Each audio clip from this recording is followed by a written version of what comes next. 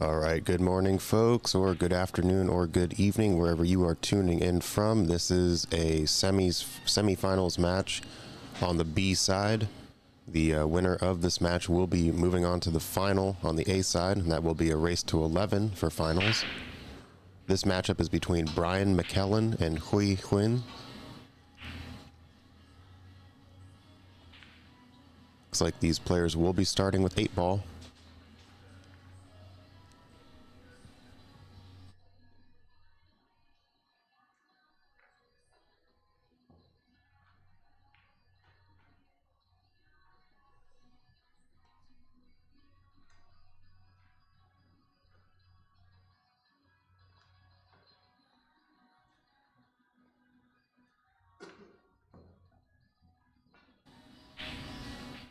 All right, Brian here to set off to break rack 1.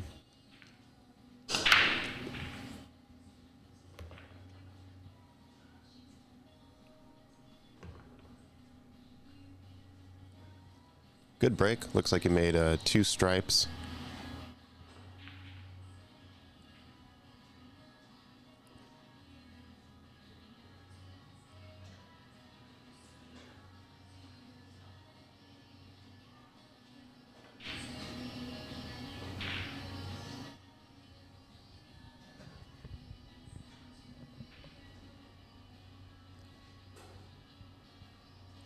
All right, he's going to start off here with the 11 and then go for the 15 next. Ooh, overran it quite a bit, but that's okay. He's got the 10 and the 14 down here.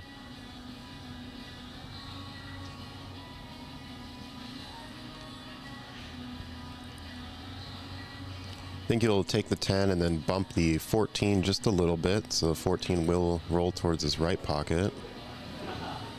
Nice shot.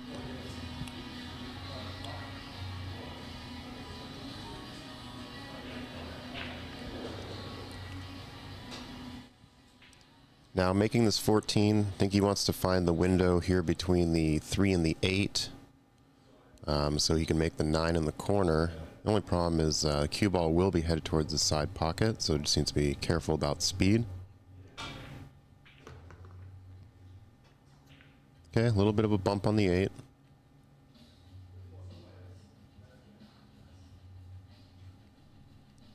This should work out fine, though.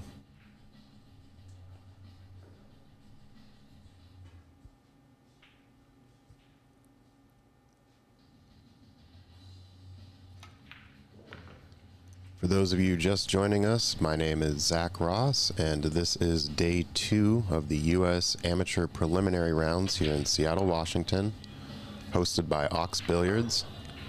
This is a semifinals match between Brian and Hui.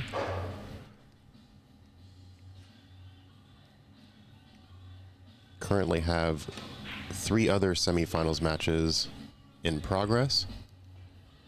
Christian Zarate versus Patrick Stalniker, and Michał Rybak versus Bejoy Bordaloy.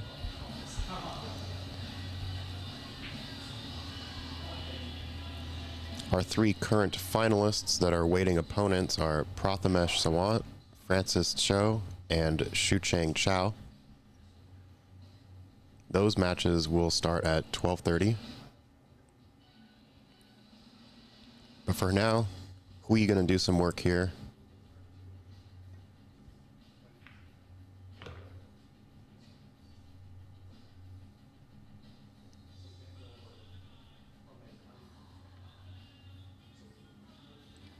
I imagine he probably takes the 7 in the bottom right corner next. He can follow up a bit here to have the 2 in the lower left.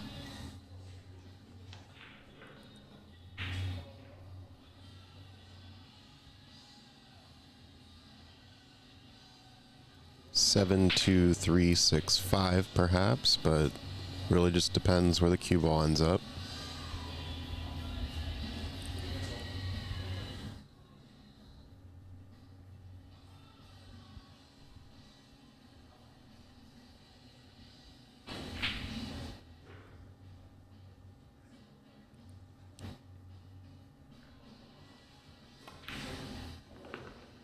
Okay, I decided to draw back a little bit.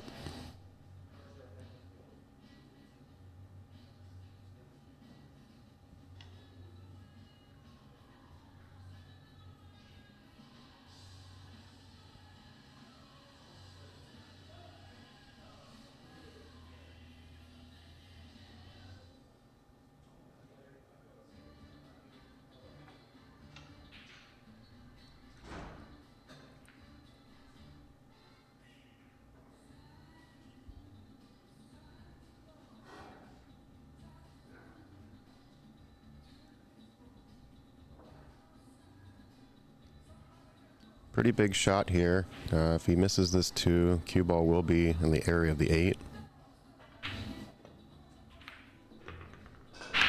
Really nice control.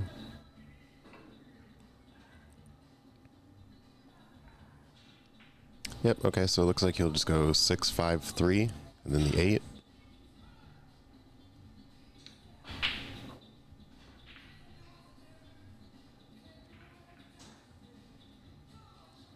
Doesn't need to do too much here, just needs to stay on the top side of the 5, so kind of right where the 6 is now.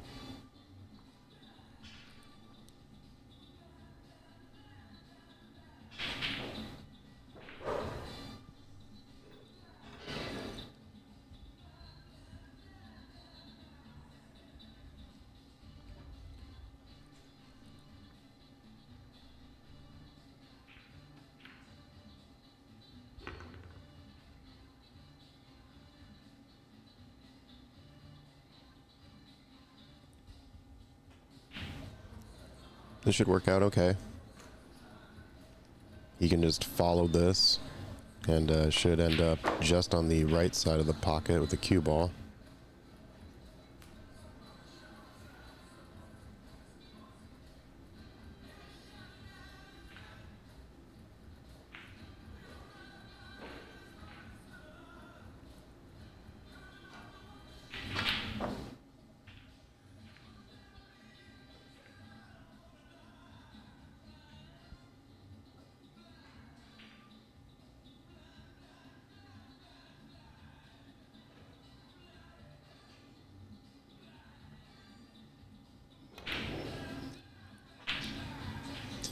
Yeah, I guess he didn't really like the line where the 3 was, so wanted to put a little more power into it. And unfortunately, rattling the pocket.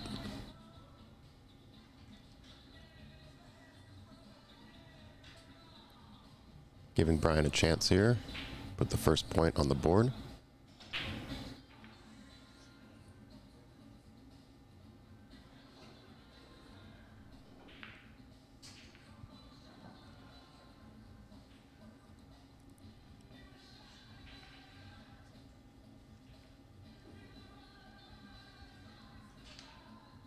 A little bit of first rack cobwebs here as players are waking up this morning.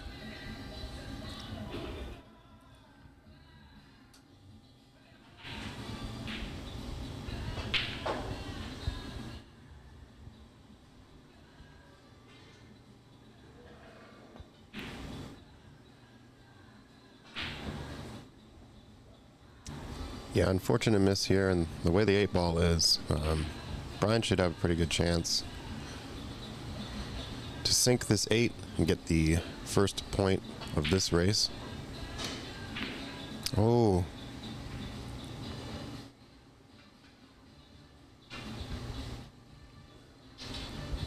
I do not believe in the commentator's curse. I do believe in nerves.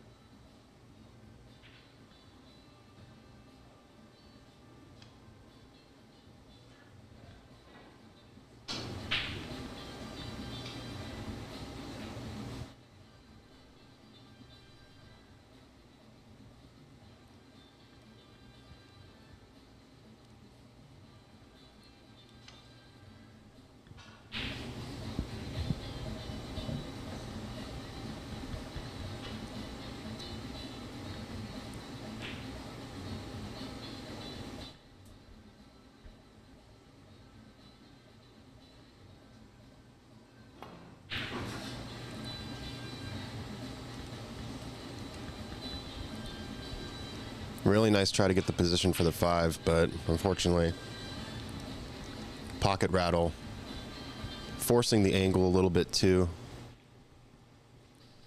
Makes that shot a bit more difficult to sink cleanly. So Brian will be taking rack 1.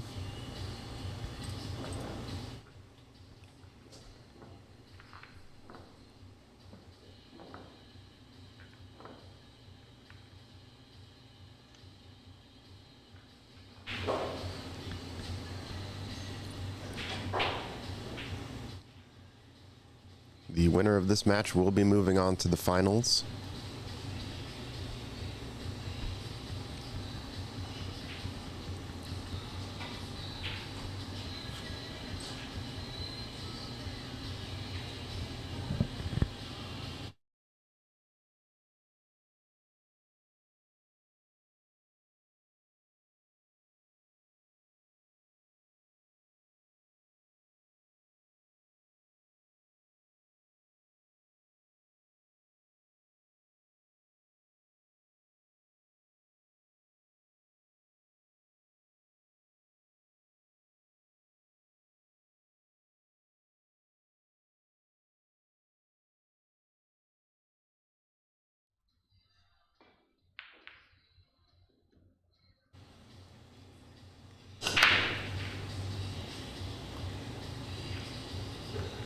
All right, Brian with another really good break here.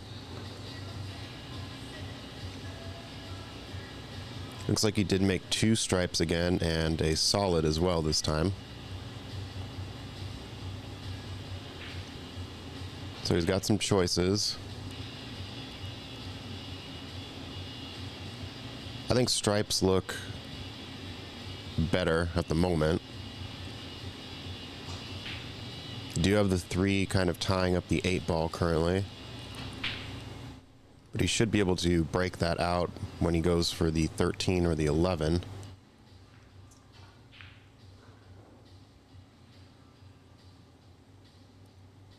So yeah, I like taking either the 15 or the 9 right now. If you take the 15, you're going to need some power to go back and forth. You do sort of risk running into the 5, so I think he will take the 9 on.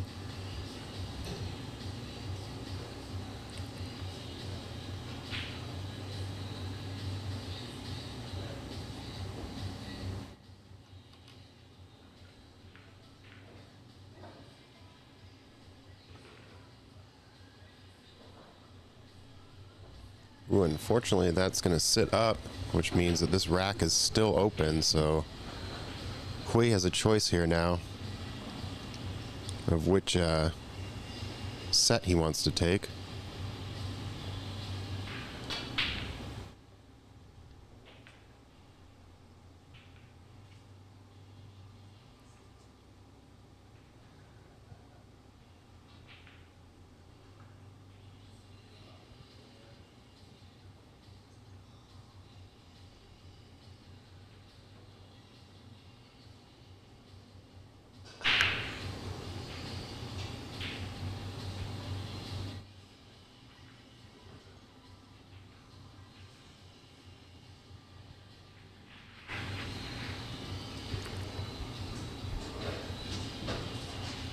Okay, decided to break it out early.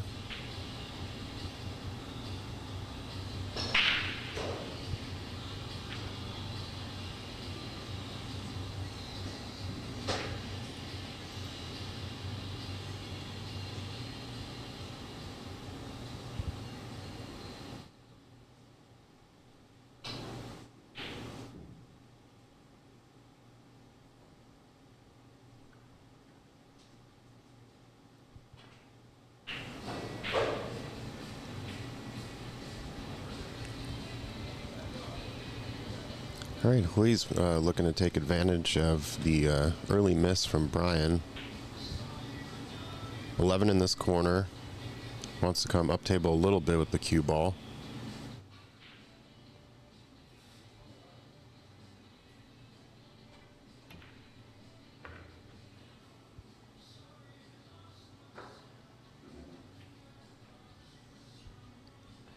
Looks like he has a look at the 12-15 combo. He may also be able to go around the 5 for the 9, but I think he's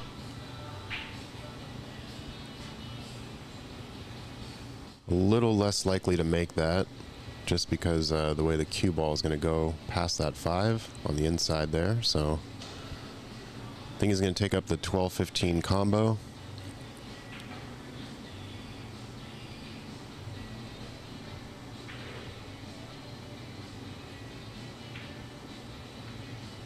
Nice, really well executed.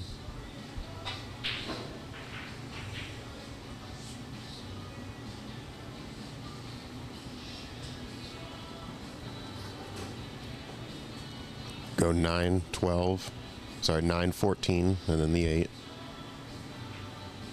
Looks like he has a few pockets available for the 8. Both side pockets and the lower left are in play.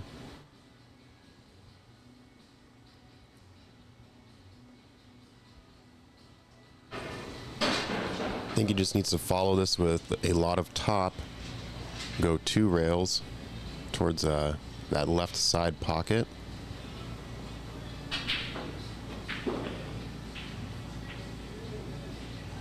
It's pretty good. It's going to bump the 1.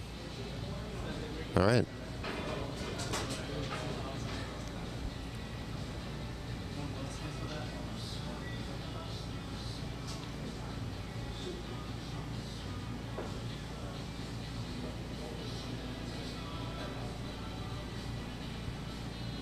All right, Hui looking to tie this up. 1-1.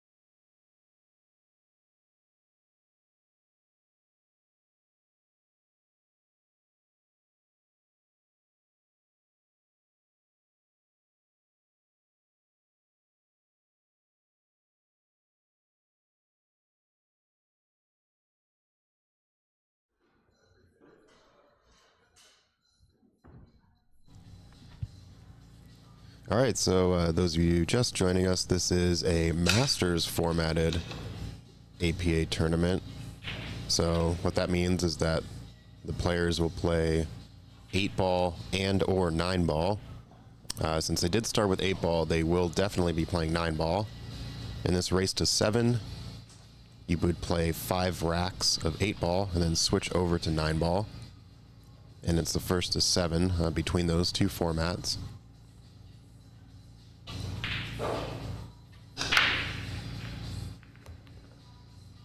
All right, so Hui with his first break of the morning. Bit of a cluster here in the middle.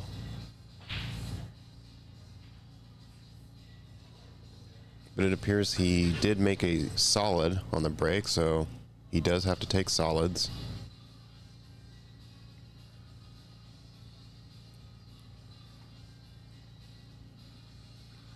He'll probably shoot at this 3. It's really the only open shot he has. Then go 3, 5, 6, perhaps in the right side pocket. We'll see how he ends up here, though.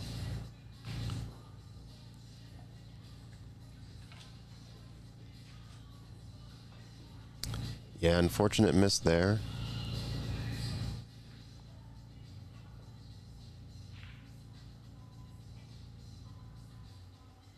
Looks like Brian's first starter ball here will be the 13. He'll go in the upper right corner.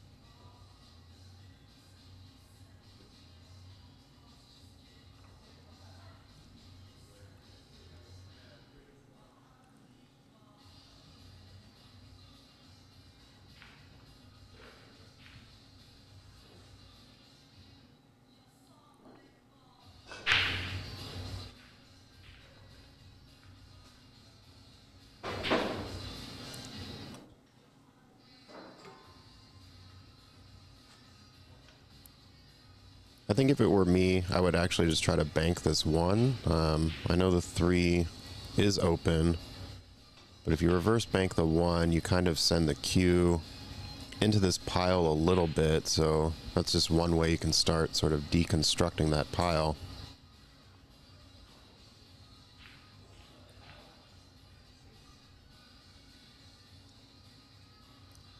But since it is still quite early in the rack, maybe he doesn't want to mess with that too much yet.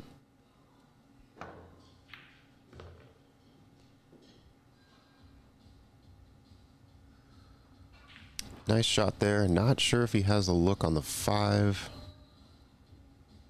So he may have to settle to going back up table for the 1.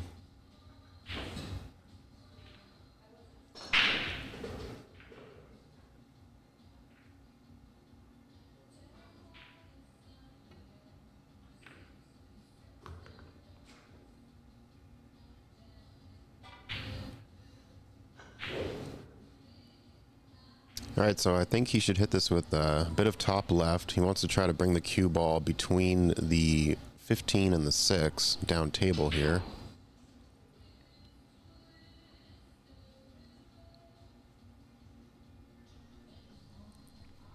His tables are running a little long, so don't really need too much power here.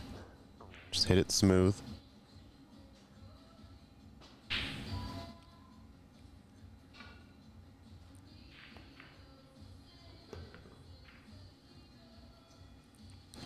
That's an unfortunate kiss there. Pretty good job of breaking out that 2.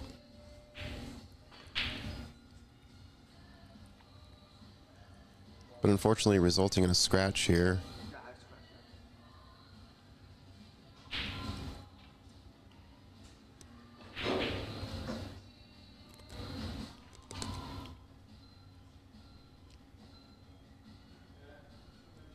I think Brian probably start with a 13. Makes sense. It's the only ball that has a bit of a difficult positional play.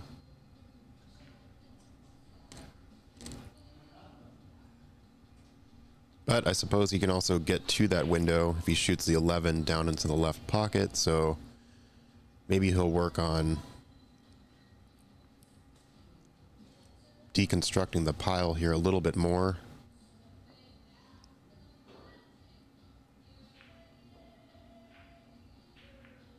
I think 13 is the right choice here.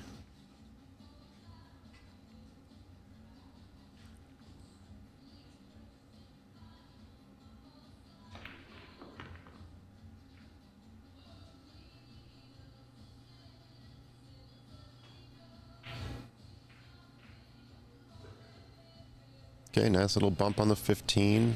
Now has a shot for it in the upper left corner.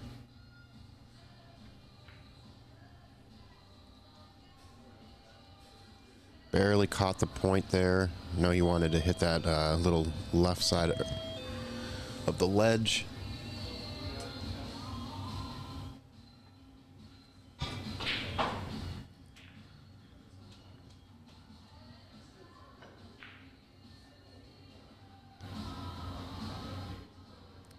Alright, so Hui's only choice here really is the 6, and he knows that going for this 6 will break out Brian's 12 and 9, so I think it's a bit of a risk assessment here.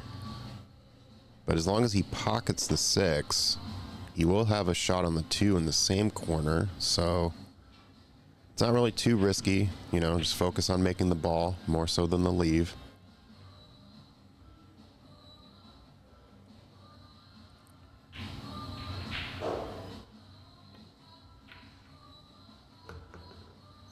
Oh, caught the inside or right side of that 12, and yeah, a bit of an unfortunate roll here.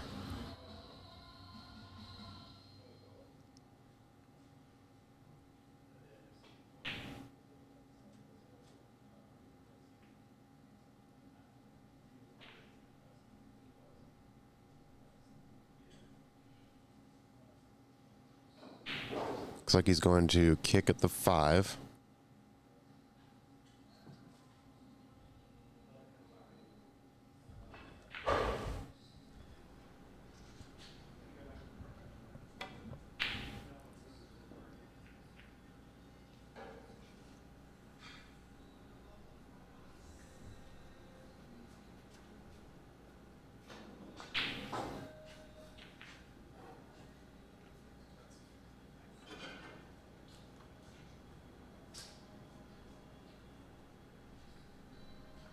Unfortunately, that's a foul. Yeah, he went rail first into it, and no rail after contact.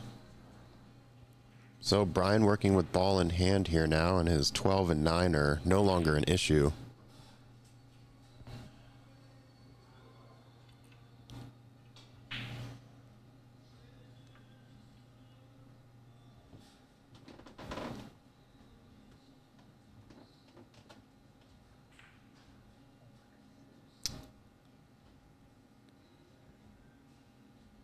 Wasn't quite settled there. Yeah, seemed to just rush it just a little bit. So, ball in hand opportunity for Brian. Unfortunately, not capitalizing on it. Giving Hui another chance here.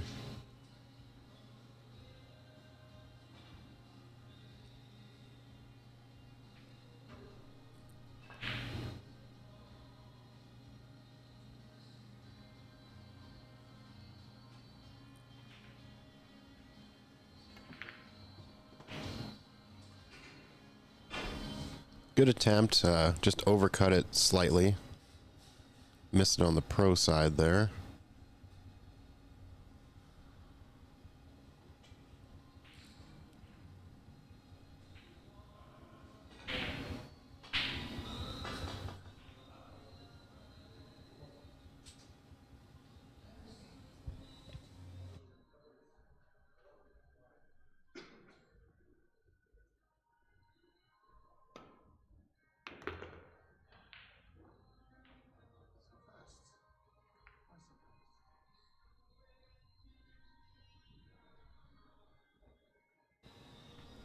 All right, so Brian takes the 15, comes back down table.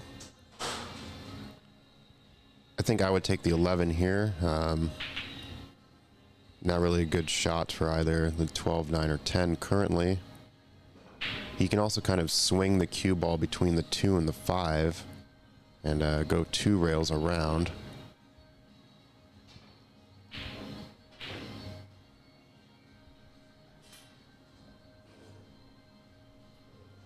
I think he has to settle for the 14 in the top right here. And then you'll probably take the 10 in the lower right.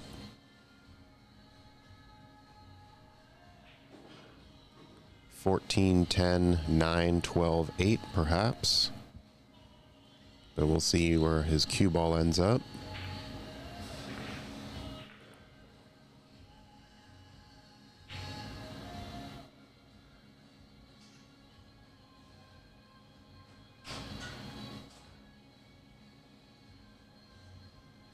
Yeah, I think he's a little bit over the line that he needed to get straight position on the 9, so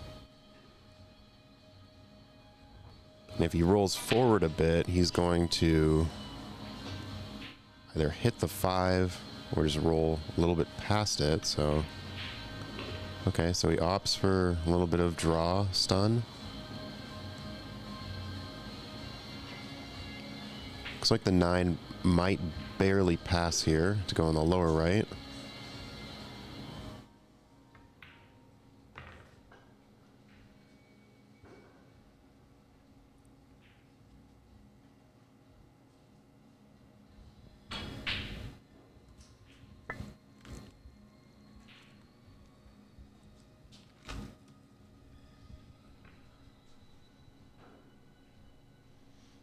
All right, opting for a safety here. Smart choice, just giving separation. Cue ball is pretty much frozen to the rail up there.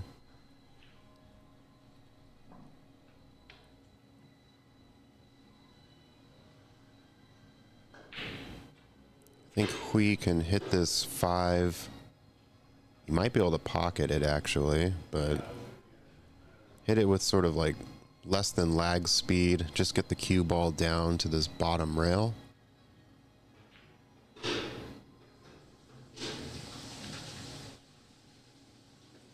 This is good speed. I like it. Left the cue pretty much parallel to the 12, so it's a pretty decent outcome for what he was given.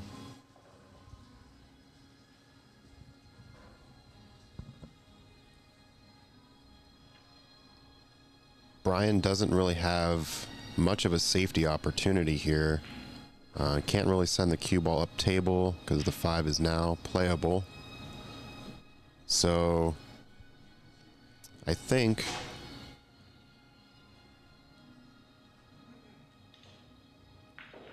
okay, he's just going to try to bring the 12 between these two and maybe obscure the shot here for Hui. So, oh, he wanted to go off the 5. That was pretty clever. Hey, good morning, Christian. Thank you, thank you. How have the rest of your matches gone on the east side? Last I heard you had won 3, so that means you must have gone to semifinals, maybe?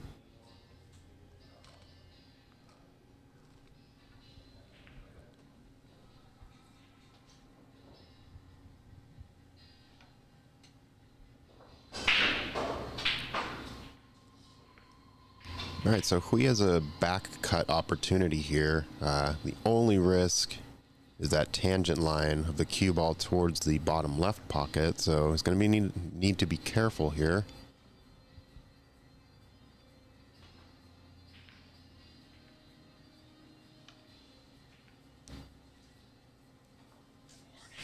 Morning. Oh no. Choked the last 2 matches. No. Sorry to hear that, man. All right. I have another co-commentator here joining me in the booth. Welcome and good morning, Mr. Thomas Mackle. Good morning, good morning, good morning. Been a bit of a back and forth play here. Both players have kind of just been playing defensively. Not quite sure the 12 goes by the 2. Looks like he might be able to squeeze it past there, but interested to see what he does.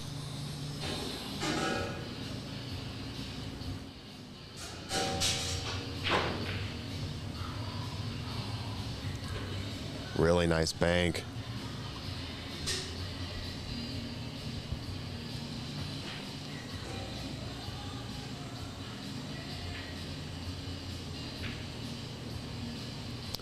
Oh, the rattle. No.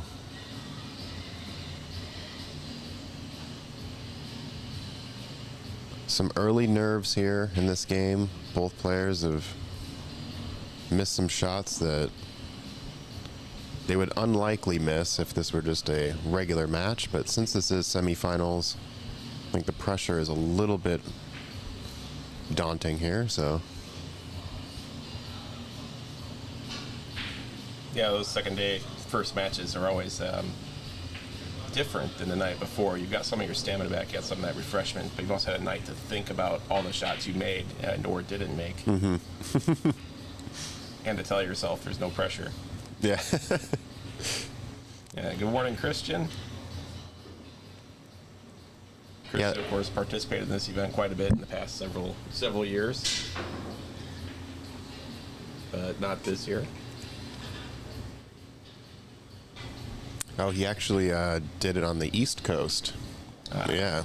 So he won his first 3 matches and then unfortunately lost the last 2.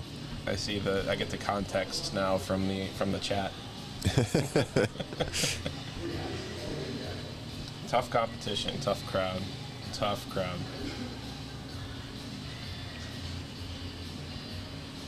Yeah, so what do you think he does here with the 8? Cut it.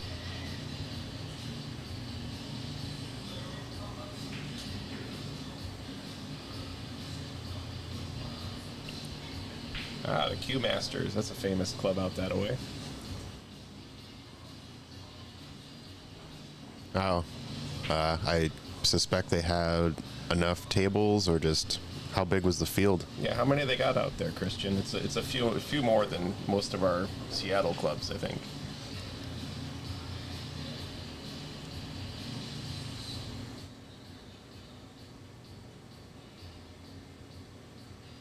Dustin asking in the chat, to qualify for this tournament, do you need to play APA Masters? No, actually, you just you don't even need to be an APA member, but it does help. You do get a bit of a discount if you do play APA, so you just have to be on a roster.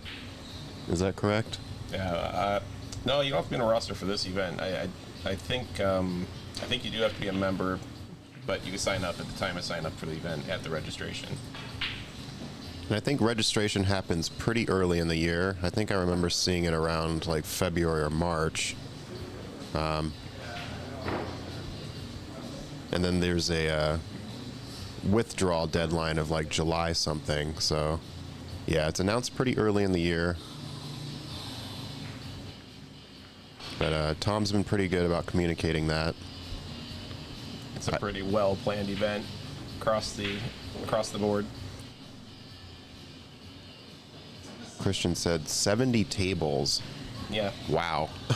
I mentioned it was a well-known facility out on the East Coast.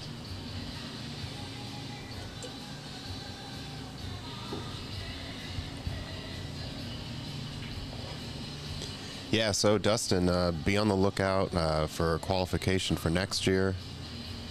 There were quite a few people that no-showed, so I think maybe just signing up early, they forgot or made other plans or something, but...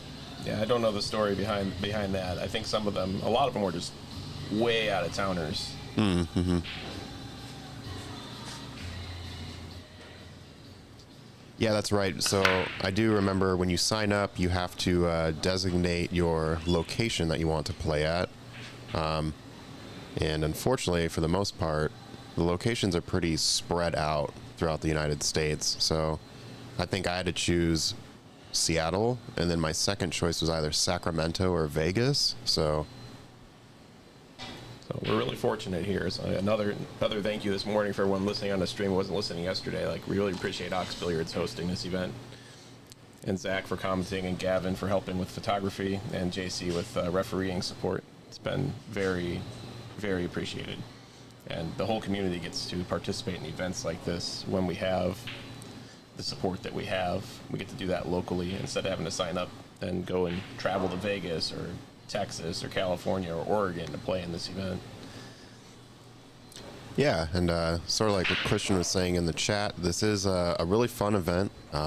You do get to play some players that may not normally play in your league. But the format's also cool because you have a chance to play both 8 and 9 ball in the same race. So 8 ball is a race to 5, and then it switches over to 9 ball, which is a race to 8. So players can either choose which format they want to start with. Typically they start with 8 just to get some repetitions in.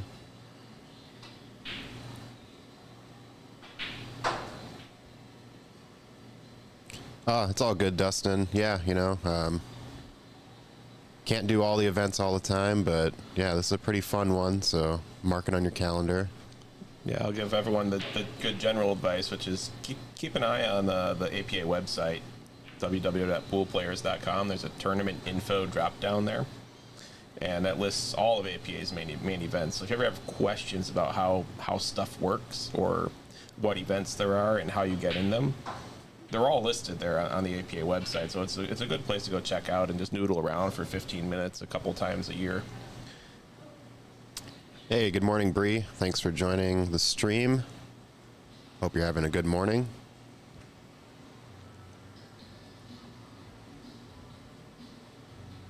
All right, so Hui went with stripes here.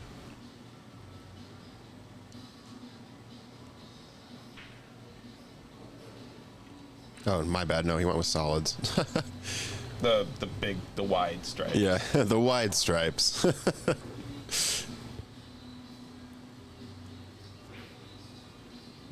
All right, this is kind of a tricky layout. He'll go 4 in the upper right corner here, but he is kind of leaning a little awkward. May be able to go 2 rails, kind of bring the cue ball back in between the 7 and the 8. This rack's really got three areas of interest going on with it. It's got the 6 ball, which has a narrower position window than other balls due to it being blocked on part of that window. It's got the 7 ball. The 7 ball might even go clear into the corner, which might make it not so interesting, but I can't tell from the stream.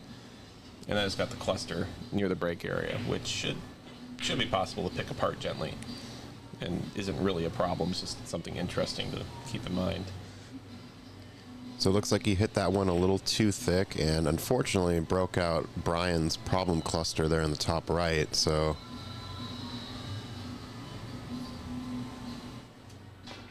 Brian's still got to deal with the 15, blocked on its natural pocket by the 6.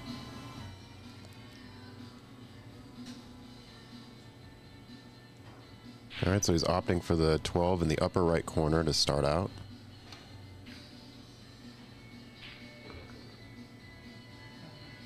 Pretty good drag draw there, just to hold position for the 11.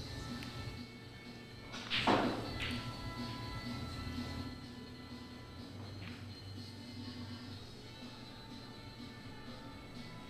think he kind of rushed that one. He kind of got down and almost shot immediately, so... I think the 15 is on his mind, and he doesn't have a solution for it yet. Neither do I, nor would I. But this is the hardest part of the rack, so I think that was probably still bouncing around in his noggin while he's taking the shot there, is what's my strategy for that problem ball. Yeah, and that's kind of the difficult part about this game sometimes is you start overthinking or thinking about side quests in the rack and become distracted. So this is a really nice position here. So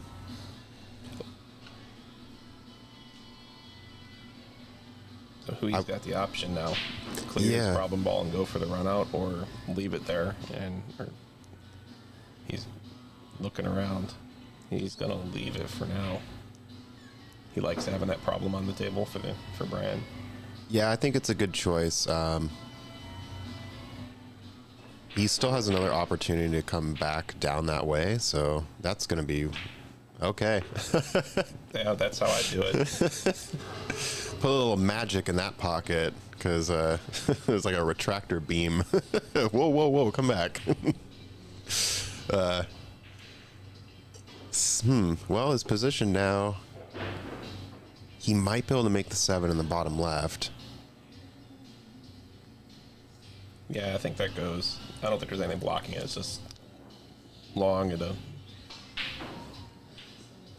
And actually, if he hits this, at least like with decent speed. Oh, he's going for the 6 now. You can actually see that little window there.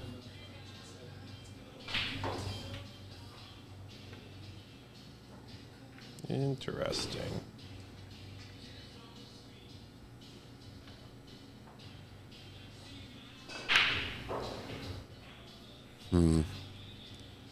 He could make the 1 on the right side. That would send the cue ball at least towards that rail into the 9. You might be able to bump the 9.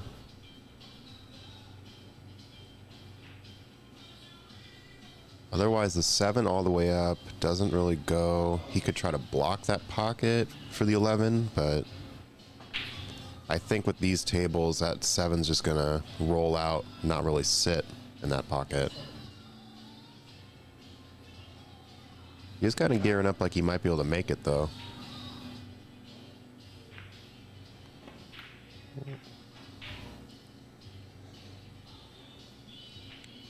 Probably could have dropped it if threaded the needle just right there. Take it off the long rail. And bank shot off the inside of the pocket.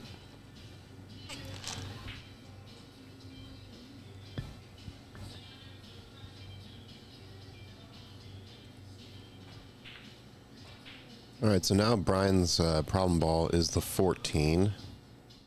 So kind of working backwards from there. He could make it if he makes the 11 in the top right and kind of leaves the cue ball near the 11. It's a bit of a steep cut down rail, but looks like he might go 9, 15, 11, 14.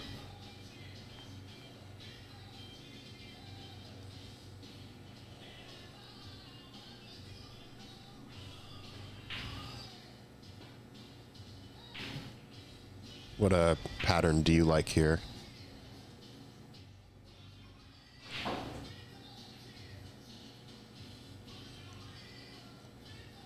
I think this is one of those stun, stop, follow types of patterns. I don't think I would have gone that far after the 9 if I didn't have to. I would have tried to stun that soft and get the 11 up in the corner. I was thinking just walk around the table. Oh, he has the 10. I thought this was the 2. I was pretty sure it was the 2 also. Oh, that is the one issue with the Aramith set. Sometimes the 10 looks like the 2. Well, unfortunate miss here. Good opportunity for Hui to just go 1-7-8. Maybe just roll this forward a little bit so he doesn't have as steep of an angle on the 7.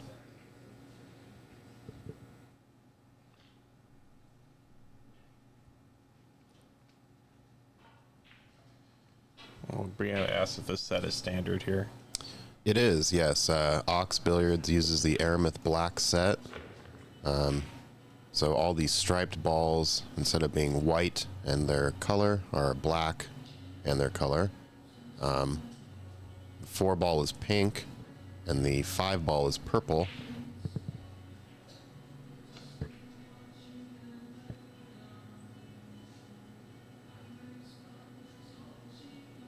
I actually really like this set. It took me a little bit to get used to, but they play really nice, and Ox keeps them in really great condition. They're pretty much cleaned like every time they're used. Really nice shot here from Hui. Should have this 8 here on the side and tying the game up.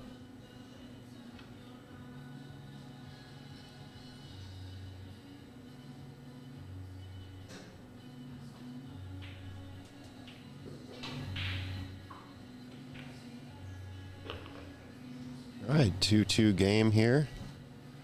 Yeah, so for everyone watching and interested in checking out Ox Billiards, they do offer memberships, which gives you 24-hour access to the club. Mondays and Wednesdays are member days, so you can come in at any point and card yourself in, rent out a table. It's $8 an hour for members during those days. You also get access to member parties that happen about 2 to 3 times a year. You get first access to special events at Ox Billiards. So for instance, the Seattle 9-Ball Open, Ox members had early access to signing up for that tournament before it went public. So yeah, it's a really good deal. These tables are some of the best tables in the Northwest that you can possibly play on. They're all fitted with Andy Premier cloth. This cloth plays really well. It's pretty similar to Simonis. It runs a little bit long. Not necessarily fast, just it's quite smooth. So you don't really have to do too much with the cue ball to get the positions you need, but it also makes it a little bit more difficult. All right, so Hui with the dry break. It really plays great.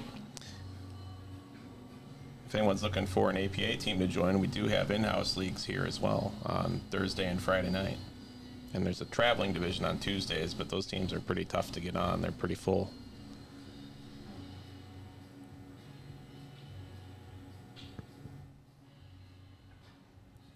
So I think I like solids here better. Seems to be less issues.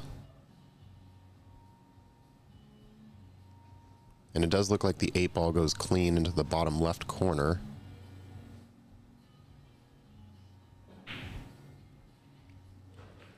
Nicholas Cole in Seattle until midnight. Is there any way to get in for like a one-time visit? So we are open to the public, I believe starting at 3 p.m. today. So you are free to come on by.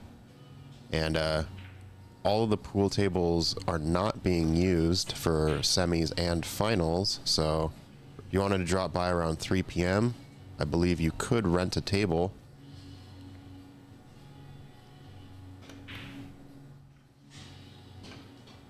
Yeah, Brian, unfortunately, just not finding his focus this morning. Missing a few gimme shots like that. How do you get out of that mindset where you know you've kind of missed like 2 or 3 shots and it just kind of seems to be like building up now? Yeah, that's always that comes on to some folks when they're playing. That's an important thing to get a handle around as a higher skill player. If you're trying to come out of that mental breach, you're always going to play your best when you're happiest and when you're at peace and when you're calm. Yeah. Yeah, I think frustration bouncing around, it's a problem. Yeah, I think one thing I like to do is actually just like close my eyes and then I'll take like a really big sigh. You know, it's just kind of like, all right, just let your, like, you don't want your muscles tense. You just got to relax, like, and just kind of remember your fundamentals. And if you can just remember, like, you know how to play the game, and you kind of just have to wash the mistakes away as quickly as possible. Of course, it's easier said than done, but it's just one, like, coping mechanism that I personally use. For me, it starts by not being too perturbed by a miss, by realizing that's a part of the game, and the shot itself is just a data point on where I stand and my ability stands.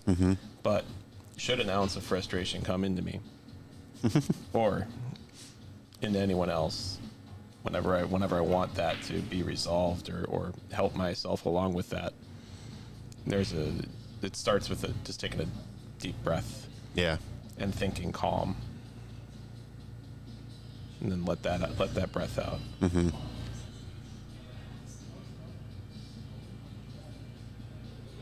Let the tension go.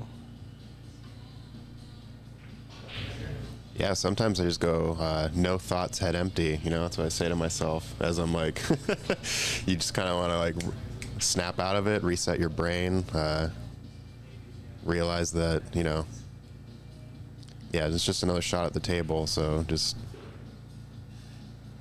don't let the tension build. If there's any Wheel of Time fans in the streaming audience, Rand al'Thor would perhaps say find the void. And find the void, I don't think you need to know anything about that storyline to understand what that's talking about. Or maybe you do. It's a special place. It's a special place where everything else is out of your head and you're singularly focused on the task at hand. Yeah, Dustin, yep, totally agree. Focus on your breathing. Just make sure you're calm, you know. As soon as the tension starts building in your shoulders, or, you know, you let shots like this just like continue to cascade in your mind, it's going to be really hard to get out of that funk. And then you, some players will resort to sort of taking on these like hero shots as a way to like reinvigorate some confidence, but it may not be the best choice. So yeah, it's kind of like a nuanced, delicate dance of figuring out like how to stay in the game and not become overwhelmed with your play.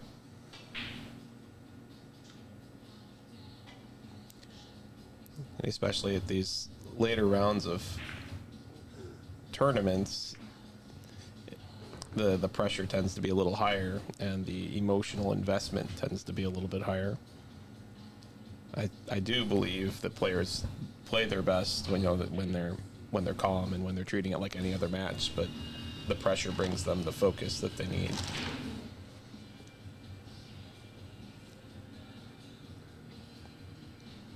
In theory, there's players out there who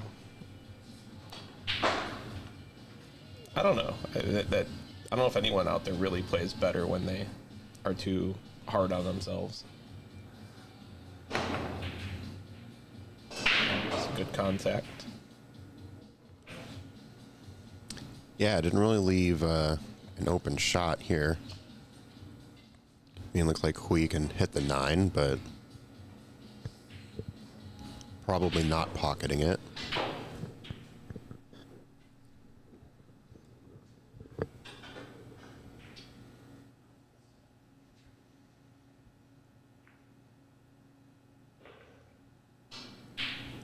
Looks like he'll hit the 12 here.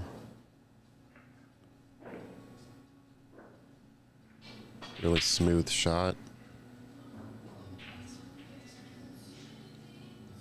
All right, so I think Brian can take the 1 in the side. And in doing so, he'll kind of just bump into that 5 a little bit. But he's also looking at the 2.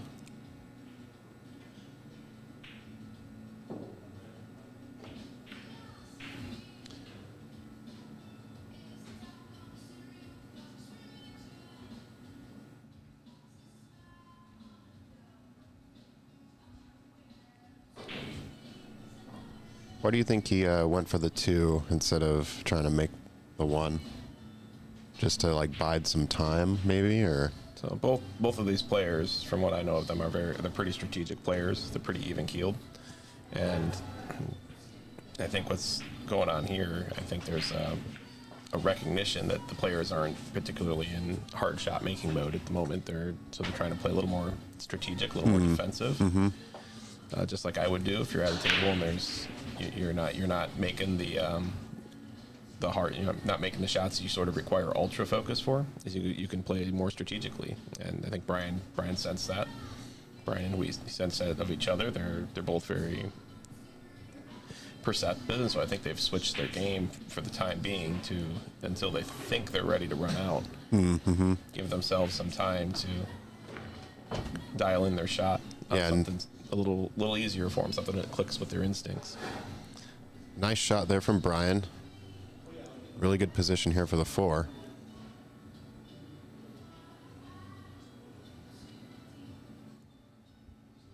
I think I'd probably just roll up 2 rails, bring the cue ball back middle table. Oh, now Brian's shooting with so much more confidence. I think he did this intentionally. I think that's what that last shot was about on the 2.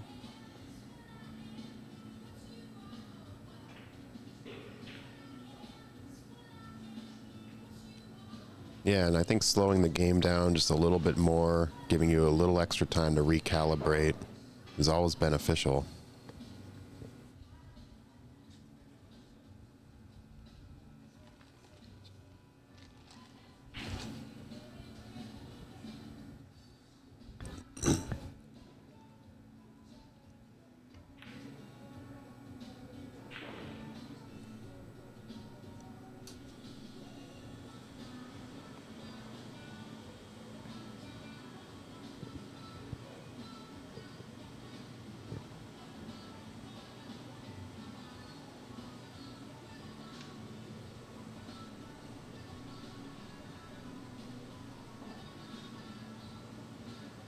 All right, looks like Hui's going to try to swing this around. Nope, just going to... All right. Nice. Looks like the 13 goes in the bottom left here.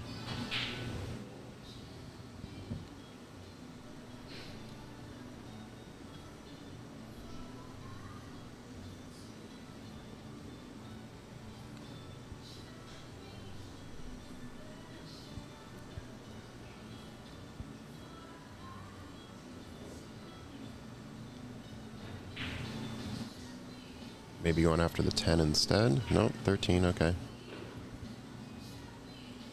Beautifully done. Yeah, it looks like this combo is pretty wired, so doesn't have to do too much with it. At 13 could have moved the 8 ball a long distance, and he kept it right in an open spot.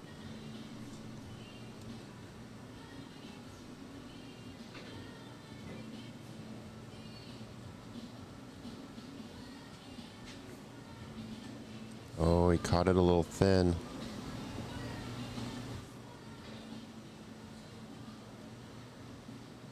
All right, so I think Brian can just stop shot on this 2. And then he can have the 1 on the left side. The 8 ball might go by this 11. Oh, no, rattle. All right, he's taking in the shot. He's taking in the input, locking it in his head. He knows when he did his final stroke, he brought the cue ball a little bit to the right of his aim point.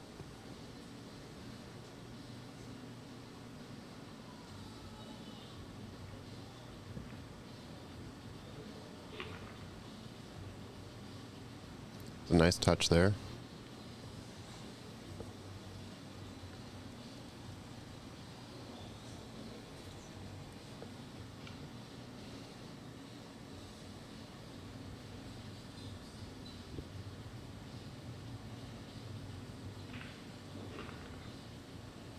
I think there's one other thing that tournament play has a tendency to do to players, and it's like playing too careful, or like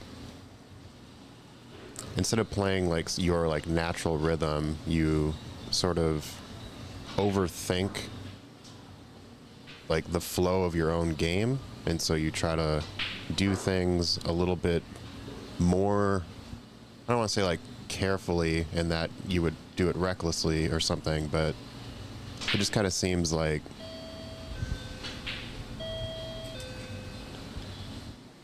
overthinking a little bit too much as opposed to just kind of trusting your ability.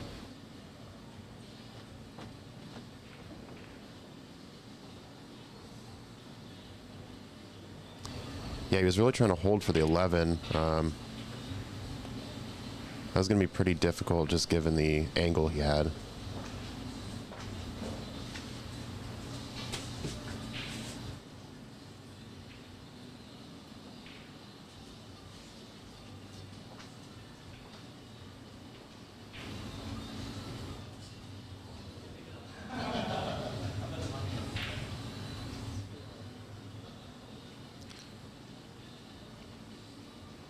So it's effectively the same miss as the cue ball a little bit to the right of his aim point.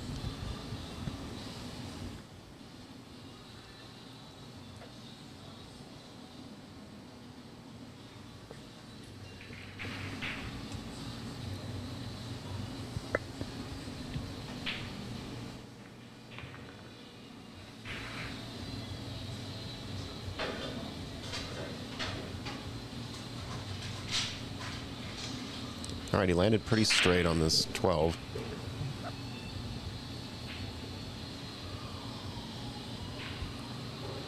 He may consider drawing it back at least 4 to 6 inches here.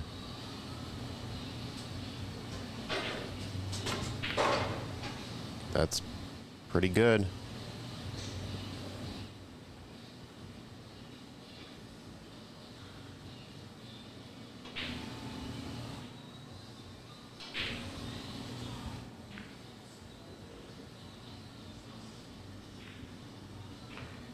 All right, and that concludes the 8-ball set.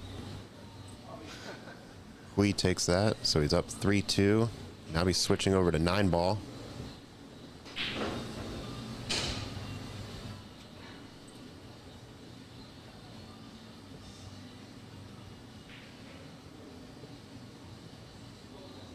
In the meantime, how is everyone's day going so far? Looks like we've got 33 viewers across the Ox Billiards pages. If you're enjoying the stream, liking the content, go ahead and hit the like and subscribe. Share with a friend. We are trying to always improve here at Ox, bringing you amateur matches, pro matches.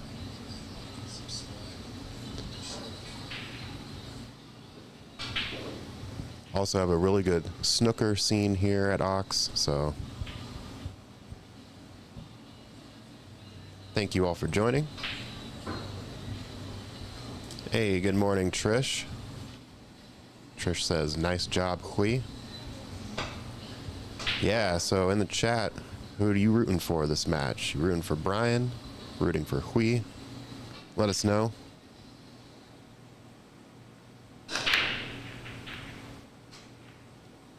Looks like Hui decided to break from the box.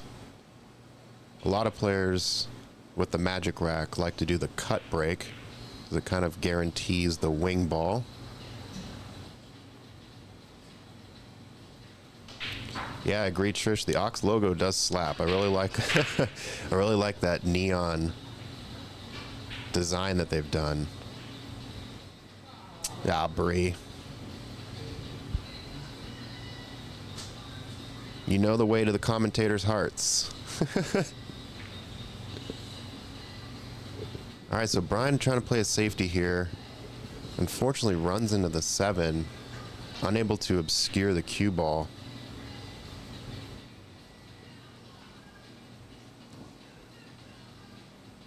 I think Hui can go into the top left, just needs to be a bit careful about that cue ball following into the top right corner. If he wants to take on a more difficult shot, he could cut it to the top right, but yep, think he's gonna settle for top left here.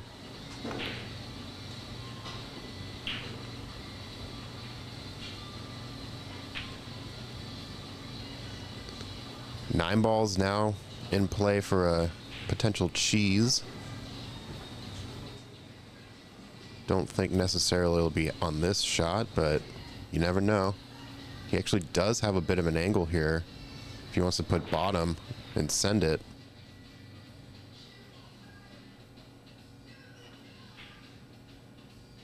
Almost a bit of a lucky leave, but giving a chance here for Hui.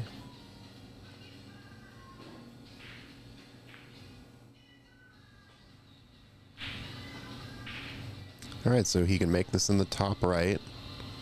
He's going to be bumping into the 4. Then, depending on his angle, he could go 2-6 combo.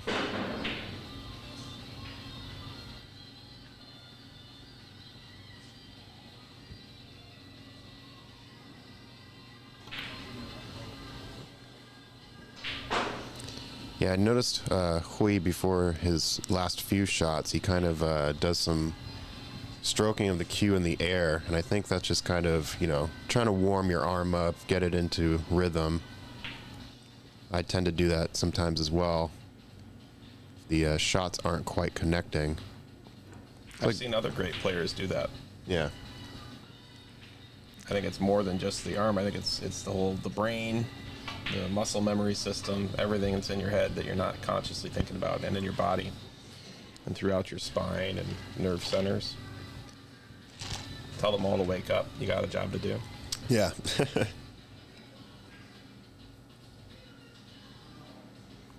And thank you, Brianna, for your support. The commentators are winning. I make 100% of the shots I commentate from behind the desk, so.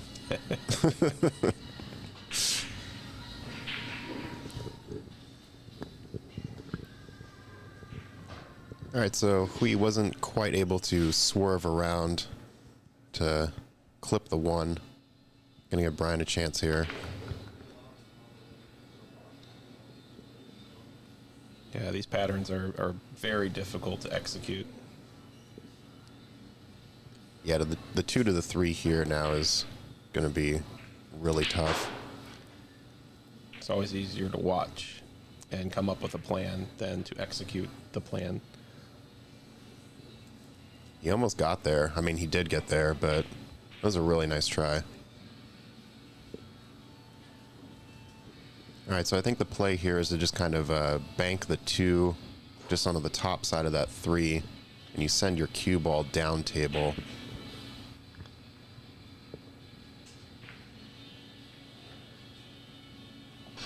Yeah, you can hit this sort of thin and just put a lot of right spin on it, like lower right spin, so when it takes that rail, cue ball just kind of gets sent down table.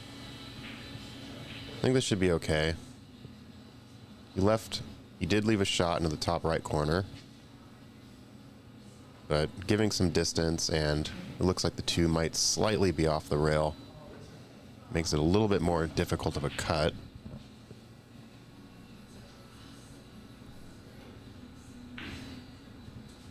Yep, hit it too thick, but he's going to get rewarded here. And jumping this side of the table as a right-handed player, not going to be easy.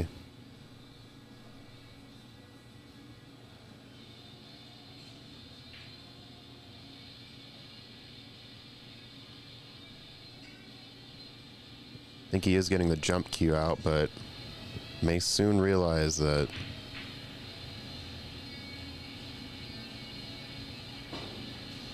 yeah, he's going to be reaching.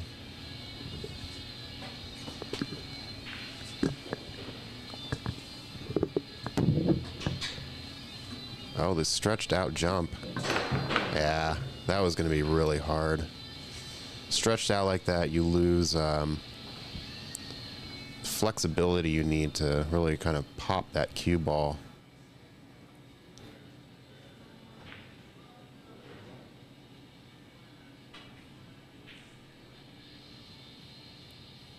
Yep, Thomas had to step away for a moment. But as he mentioned in the chat, this is a B-side semifinal. So whoever wins here will be moving on to the final. And all the finals are going to be a race to 11. This was a double elimination tournament. But now that we're moving into the last round. Yes, yep. Bree is asking, jumping is allowed. So yep, this is a Masters formatted tournament, so you're allowed to jump. In 8-ball, it's still the same APA rules where you take what you make on the break. But in 9-ball, you can actually push out after the break. So the immediate shot after the break, the player that's coming to the table can decide to push. And of course, once they push, the opponent can either give it back or take the shot on, and jump cues are also allowed. Trish asked, who's in the semifinals A side? So it's actually just 3 players that are in the final on the A side, and they are waiting for their opponents to come back around from the B side. So whoever wins these B side semifinals matches this morning will be moving on to the finals. And our current 3 finalists are Prathamesh Sawant, Shucheng Chow, and Francis Cho. Francis and Shucheng actually both won this last year, so... And Shucheng would actually be, if he wins it, this would be his 4th year in a row, I believe, winning, so... He's the man to beat when it comes to repeats. Really nice run out here from Brian. Doing a little dance there. Shaking off those nerves, working through the rack.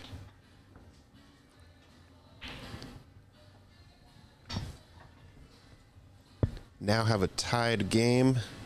This is the 9-ball set, so they will be finishing with this format.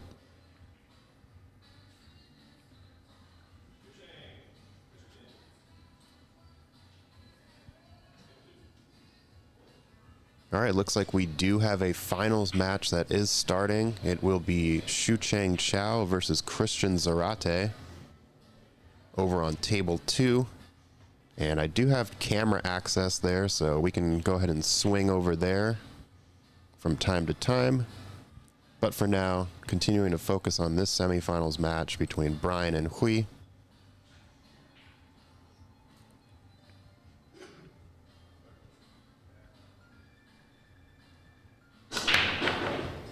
Yeah, so Bree asking in the chat, how does the format work with what games are played?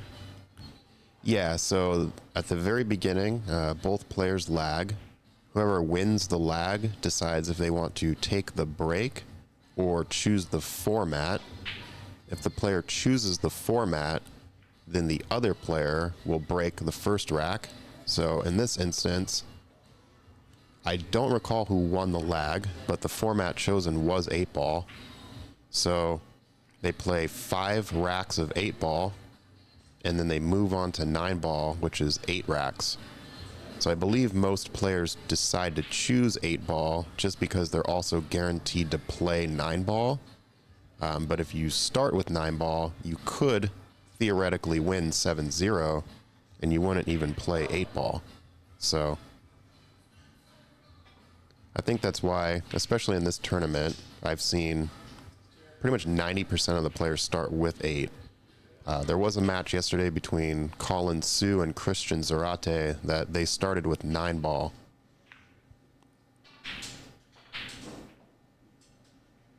All right, so Hui deciding to safety here, but didn't quite get where he needed. Definitely just needed that the cue ball to roll a little bit more behind the 6.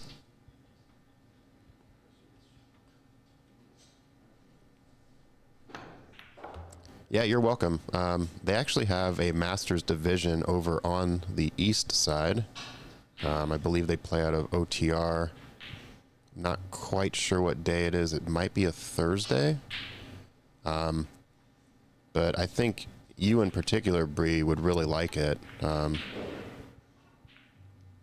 Masters is a fun format, and you do get to play some higher level players without the handicap system. So it's just a straight race to 7, no matter what other skill that you have in the other sort of APA formats. It's just like a blanket race to 7. So it's pretty cool. I used to play it when they had it here at Ox Billiards, and it's typically teams of 4, but only 3 of you play each night. And you just play one opponent.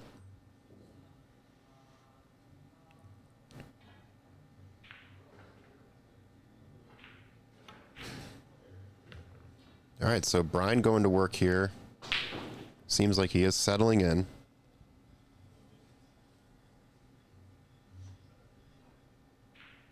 Just going to run this one down into the bottom right corner. Nice shot. You also just run this one, cue into the bottom rail to come back out for the 9. Really good job here from Brian. Take your time, though. Take out the bridge. Last thing you want to do is do all that work and then rush the 9 ball, so.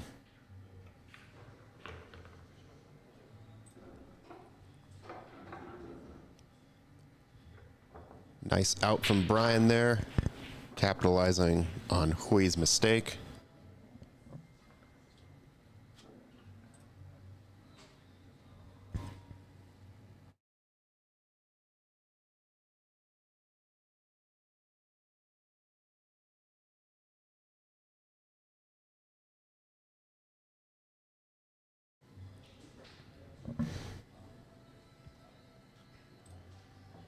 Let's go ahead and do a quick pan around the room here. Looks like table 2 hasn't quite started. Might be practicing on table 3.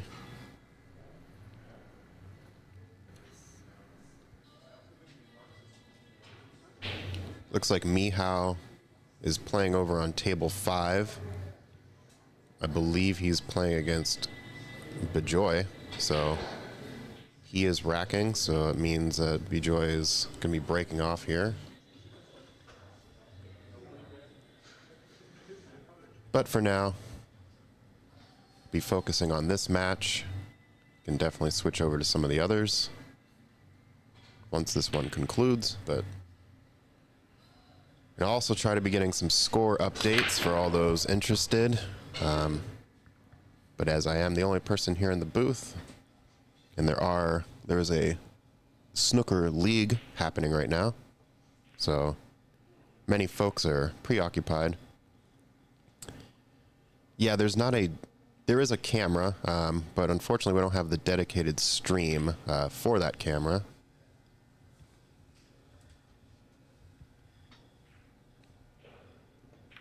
But in between racks, I can switch over, and then obviously once this one concludes, I can go ahead and switch to that table. So a miss here from Brian ends up being a pretty good defense.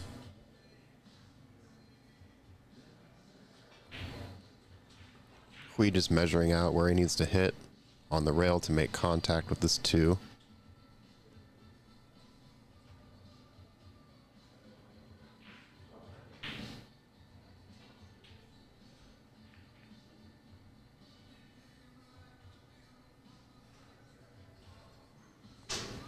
Just needs to be careful here. He doesn't want to hit it too hard. If he hits it hard and catches the inside of that 2, cue ball will actually scratch in this bottom left corner, so needs to hit it firm enough to make sure that there's contact to the rail after the hit, but not too much to where the cue ball is potentially scratching.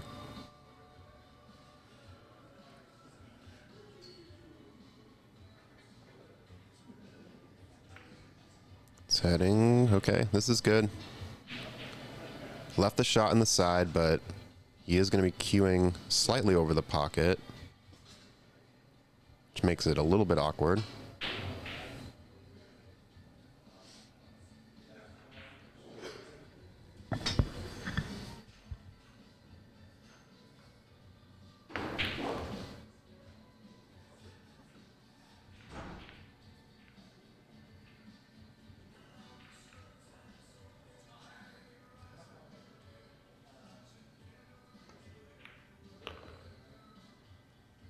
Just standing up here to take a look. It looks like Mihao and Bejoy might be taking a little player break at the moment. But anyway, back to this table. Sorry for the distractions.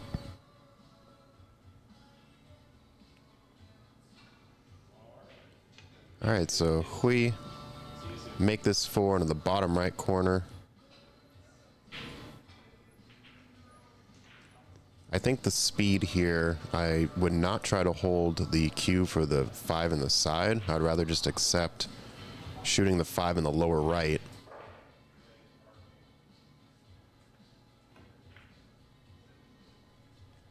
Yeah, see, 5 in the lower right would work, but unfortunately, just overcut that a little bit.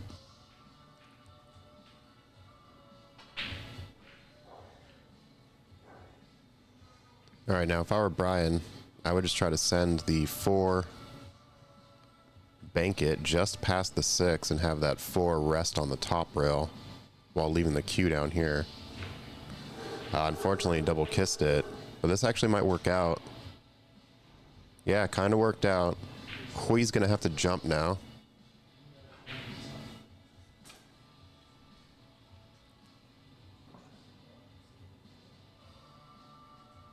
Okay, he's going to decide to kick. I think the kick is okay.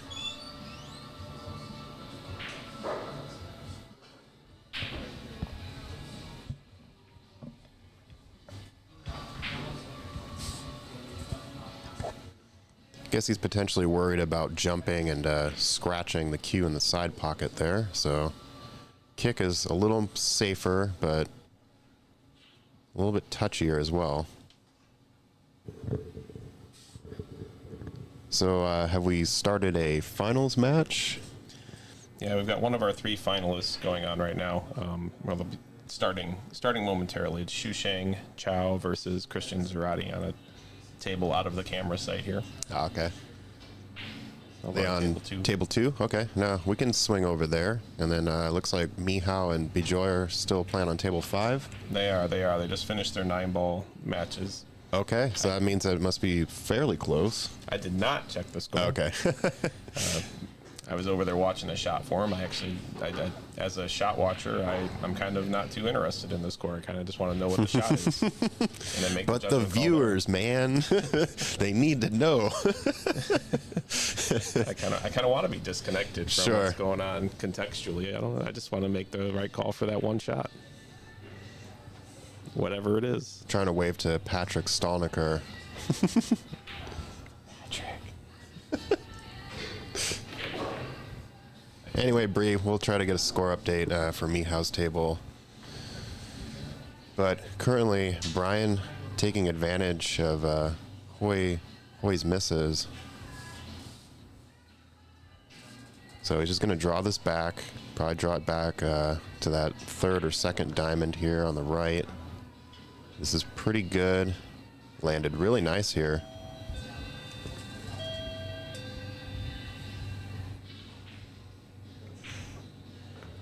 All right, and with that, Brian now extending his lead by 2 in this race to 7.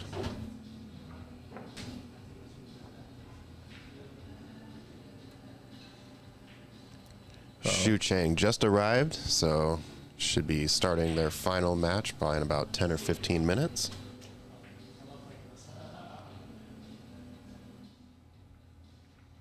I believe that was scheduled for 12:30, so he actually has a little bit of time to warm up.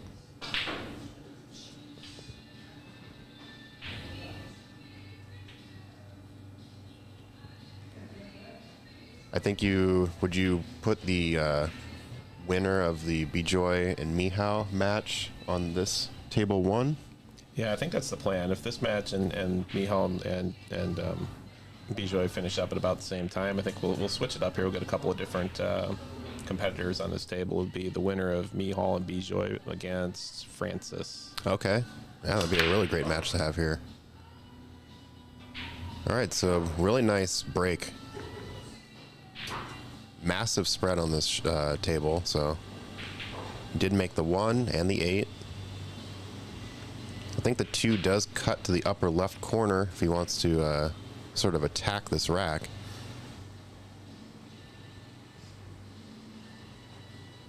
Which I think this is I think it's a good choice. You might as well just go for it. Cue ball will come out, and he should have a look on the 3. Good shot. He can just stun over now for the 4 in the same pocket as the top right.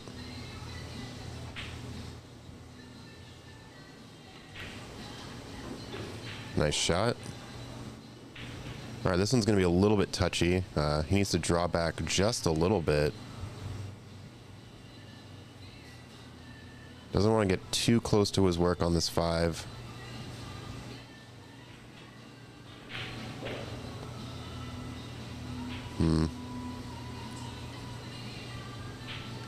Seemed like he may have decelerated a little bit there.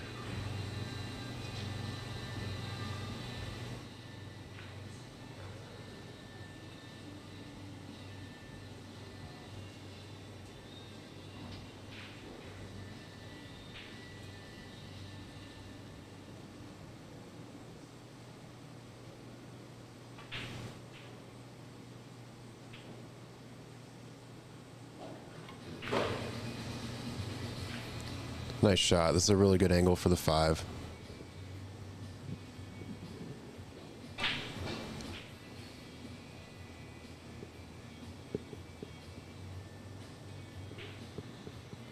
Would you just hit this shot with middle, or what's your thought on the cue ball control here? Soft stun. I kind of love this pattern, this shoelaces up and down the table.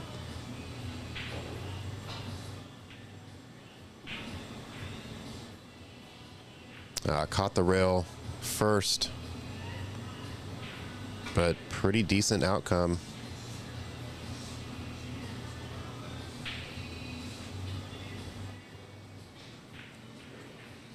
I think Brian can just hit this pretty soft, leave the cue ball down here on this bottom rail. 5 will hit the rail and then move back towards the 7. Yeah, he's studying it now, coming up with a plan.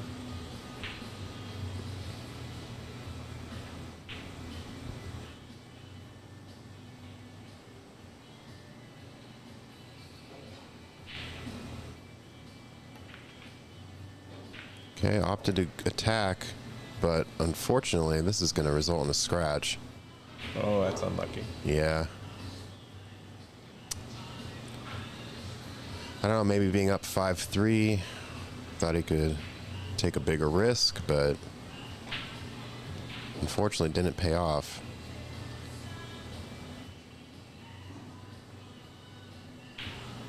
It's the same thing I've been doing for years, I think, when I come to Ox, and I've been playing at all these other bars and tables for months and months on end, is for some reason a lot of shots will go put an extra yard on that leave. And An extra yard is like onto the next table. right. The way it rolls, yeah. Miles and miles and miles.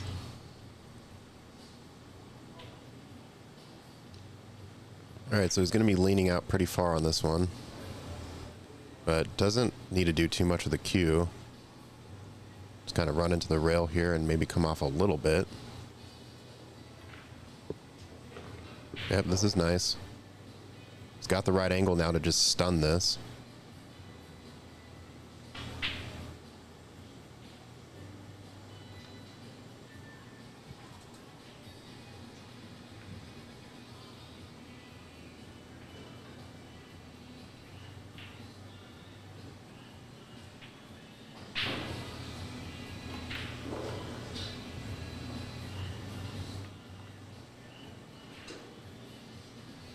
So the finals is a race to 11. How many extra games are on each side? Is it 2 on the 8 side and then 4 on 9, or? Let me see. I looked at the score sheet to get those numbers right yesterday. I think it was 13 for 9 ball and 8 for 8 ball, going by memory. Oh, interesting. Okay. All right, so Hui capitalizing on a scratch from Brian, bringing this game 4-5. Yeah, I think it was 11 for 9 ball. I got to get the score sheet back in front of my face.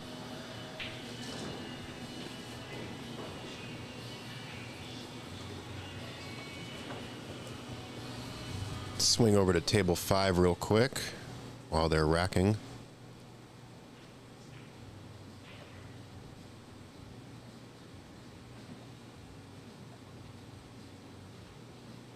So Mihaw's at the table and looks like he's going after stripes.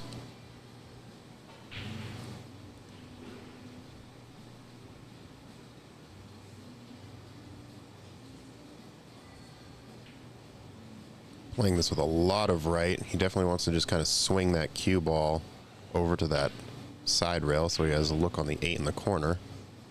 Just needs to hit this smooth. Oh, and a friendly bump from the 4 is going to give him a chance. Take this 8 ball in the corner.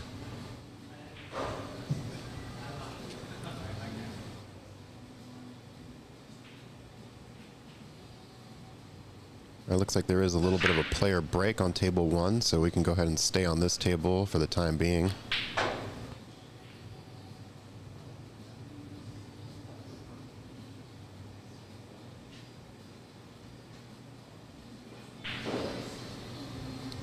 All right, and Mihao takes that rack. Not sure what number it is, but can ask.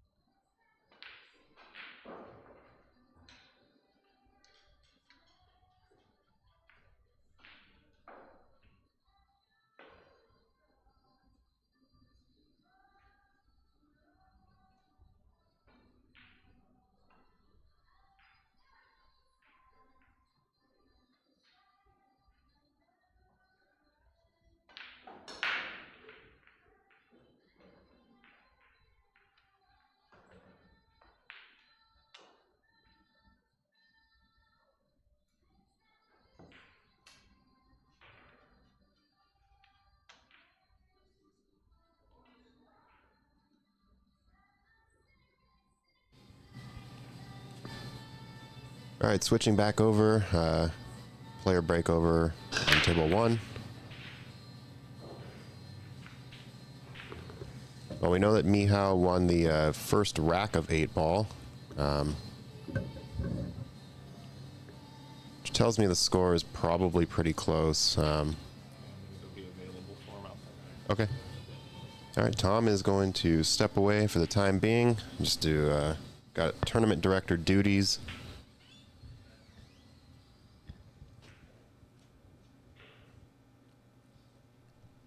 So the winner of the Mihao Bejoy match will be playing on table 1 after this one, and that'll be against Francis Cho. So looks like Hui is going to push here.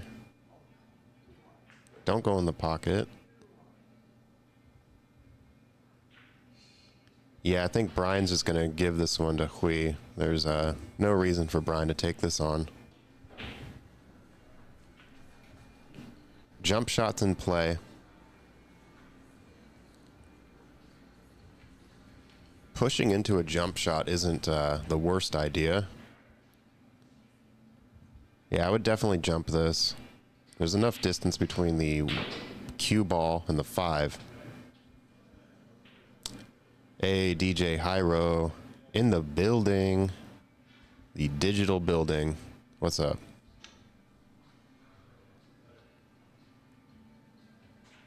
You're just joining a pretty back and forth match here. Both players haven't quite found a dominant rhythm on the table.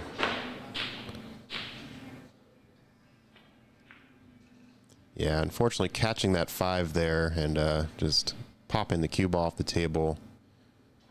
Ball in hand for Brian.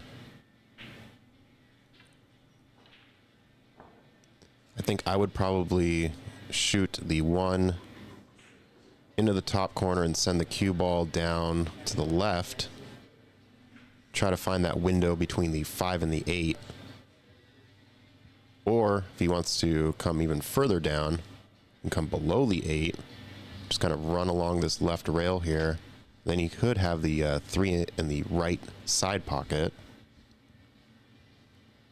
But really just depends what he's comfortable with and how much he wants to manipulate the cue ball. Okay, so he was looking for the 3 in the lower left, but overran it.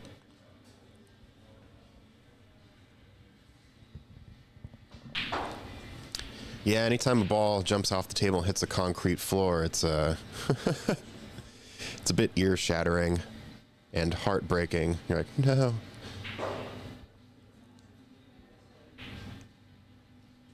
So he can still go 3 in the bottom left. He'll actually be running the cue ball into that side rail, but it looks like he may be just playing a safety here. Oh no, he missed it completely.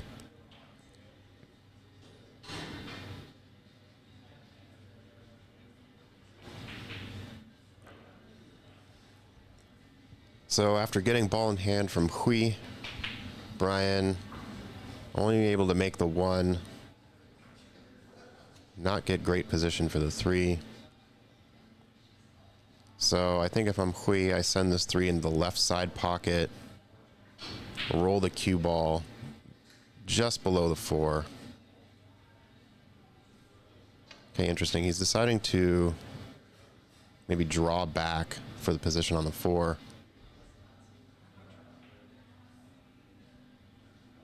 Nope, he's going to play forward.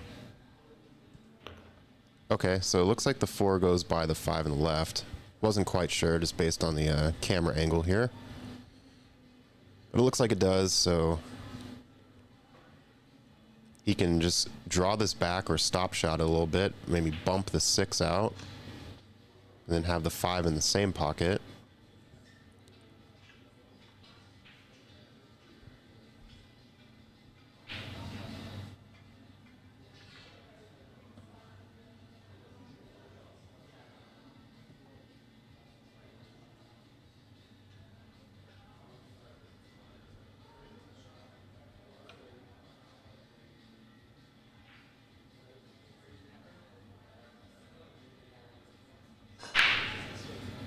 All right, Hui taking his time, just wanting to make sure that he's going to have the right speed, right angle.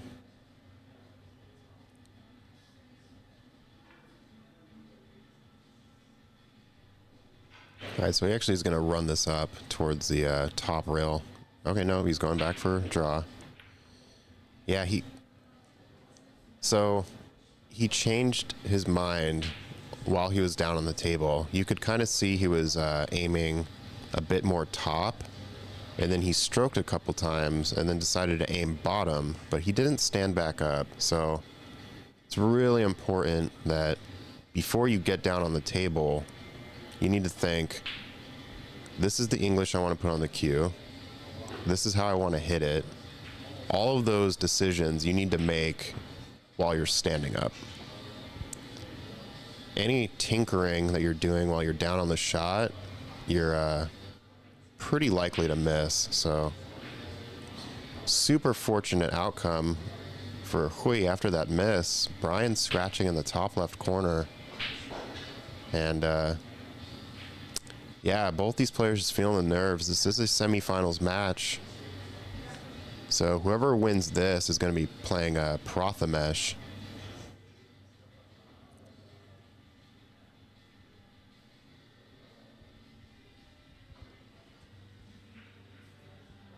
Our other semifinals match still in process. Mihao Ryback versus Bejoy Bordaloy. I believe that game is pretty close. They did finish 9-ball first. Both those players seem to prefer 9-ball. I know Mihao does.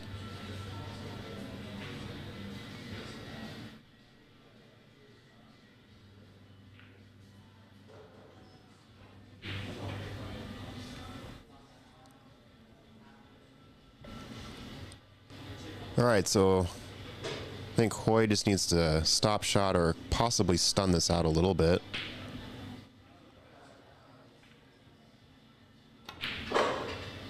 Okay, hard draw. This ends up being pretty decent outcome. Leaf for the 7 is going to be a little touchy. He's going to need to go almost back and forth to just make sure he's avoiding that side pocket. Gonna send the 6 in the top left corner. I think if he just hits this with a straight top, he should be fine. Basically hit the left side of the rail, roll over to the right side.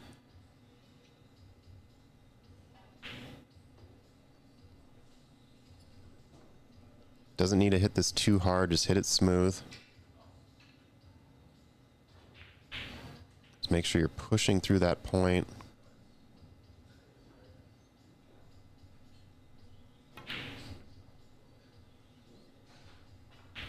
Yeah, I'm not sure he needed this exact position. I think I would have been fine settling up just above that side pocket.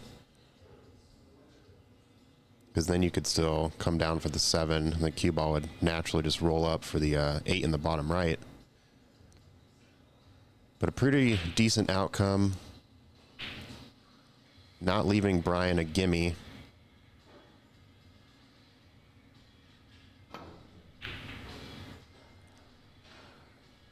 Kicked one rail here.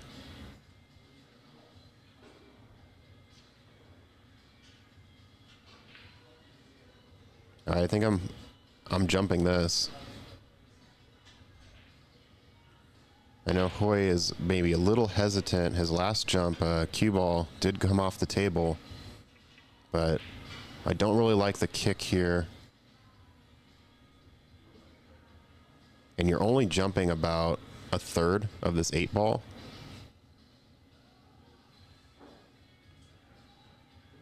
But as a right-handed jumper, it could be a little bit awkward, so he may just feel more comfortable with kicks.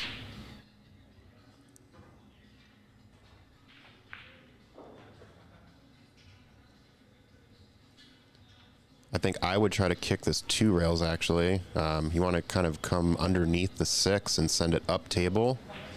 And then the cue ball would kind of roll towards the 7 if you go 2 rails.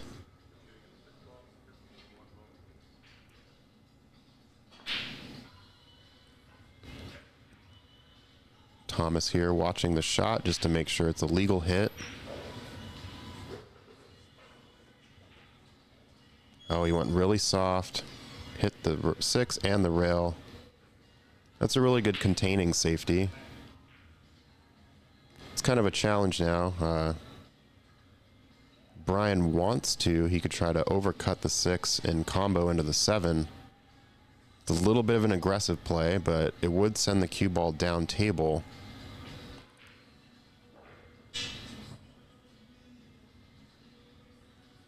But I suspect he will not. Well, it actually kind of looks like he might be.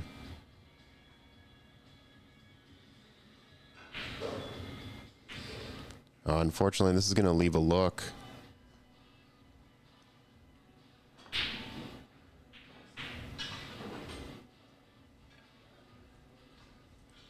Hui might go for a defense again here.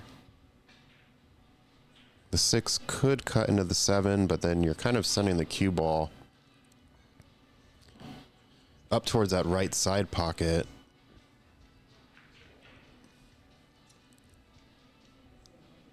And yeah, it just kind of depends where this 6 ends up. You're going to need to give it some speed just because you need that combination to take. But I think he's going to... kind of looking like he's going to do safed. Okay, no, he went for it. Yeah, there's that side pocket, though. Oh. Yeah, I was worried about that rolling that way.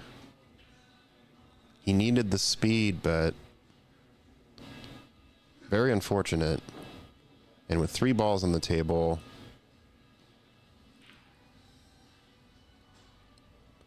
I think I would go 6 in the bottom left, 8 ball in the right side pocket. You follow that. And then you have the 9 in the left side pocket. Or you have the 9 in the top left.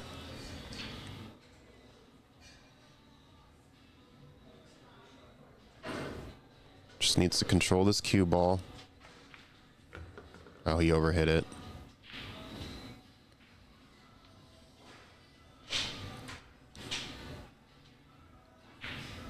All right, this he needs to stun out. Stun to this left rail.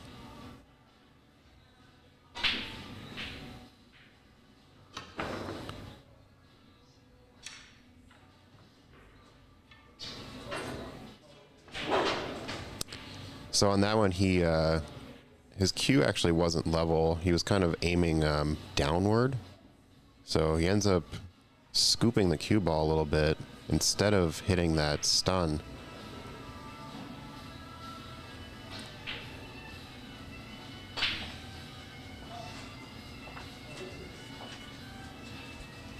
So ball in hand here for Hui. Very good opportunity to tie this game up. So yeah, he's going to do what I was thinking Brian would have done if he would have gotten the position right. Is just forward roll this 8 and have the cue ball land between that first and second diamond just after the side pocket.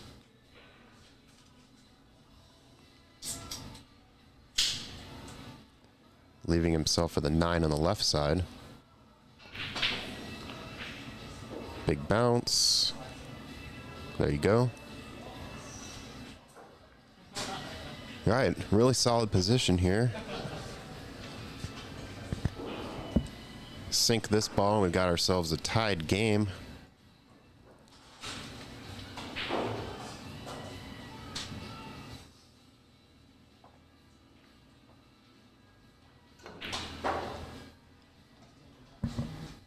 All right, 5-5. I'm gonna go ahead and stand up and do a little visual check of this Bejoy Mihao game. Let's go and swing over there with the camera. So it looks like Mihao is possibly on the 8. Bejoy's got some solids on the table still. They have concluded their 9-ball game, so this means they are on 8.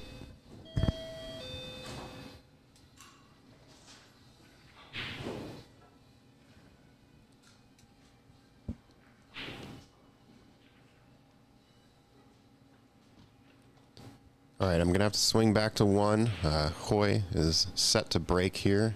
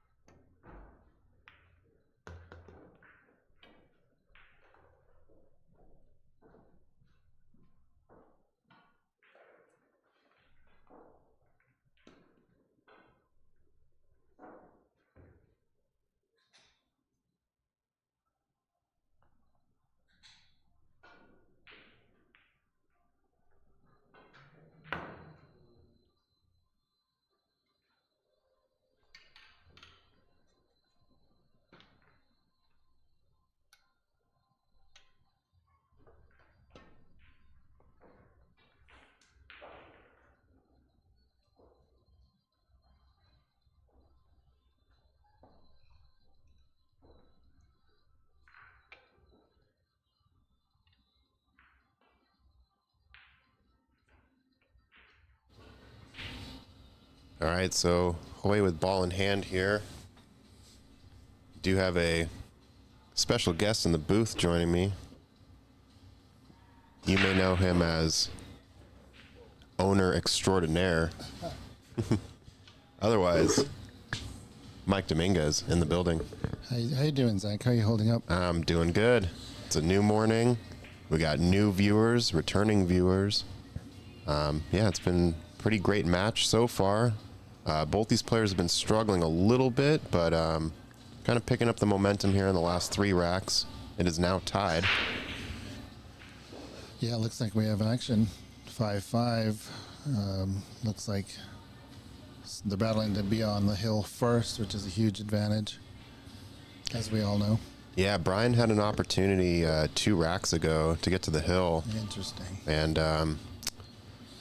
he went to stun this 8 ball out and just hopped the cue over the 8. Oh, no. So, yeah, Hoy is definitely sensing Brian's nerves while also trying to shed some nerves himself. Hui has a calm personality off the table. He just, when you talk to him, he's very chill. For very sure. Calm. Yeah. Doesn't seem the type to get too rattled, or if he does, definitely doesn't show it. Yeah, he and I have matched up at least a couple times playing tournaments and such, and I think we're 50-50. So, yeah, he's always a pleasure to play. Brian does too. He's pretty chill. He's a very funny guy. Yeah, he is. And Played him in Masters quite a few times, yeah. he's a very humble player. He's a very talented player, but he doesn't lord it over people, I guess. Very funny guy. So he's going to go for the bank here. It's a Ooh, nice just safety. caught it on the top point. Yeah, really good two-way shot. Allowed him to give a look on the 8 without giving up too much. These are the type of shots when I'm working with beginners. They're so thin. They're almost straight. And those are really the most difficult shots to get your hands on. And those cut shots are sometimes even easier. Sometimes you'll see the cue ball hitting the wrong side of these type of shots. Like that. Hit the wrong side because they're just the angle is so thin, minute.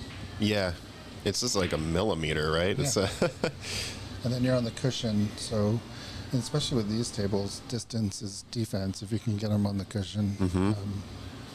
Nick DeLeon made a good point about these rails being concave, whereas the diamonds are flat. So getting the ball on the cushion, you're really jacking up, and you're adding that right. swerve action. So tough shot. Looks easy. There's a lot of components that make it. Oh, tough. Ooh, went for the cheese. It was really close. Not a bad outcome. I think Hui can take the 6 on the side. It's a little bit difficult of a cut, but it is past that second diamond. So that's typically an easy way to judge if the side pocket is open, is if the ball is on the other side of that middle diamond.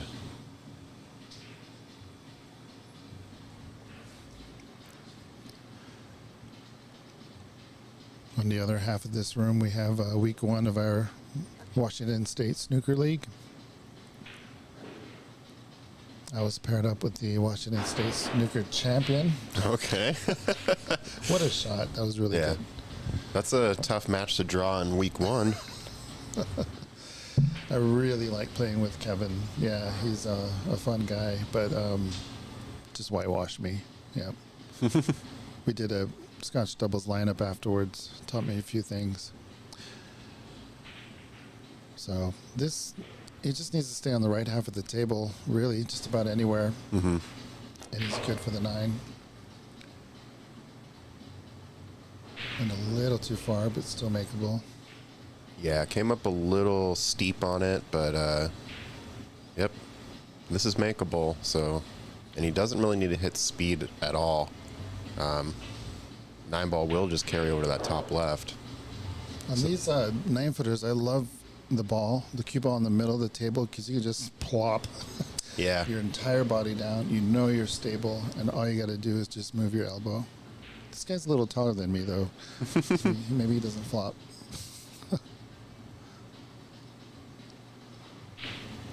He's stroking like he's going to hit it a bit firmer, which is going to send the cue ball around the table a bit more, which is just slightly risky.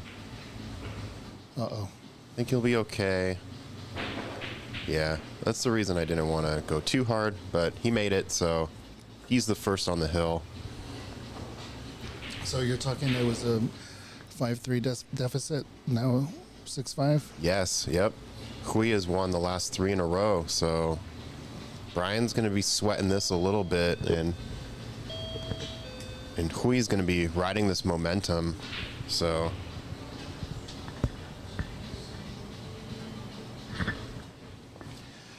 Our other semifinals match, Bejoy and Mihao are still playing, so it's got to be pretty close. They did finish 9-ball, and they're all playing 8, so... How did Mikhail's match end up? Oh, he's still playing Bejoy. Oh, Yeah, duh. so... Is that what you just said? Yeah. People don't All right. listen to me after all. No. Welcome to the day, Mike. Yeah. We do have one finals match that's currently going on, and it's Shu Chang Chow versus Christian Zarate on table 2. That's a race to 11. But yeah, this Bejoy Mihao match must be getting pretty close. I think they're either in the 3rd or 4th 8-ball rack, which, there's only 5 racks available, so it's got to be pretty close. And the winner of that match will be playing Francis Cho on this TV table. Let's go, Joe. So we finally got the format for the race to 11. Yes, I asked Tom, and I believe 8-ball has 7 games, and 9-ball has 12 or 13. Yeah, maybe 12, maybe 13. What's the? It's a race to 11, so they play at least 20 racks, Okay. right? Yeah. Because it could be 10-10, so they play 21 racks. Yeah, so it has to be 13. Yeah. So it would be Makes sense. 8 and 13. Yeah. Yeah, Totally okay, makes sense. yeah. It's the same ratio as Math. race to 7. Exactly. What is Christian's score? Karen asking in the chat.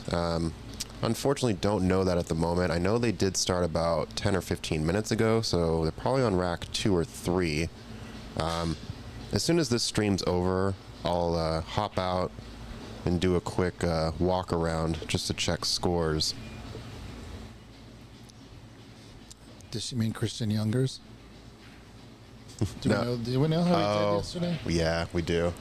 He after going 3-0, he went 0-2. Oh no. Yeah, Wow. yeah, He got 3 on him. yeah.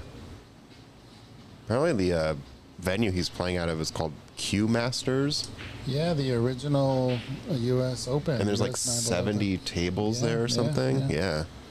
Quite a story from that club, because they, invented the U.S. Open, U.S. 9-ball Open back Oh, in, really? I think it was 1976. Cool.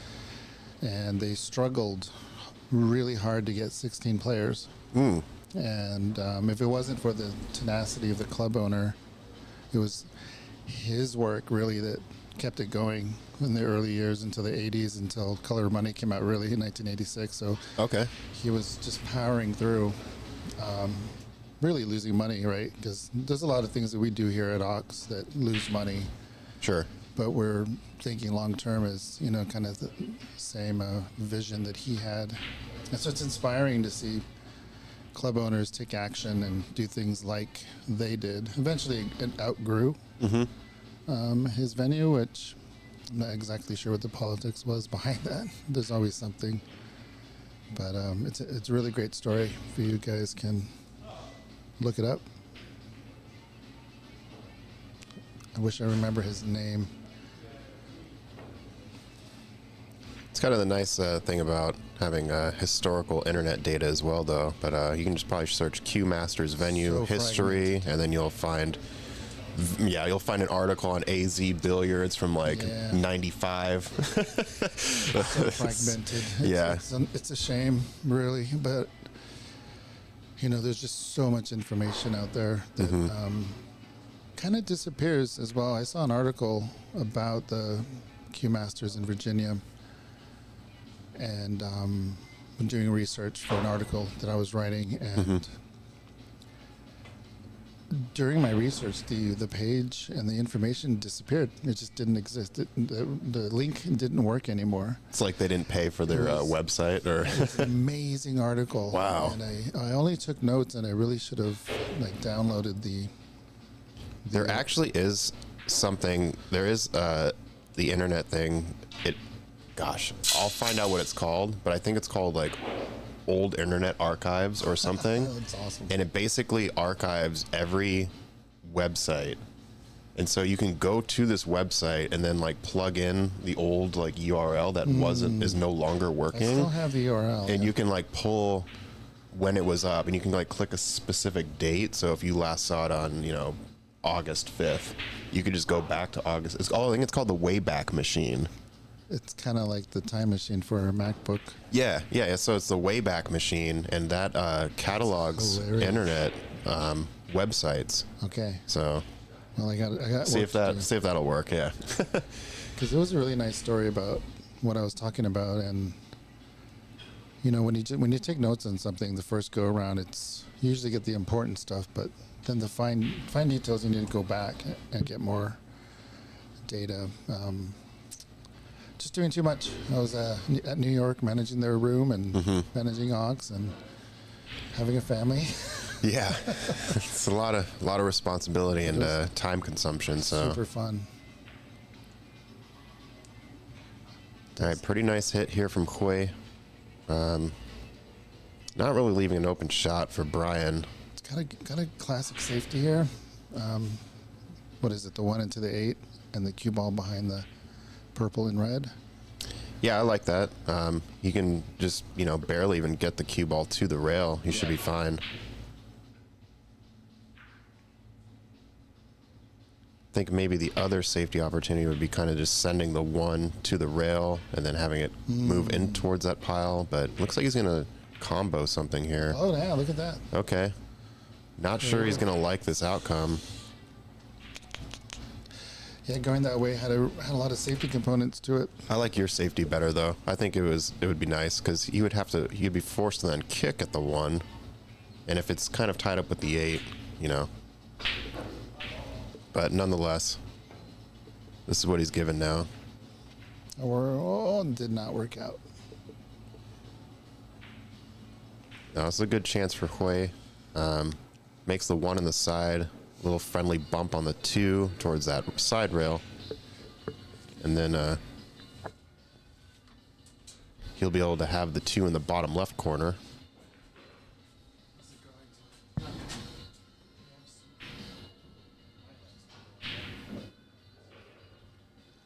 All right, so just standing up here for another moment, it looks like Mihao has won another 8-ball rack. So this tells me he's either on the hill or close to it, because I believe that's the 4th 8-ball rack they're about to break off. So anyhow, back to this match here. Hui avoids hitting the 2. I think you'll just roll forward here. Doesn't have really too much choice. Roll forward, get the cue ball down to this first or second diamond near the bottom left pocket, and then he can have the 3 in the right side pocket. Oh no. Oh no. Yikes. Worst possible outcome from that shot. I don't think he'll be able to jump this.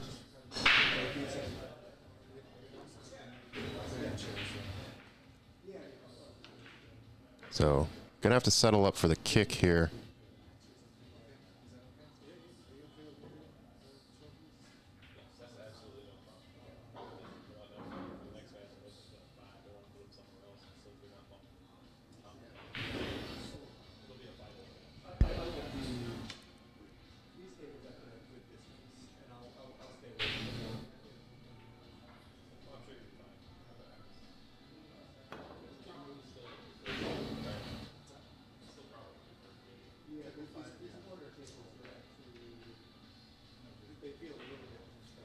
All right.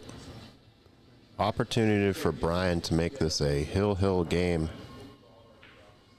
He's going to start off by sending the 3 in the lower left pocket. I think personally I would just go top right pocket, but you know, it's player preference. Only because he doesn't want the cue ball to get away. Good angle though. He can actually just draw off this side rail here to get back to the middle part of the table for the 6. Just get out of the way of the 8. It's looking pretty good.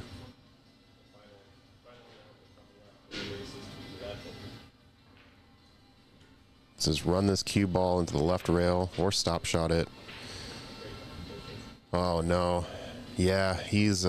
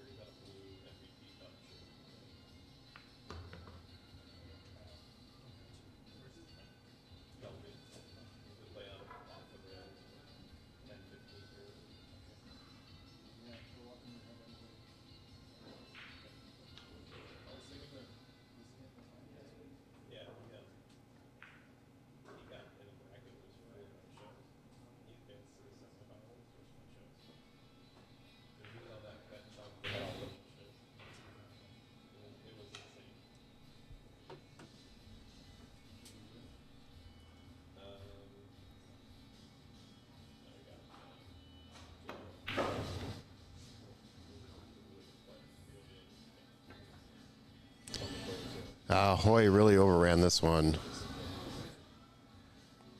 Not quite finding the rhythm here in this last rack.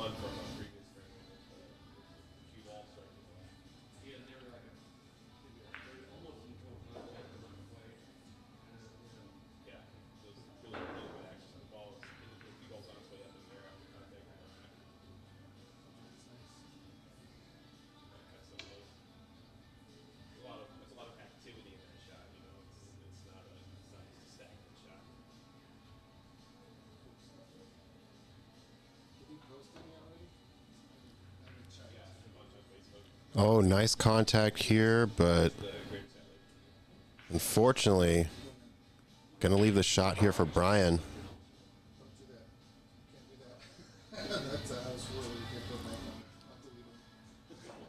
That's fine. We can delete them. You guys tell me to delete them.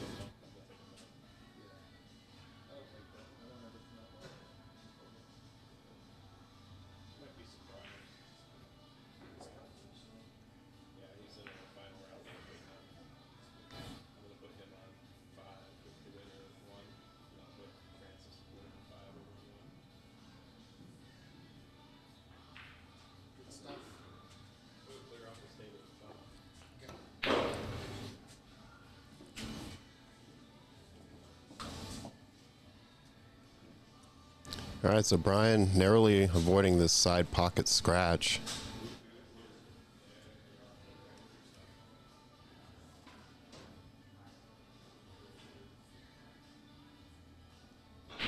Opportunity here to go on the hill. Unfortunately, caught that one too thick.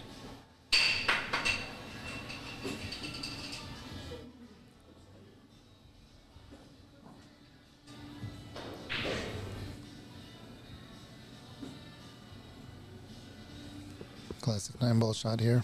Yep. You got to practice this one.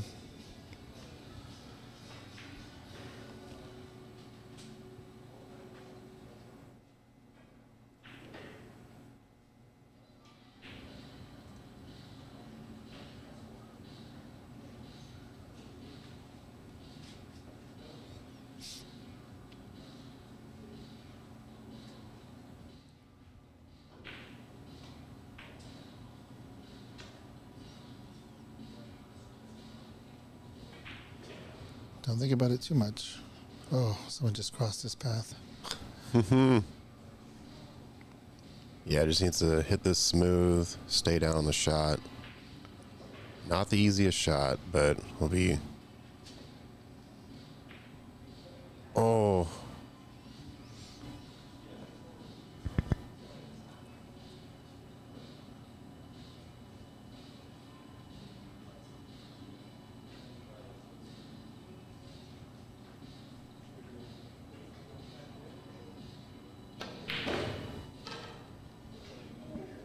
All right, with that, Brian has tied this game up. It is now a hill game.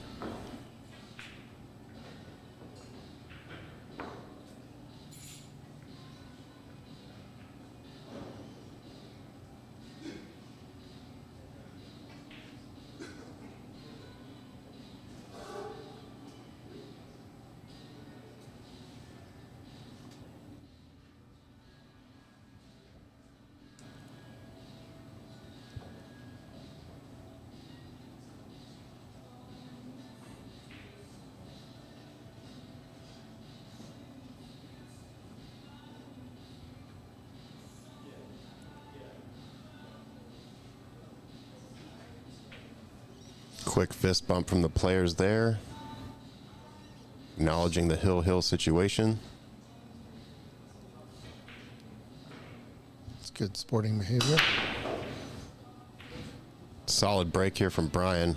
8-ball lasered into the right corner.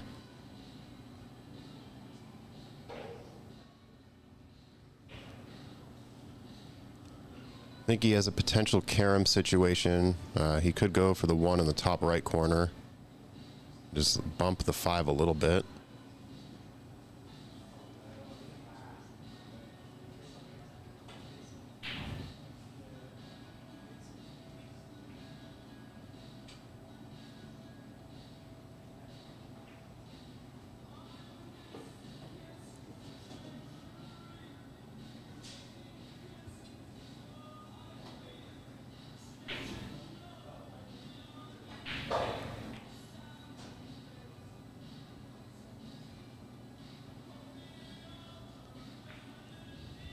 Well, I think the purple ball here is his protection if he wants to go for the top right corner. Yeah, I think it's a good shot to take on. There's not too much of a risk of scratch or anything like that.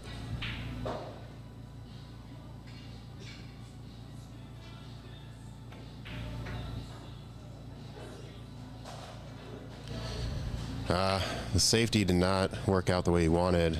I think he just wanted to leave that 1 ball up on the top rail there.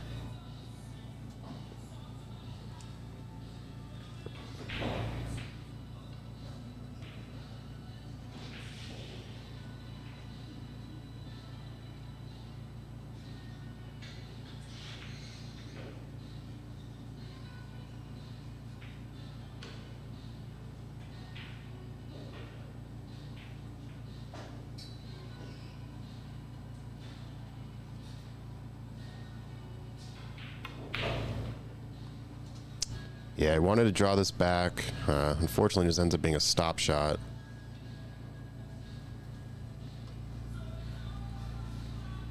Looks like he has room to bank this into the side pocket here.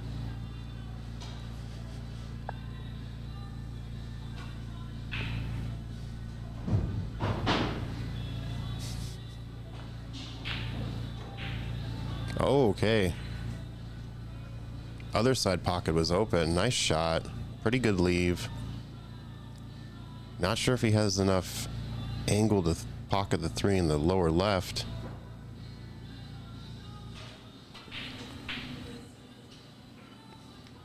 Yeah, he's got an option if he does have that angle to go forward or screw back, but considering where the cue ball is, he might want to go forward. But ideally, he'd like to screw back just a tad for the pink ball.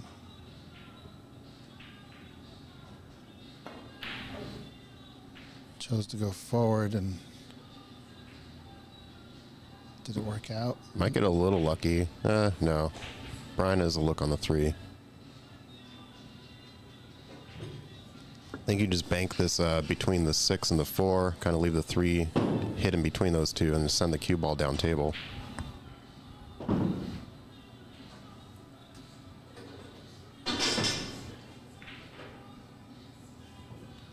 Don't do it. Get out.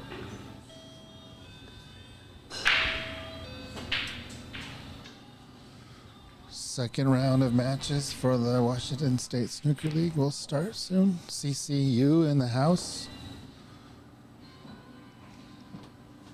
My snooker brother, owner of Empire Billiards in Redmond.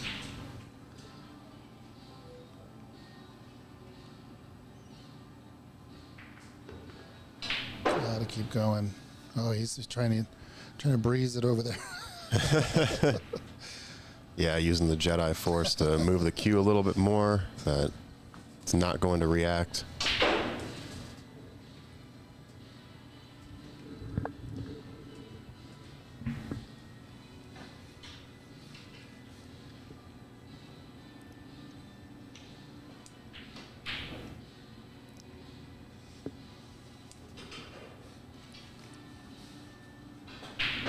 Such a control shot here with this cue ball.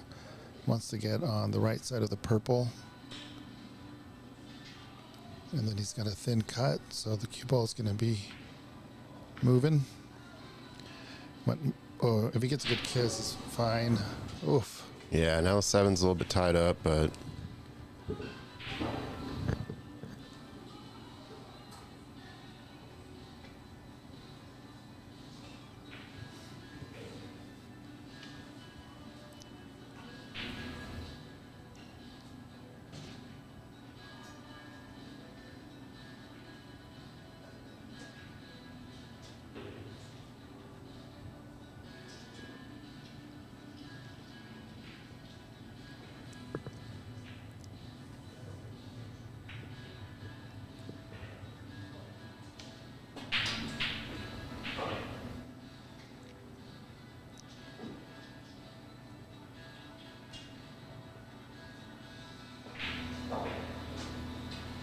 You don't want the cue ball to end up too close to the green. oh, nice shot. Yeah, really, really well done. Looked like more of a stun than a follow. Following it, could have gotten the cue ball too close. So he has a couple choices here. He can put bottom right on this to go 3 rails into that position, or he can put a lot of top left. So when the cue ball takes that hit off the top rail, it'll actually float left and down table. So kind of player preference on this one. I'm a bottom right shooter. Yeah, I like that too, because you're kind of you're allowing 2 rails to be like a break to slow the cue ball down a little bit too. I'm used to that squirt as well. That just means I got to practice the other shots.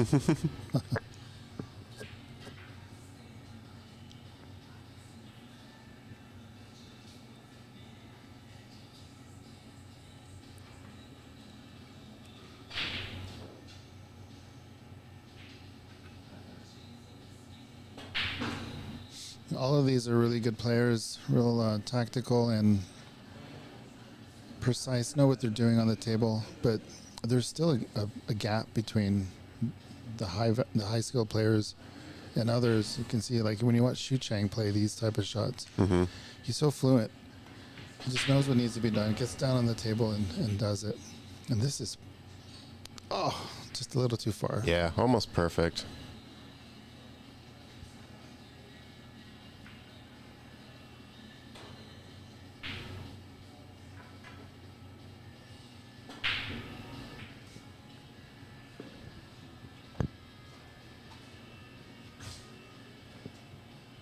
Where's the cue ball going to end up? Looks like it's going to go flying if he tries to cut to the right corner.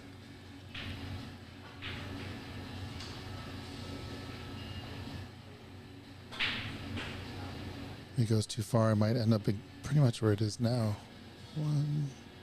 Yeah.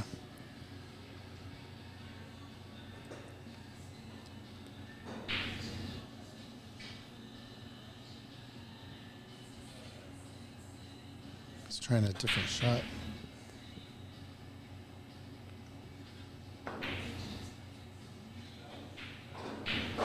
Okay. Just trying to leave an awkward angle and some distance.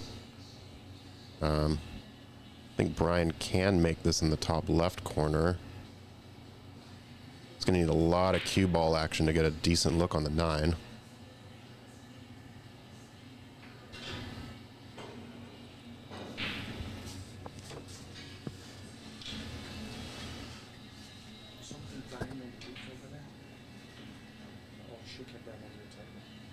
On Alex?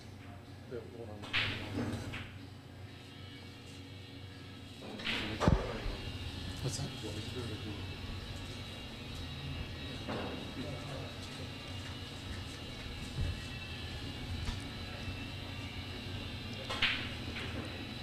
The thrills of having a basement club. We cover the tables every night. Right now we're in that snooker league, and Dave Daly came over and said something fell in the frame shop above us. Oh, and dropped dust all over the table? Or? Nice. And shook up dust all over the table.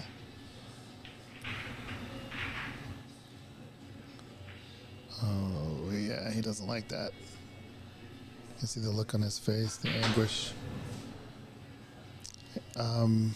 But I don't know. It's not over, because that cue ball needs some really good control to not shoot back up down to the top end of the table.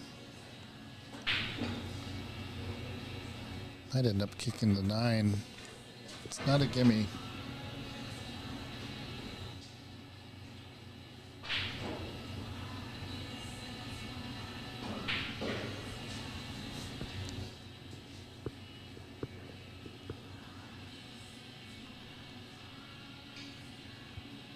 Well, I think if he hits this with just a little bit of left, he can actually kind of roll to that top diamond, and the left spin will actually take the cue ball to the left side of the 9, and he can have the 9 in the same pocket.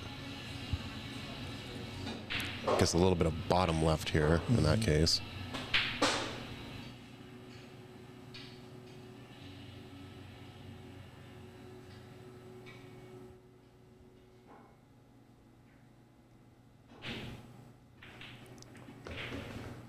Ooh, ended up running into the 9.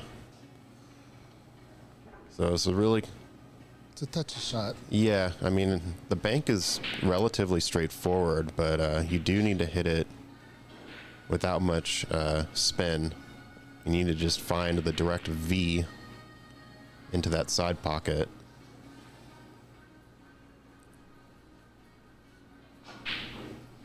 Which kind of looks like if he hits the diamond, he should be okay. Just based on the angle here. Yeah, match ball.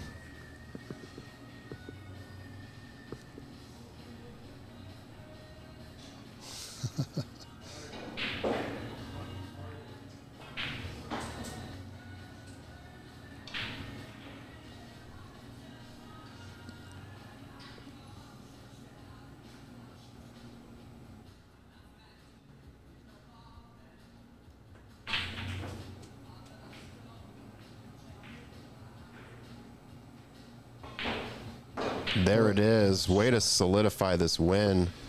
And Hui is moving on to the finals. He will be playing Prathamesh. And we'll be getting that match started here in just a moment. Thank you all for watching. Finals coming up shortly. It'll be a race to 11. Yep. Go get some drinks, some food, bathroom break. We'll be right back.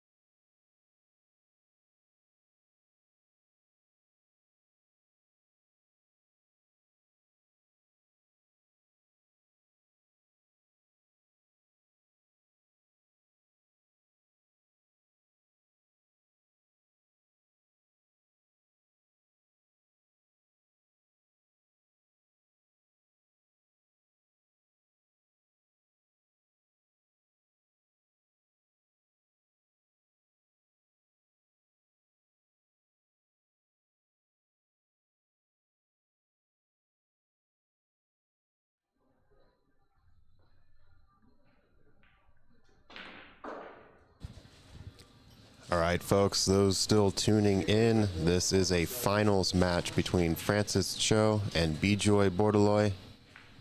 This was an extended race. This will be a race to 11. They've decided to start with 9-ball. I believe 9-ball, they'll play 13 racks. So someone can potentially win this match in just 9-ball.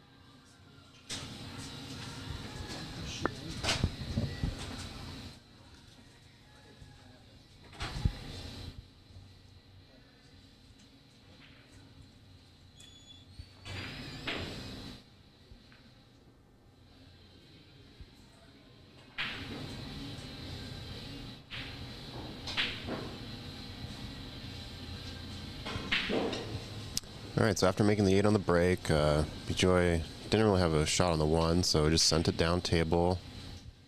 It's a pretty good distance safety, though the 1 is pocketable in the top left.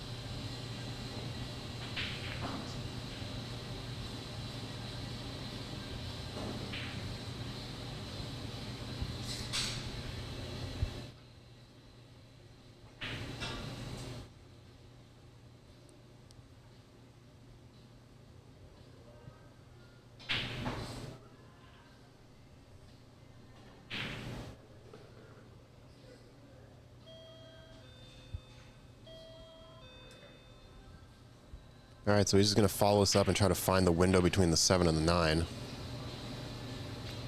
Yeah, overran it. It's a good opportunity for Francis to just draw this cue ball back, taking the 1 in the left top corner.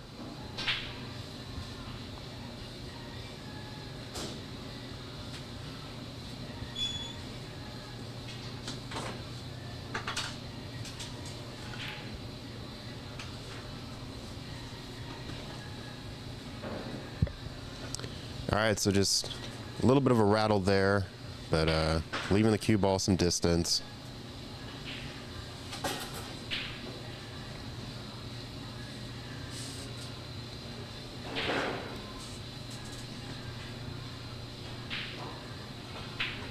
Got a guest commentator in the booth here with me. Who's this guy? Matthew Pittman, welcome to the booth. Thanks very much, Zach. I'm one of Ox's local mediocre pool players. Ready to give some mediocre strategy commentary. Really nice draw here, given the distance.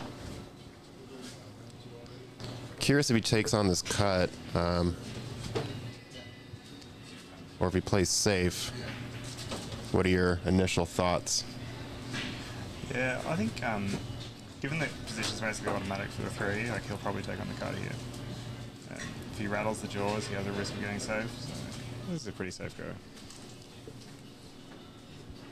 Oh, safe it is. Didn't want the double kiss.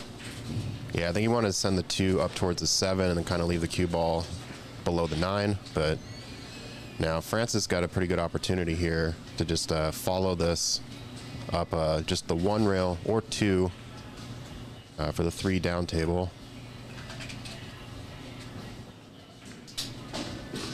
Went with 1, but speed control, a little touchy.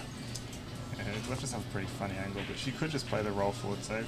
I think that's probably what she'd do. That's what I would attempt to do and probably mess up.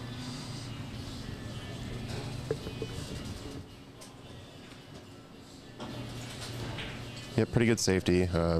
She did leave, I think, a full ball on the 3, but at least she stuck the cue ball to the rail.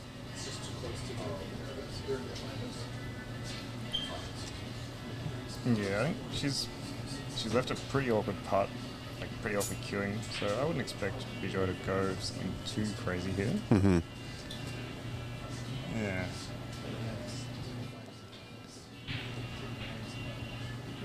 Looks like he's kind of gearing in to do a little bit of a stop shot, maybe. Okay, just a little bit stun off the rail there. Yeah, when you jack up through the jaws like that, you know, you're really taking it on. But also, I don't think he had any particularly strong safety options there either. So Yeah. like I probably would have done the same. And you know, you can't really beat yourself up for missing a shot like that. Yep, still very early in the rack and the game, so Bejoy is coming off of a match, and this is Francis's first match, but it's also the final, so you know, nerves definitely in play here a little bit. Really nice shot here, avoiding the side pocket scratch. Just follow this up 2 rails for the 5.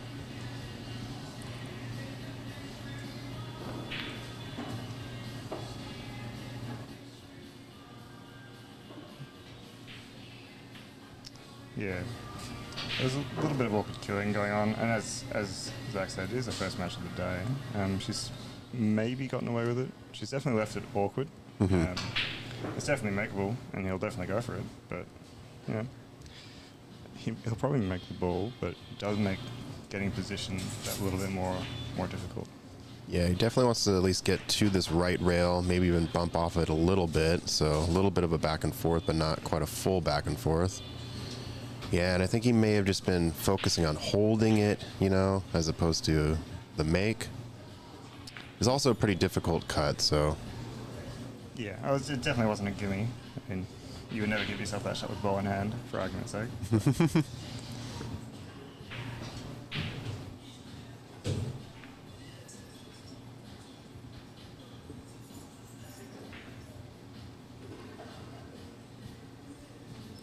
All right, so I think this is kind of the first gimme on this 4. I would say this is the first like properly open look we've had for a couple of innings here. This is probably just going to be like a sort of stun run through right hand spin, go around 1, 2, maybe even 3. It's fairly routine, I would say.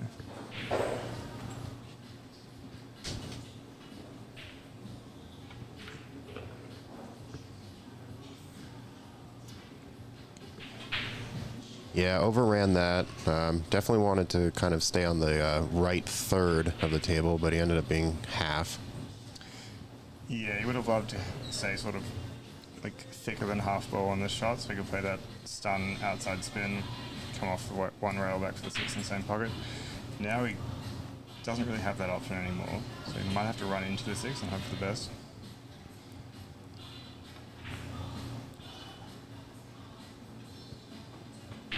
Going to bump the 5 out a little bit more. And it might be just enough for Francis to make it. Yeah, I think Francis definitely got this. This doesn't quite qualify as worst case scenario for Bejoy, but Francis definitely got something to work with. She got space. Now, I guess the question is, does she just kind of put bottom on this to bump the 6, or? Yeah, she could do that, or she could play the 5 full ball. And just kind of leave the cue ball right there. Yeah, play short side shape for the 6. It's hard to tell what she's queuing out for. Sort of looks like a center ball hit. Yeah. Nice. Yeah, that was your call, Zach.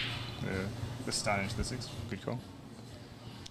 Yeah, just giving a little bit more distance so you're not directly on top of it. This she should come out 2 rails here for the 7 in the same pocket.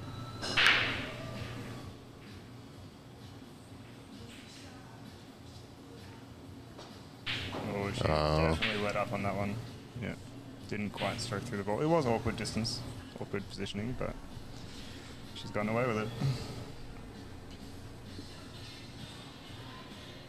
I don't know much about Bejoy as a player, but I expect him to pull out the short stick here.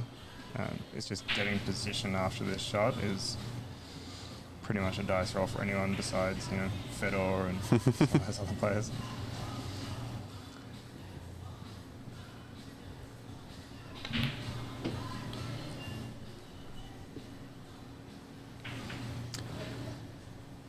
Yeah, if he catches this too thin, I think the cue ball is going to take a lot of momentum. If hits it thick, it's not going to quite get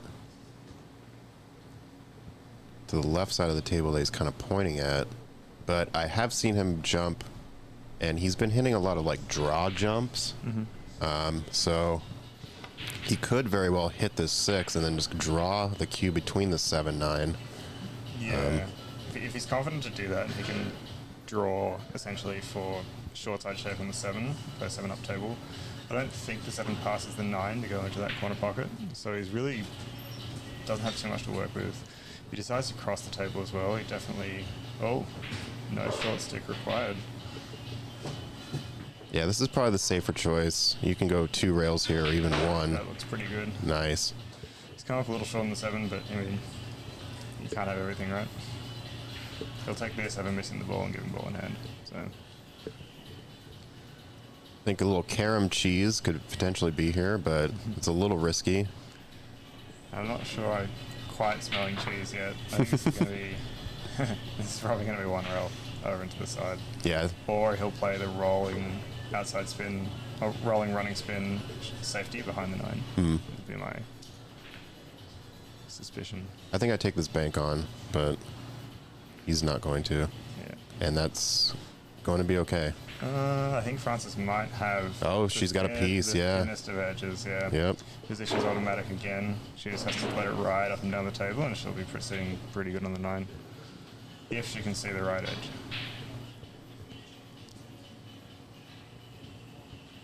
I think she can. Yeah, it's just like a little bit sticking out. She's lining up on it confidently enough to say that she can see the thin edge.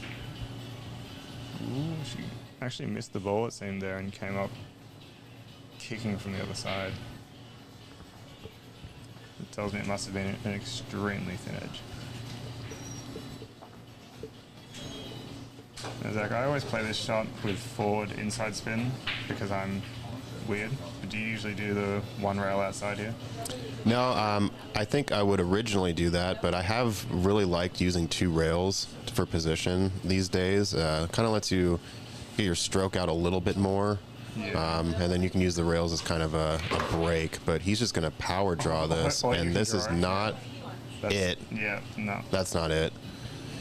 I think he went for that draw right-hand spin to try and sharpen up off the long rail, and yeah, it didn't quite work for him. Yeah, so giving Francis the first rack after some pretty good shots there from Bejoy. But just misjudged how he wanted the approach on the 9 there, so... Yeah, I think he went a little stabby with the stroke. He didn't quite smoothly run through it. It just made the angles come off a little bit sharper, but yeah, Francis on the board. So this is an extended race to 11. They will be playing 8 ball racks, and then, well, actually, they're starting with 9 here, so they have to play 13 of these before they can move on to 8.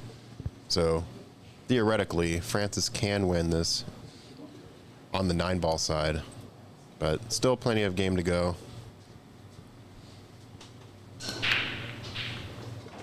If anybody in chat wants to make a bold prediction what the score line will be, or who the winner is, or who you're rooting for, go ahead and drop that in the chat. It would be pretty bold after 1 rack of fairly dirty shooting, I'd say. But, chat is like that 900 Fargo player. They should be able to see who's going to win this game already. Interesting that Francis went with the soft break. It's a non-aggressive break on this kind of table, unless you hit it very square. So it's a tricky one to play for here.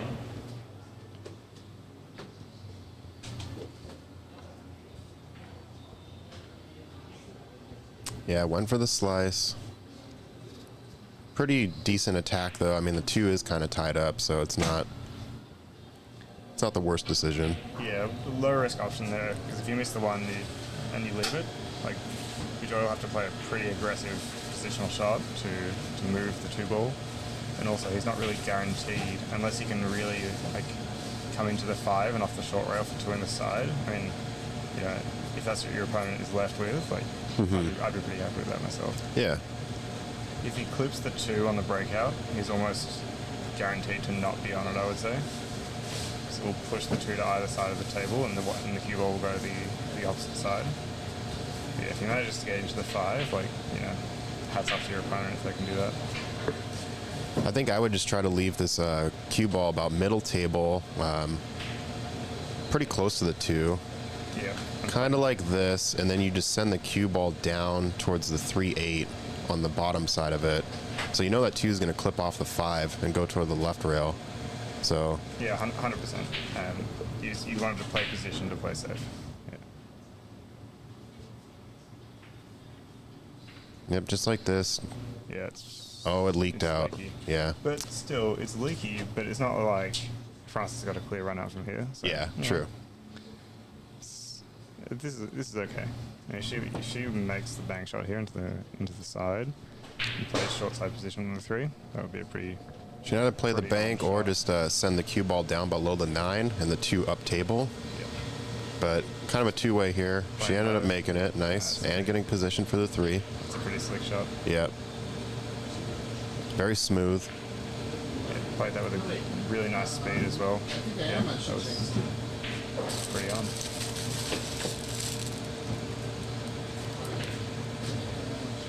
And place it safe from here. Yeah.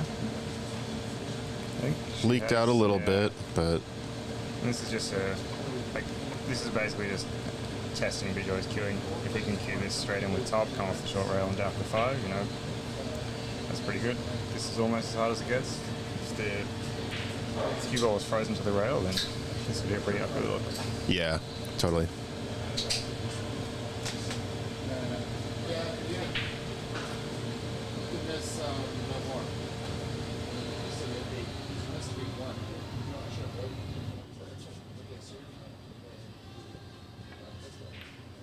Yeah, it's Really nice shot here from Bejoy. excellent queuing. Yeah. He would have probably liked it a little harder, but when you're in that situation, like, if you make the ball as clean as you did, you'll take that. Yeah, definitely just focus on making the ball. He knew the cue ball's path would come into line with the 5, so Yeah, no, really pulled out a good shot there. Absolutely ginned it. I think he probably just rolls forward a bit here. He wants to avoid running into the 9. But the angle here kind of looks like he will. Yeah, it could. It really depends on the speed, how much tangent line he gets off the ball. I mean, the really aggressive play would be to play low outside 2 rails and go around the 8. But it's unnecessarily aggressive, I would say. Yeah, he's played that ball. Okay, yeah. He caught that to the thick side of the pocket. It's turned out pretty good. If he caught it the thin side, he might be a little bit straighter on the 7, but he's fine.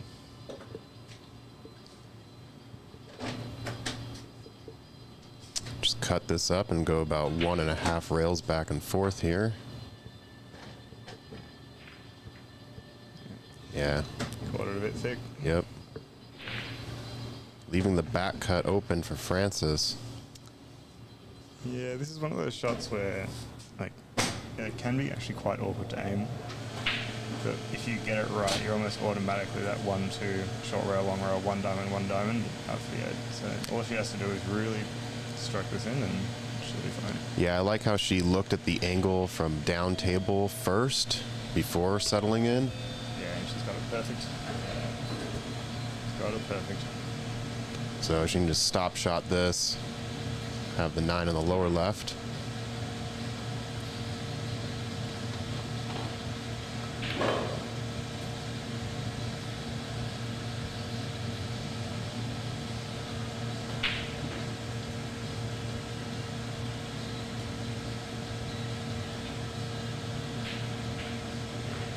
Yep, clean play from Francis. Tied it up that rack nicely. All right, thank you everyone for watching. We are here live at Ox Billiards in Seattle, Washington. This is the APA US Amateur Preliminary. There are several of these occurring around the country this weekend or this month. We will have 3 finalists moving on to compete in Florida for the US APA Amateur Championship. There is no winning of money in this tournament. And even in the championship, it is just for prestige. So these players are playing for glory.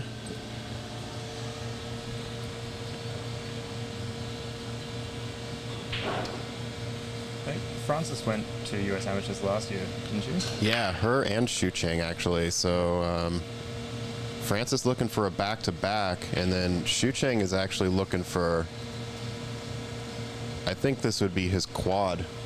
Oh, really? Yeah, so he's, or maybe it's his 3rd time, because I know he went before the pandemic, and then I think he may have won 2 more, so this could be his 4th. But yeah, he's currently playing Christian Zarate, and it looks like he just won a rack as Christian's racking over there. Surprises me very little that Shu Cheng's been a few times. I've played him for a couple of racks here and there, and yeah, look, I don't particularly want to talk about it any further than that. Yeah. When you say you played him, it was more like you watched him play? I watched him like, either run out or put me in jail for a few times, and you know that was like, fun for the first couple of minutes. Yeah.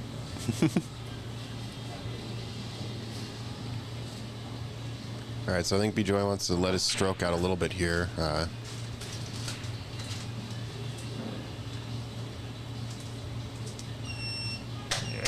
Had definitely the right idea. Right angle, he'd be a little bit more center table. We'd be looking at the 2 pretty sweet. But yeah, just got cut a little bit off. France has got a very, very nice looking opportunity here. The only issue is the 6-8 combination, but if she can get fairly straight on that, she'll be fine.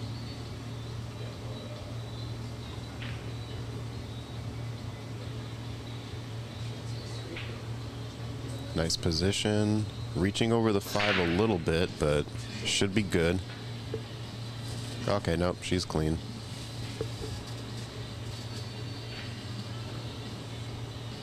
Watch outside pocket. Yeah. Be okay.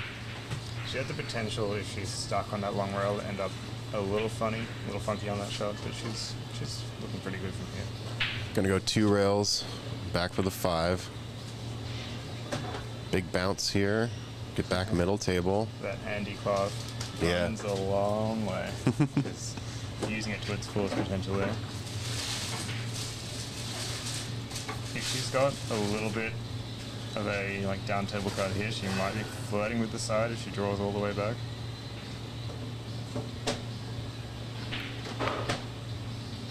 Yeah, so I think that was the case, and she chose to sort of halfway between a good draw and a stun run back. I think it's probably the right choice. You don't need to be that aggressive. She just wants to make sure she finds a way to get to center table after this combination.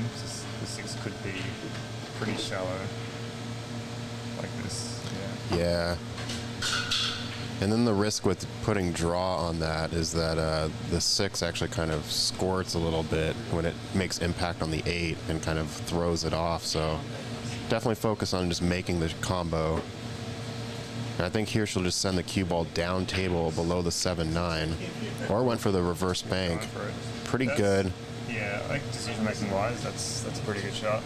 Like you're either going to make it and have some look at the 7, or you're going to leave something like this pretty consistently. No problems with that.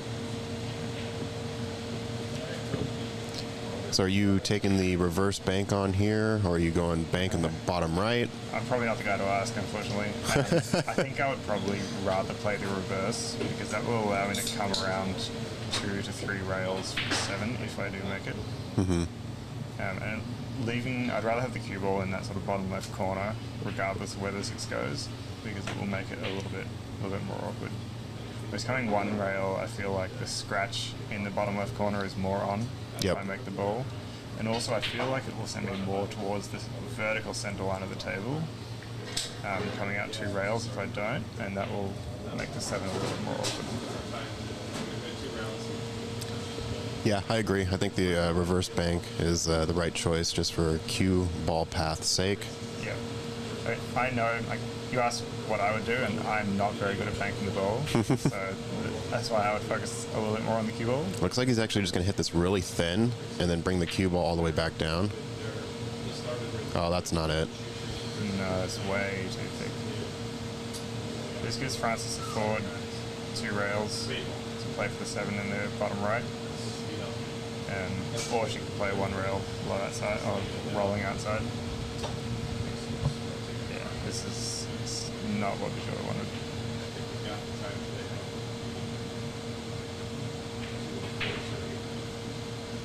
Yep, I like this. It's a speed. Like you said, just a little bit of outside. Yeah.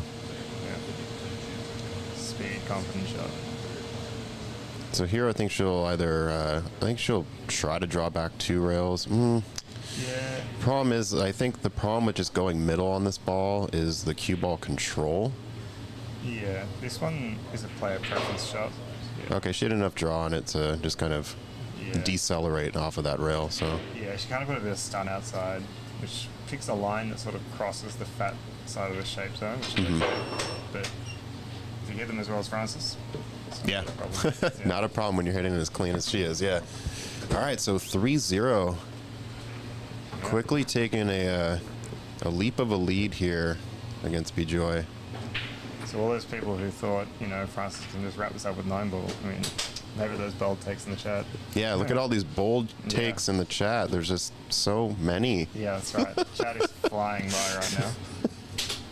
I've never seen words go by the screen so quickly. Yeah, I've never struggled to read all the chat comments this much. At what point do we just go? We can just go fraud and start talking to the chat ourselves. Thank you all for viewing this finals action here. Pretty solid break. The one caught the jaws a little bit. Yeah, it makes for a bit of a different queuing, a bit of an awkward queue on the 1 ball here. But if she gets this, she'll be looking pretty good, I would say. Opposite side, cross side pocket is obviously a problem, but Yeah, I think if she puts a little bit of top right, it should kind of straighten that angle out, and then she'll avoid scratching in the opposite side pocket. Yeah, for sure.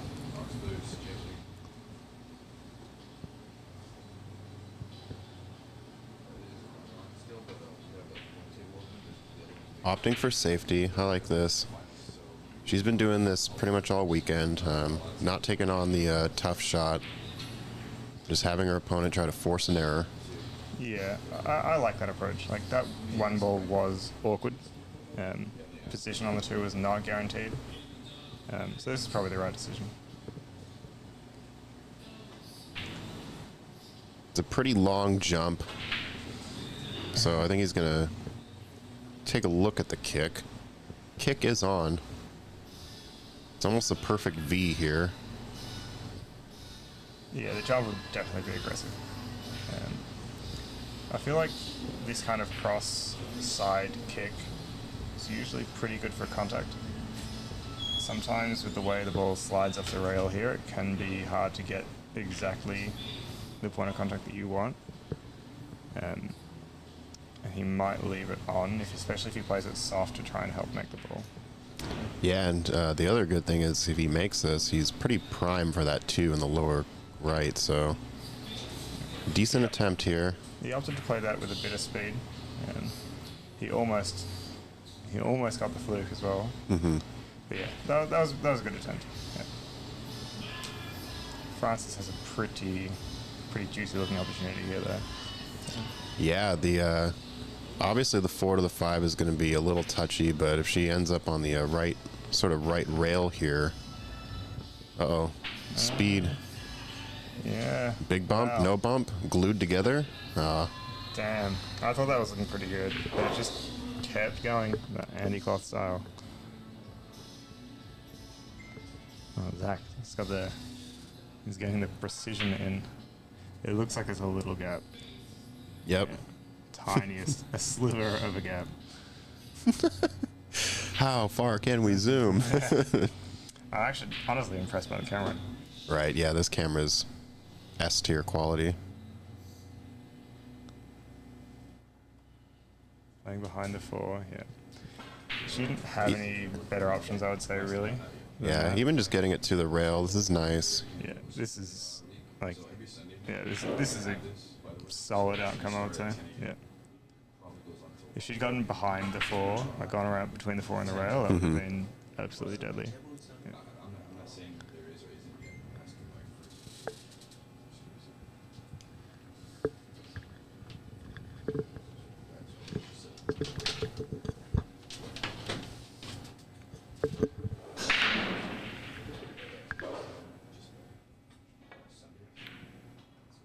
Yeah, that was not easy. 2 ball's going to roll up now. France is going to be reaching over the 8 a little bit here. But enough of a gap to where the bridging isn't super awkward. Yeah, she will be bridging over. And like in an ideal world, she'd want to play this a little bit aside and go around the 4 probably. And that might fall into the too hard bucket now. But yeah, just make the ball. It's the right decision making there. This is a little bit funny. She couldn't back cut this. I feel like she's asking to run into the 8 or 6 if she does, but Yeah, it really depends how much spin she imparts on this cue here. oh, Found the window. Fixed the gap perfectly. Yeah, Nice. That's a very good shot.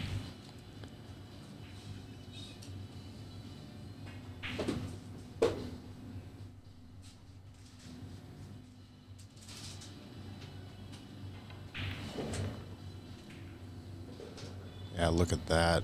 Yeah. Yeah, she's definitely in a bit of a flow state here. Just, Oh, she's got the table conditions absolutely down. yeah.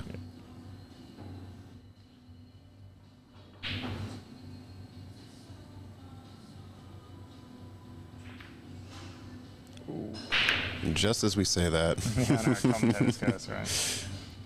yeah, just hit that one a little wide. Yeah. It's not like she rushed it though. She's been getting down on the shots pretty much in exactly the same speed and pacing every time. I think it's just a slight Miscalculation, yeah. Slight miss in the aim. Bejoy's got pretty interesting shot here. I expect him to try thin this, or he could play safe. The thin is a little awkward because of the side pockets. If you can put a little bit of inside spin. It looks like he's opting for safe. Looking for a cue ball path behind the 6, 8, and 9.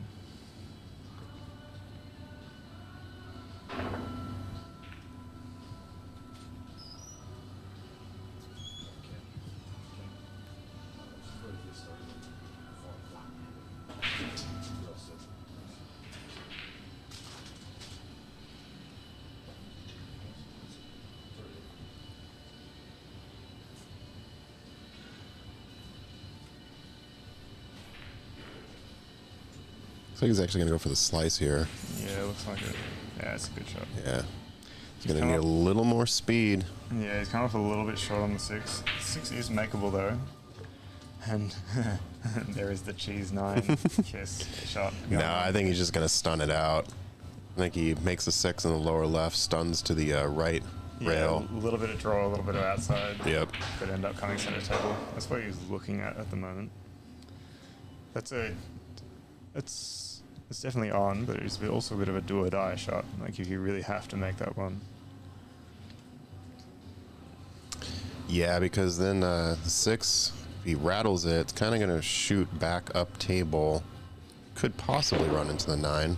Right. And also anytime you're playing for a center table, you're really running the risk of selling out if you miss the shot and get center table. Mm-hmm.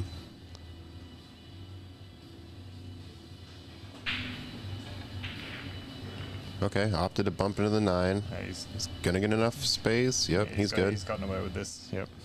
No, good shot.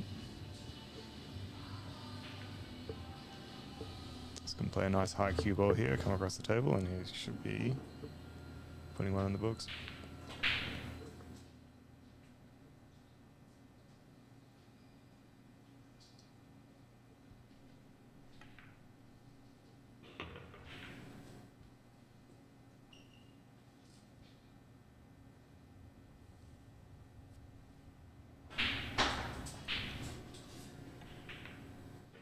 All right, first point on the board for Bejoy. Yep, off the mark. I don't know about you, Zach, but whenever I play a match like this, I always feel like getting that first one on the rack, like the first rack on the board, I always feel it significantly better. Oh yeah, yeah. He was looking for that momentum, and now this could possibly be it. Taking a look over here at Shu Chang versus Christian on table 2. Pretty solid safety here. It's a nice look. Yeah. He has left a jump on though. It's deep in the table for a right-hander. So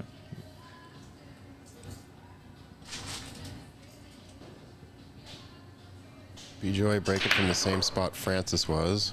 yeah, it's a pretty big break. Really good result. The one did not go on the side, but at least he has a look on it. Yeah, and the fact that the one came up 3 rails, that's usually a sign you're putting a lot of speed on. So might have been 2 rails, 3 rails, whatever. Anyway, came up a lot of the table. So as I said, I'm a mediocre player, mediocre commentary. Let's go. Well, chat usually loves correcting, but Chat's pretty quiet, so I can only assume that we're saying everything all the correctly. right things. Yeah.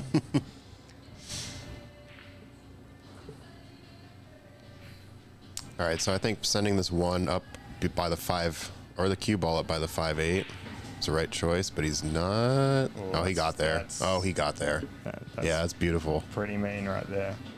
He and Francis were having a friendly game up until this point.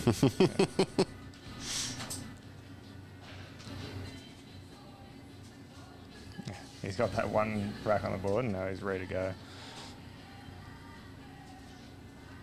It's like she may be able to, get this from that side. A little bit of a screw here, maybe into the rail. Ooh, barely missed. Yeah, that was a solid safety. Bejoy will be happy to get reward from that.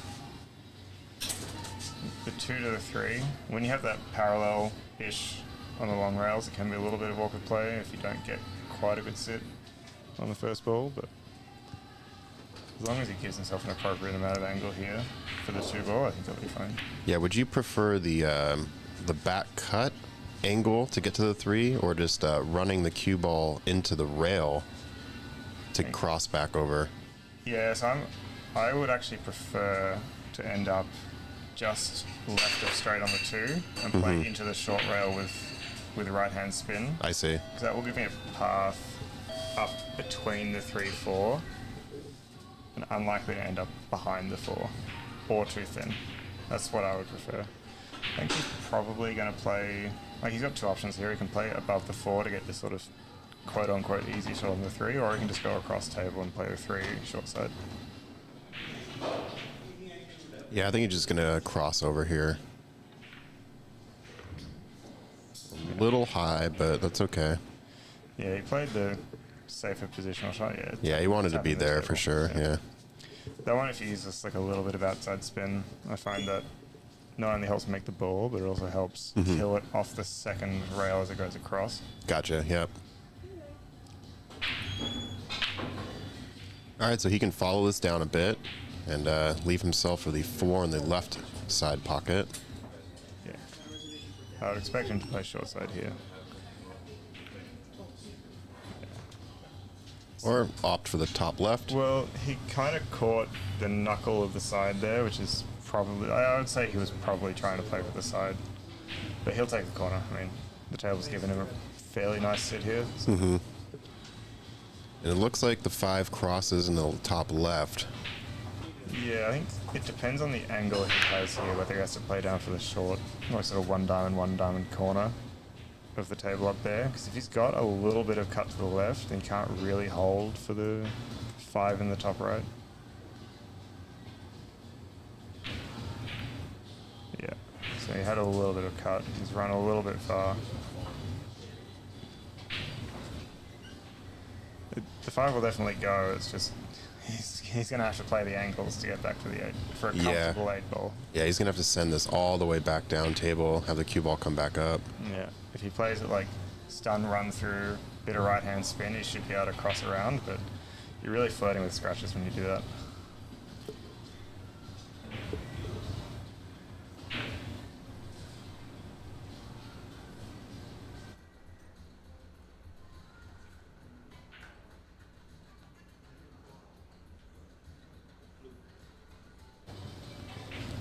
All right, thanks, Christian.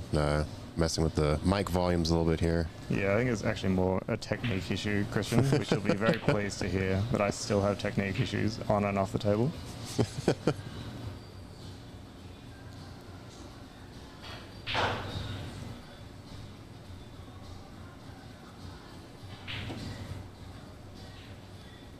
Yeah, he's just really sizing this up. The cue ball can definitely get squirrely, so just needs to make sure that he pockets the 5. But Yeah, there isn't really like a very solid safety option here. I mean, he could really thin the 5 and send the cue ball up. But like you're asking to be return saved if you do that shot, unless you can get behind the 9, which is a pretty narrow target.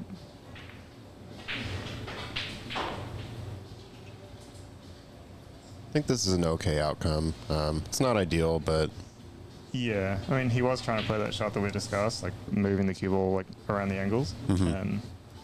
Yeah, it was always going to be tough on speed. It was always going to be tough on scratches. So I think like this isn't the worst. kind of looking like the bank is on here, but It looks like he's lining up for that. okay, opted for a safety. This time Yeah. a little bit better than the previous time he had kind of hit soft like that. Yeah, this cross angle safety is it's actually better than you would think. Like it sort of forces Francis to either try and play another cross table like safety or really like roll the dice playing this bank full position. It's like she's going to send this 8 to the top rail here. Oh, didn't quite get it. The 9 though? Yeah, she's Oh no. do or die on a long shot for Bejoy here. Yeah. If he gets this, yeah. He's pretty much guaranteed the 9, yeah. He also doesn't, because typically with this shot you have to worry about the scratch in the left bottom corner. But he doesn't even have to worry about that now. So Unless he hits this perfect little knuckle here. now we've talked about it. Yeah. We've made it possible. That's right. The pool gods now know.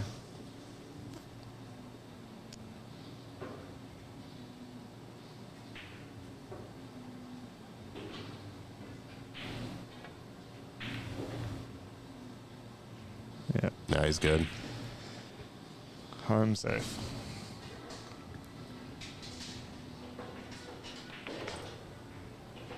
All right, 3-2. Bejoy closing the gap, being down 3-0. Go and switch over to table 2 here for a moment. Looks like Shu Cheng just made a bank. And looks like he might be sizing up another one as well.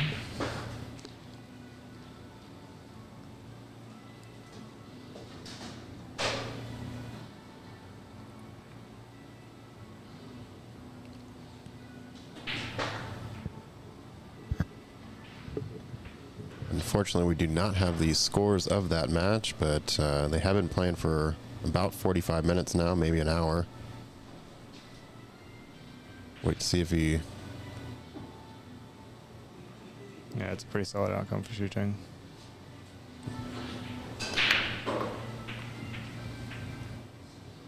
Yeah, look at that break position from Bejoy.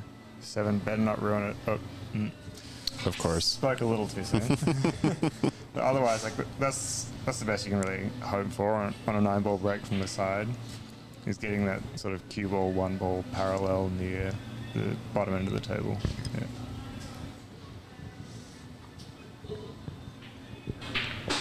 Maybe interested in a push out, but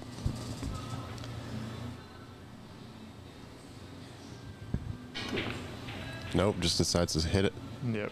Why push out when you can go for chaos? Yeah. No, I think like the push out there was going to be tough to push out to, because when you push, you're always looking to force your opponent to play safe, right? And so like there's a difficult one to push out to force the safe. Like any kind of miss on position, that 1-ball goes pretty clean. Right. And also, if you end up having to play a 2-rail kick safe again, then you're basically in the same position you were. So if you feel like you have some better idea of a look, you might as well go for it straight up. Well, she opened up a little problem on that 3, which is no longer an issue. So, She went for a YOLO, yeah. full YOLO combination shot. I mean, very relatable.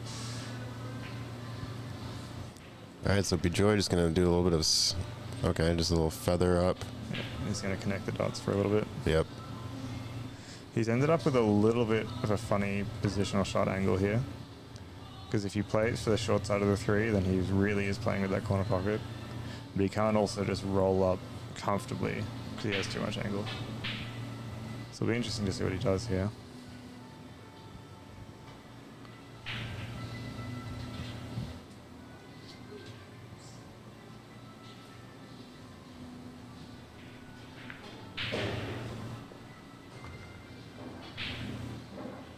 Yeah, if he would have hit that with a little more speed, might have had a good angle on this 3, but now he's going to have to settle for a safety.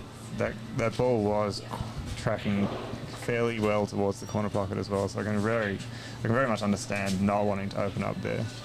But, Yeah, especially with the way this table's rolling a little long, a little hesitant to go the extra mile, so to That's say. right. The table has that sort of physics-defying extra bit of roll.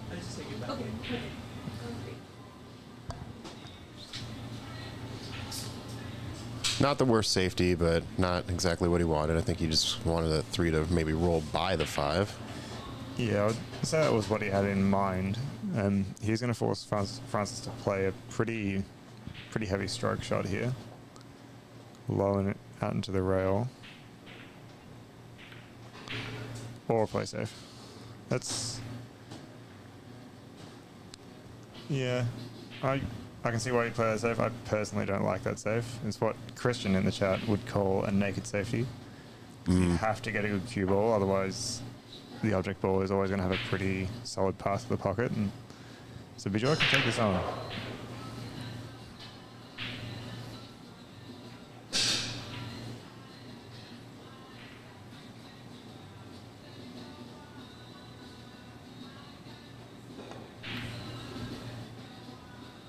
It's going to leave it open. Yep. Yeah, so Bejoy, he went for that, which I think overall probably should have. The ace had a pretty unfortunate outcome here.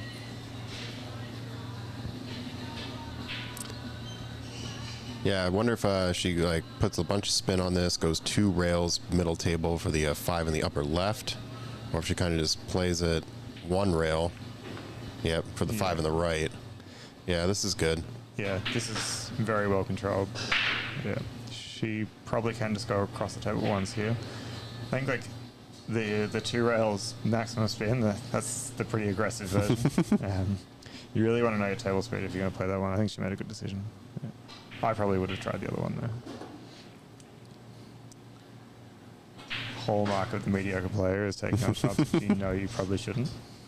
Very important to keep doing that, everyone. She's going to drop the rail here. Just maybe just past the side pocket. We're actually going forward. Yeah, interesting decision to go forward. I mean, the other way required a lot of stroke. A lot of stroke at speed. So I can understand not wanting to do that. But I think, yeah, flirting with danger, going the other way.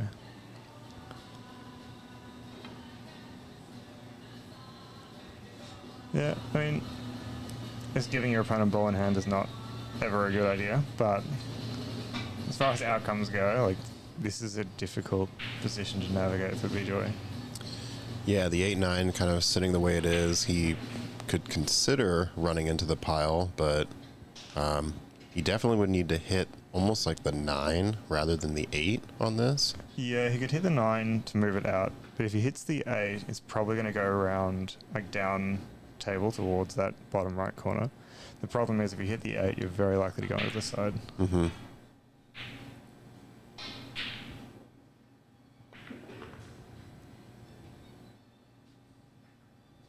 Fortunately, missed it completely. Yeah. This is an awkward ball. He could play it full ball and look to glue to the 9. Yeah, I think that's the only chance he's got here. Yeah, let's take a look at the angle. So you left it exposed. She does have the cut in the lower left. Yeah, you might not have had a full ball look at the 8-ball there. But if you want to have awkward cueing, this is pretty good. Cueing over the facing of the pocket, cueing off the rail. Yeah, over both jaws. Yeah. All she has to do is make it there.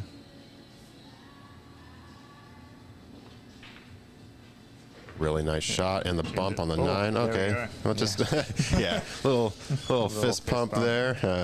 Just as she drew it up. Yeah. So with that, Frances extends her lead 4-2. We talk about flicking the 9-ball there, but that 8-ball was a very good shot. So props to Frances for that. Yeah, good reward there. Yeah, no, she cued that pretty much perfectly. So All right, so Christian's looking pretty set to take this 9-ball rack. Just needs to make sure he gets a little bit off the rail there.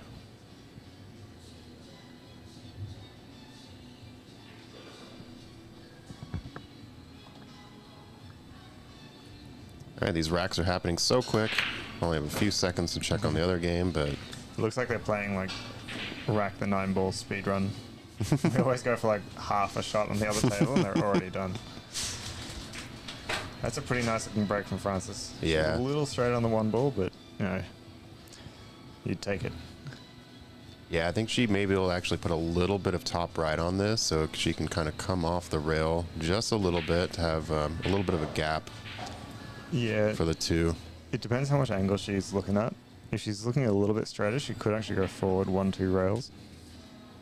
But it depends. Unless she goes from the 9-ball fluke to the 1-ball fluke. I like it. That's really. I just need to hit this twice. That's all I need for position. She drew it up. Chris Melling's taking notes. Yeah.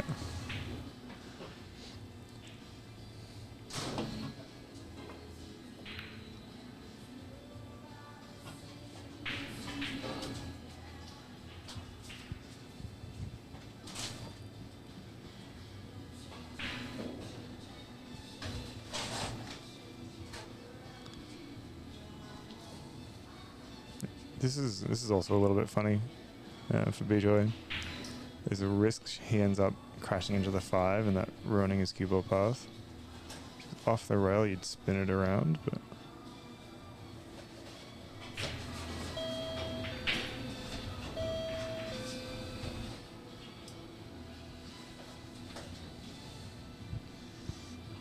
yeah, that's not a bad outcome. Yeah, caught it a little too thick, but the back cut is on here, and I don't foresee Frances being stitched after making this 2. Yeah, position's automatic if you can nail the back cut. The back cut is a bit steeper than the one we saw earlier in this match. So she's gotten down that confidently. So. Ooh. Yeah, just a little bit of an overcut, and that tends to happen when you're kind of shooting into a blind pocket, so they say. I've never really understood that blind pocket concept. I think it's just like because you're looking away from the pocket technically.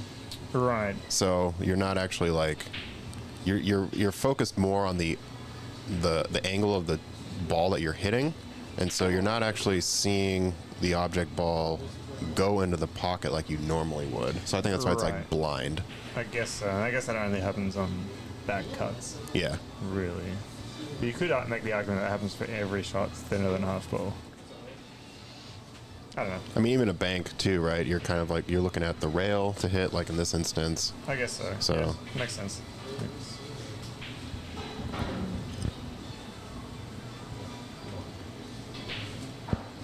All right, so I think I go for the bank here. You just bring the cue ball up table.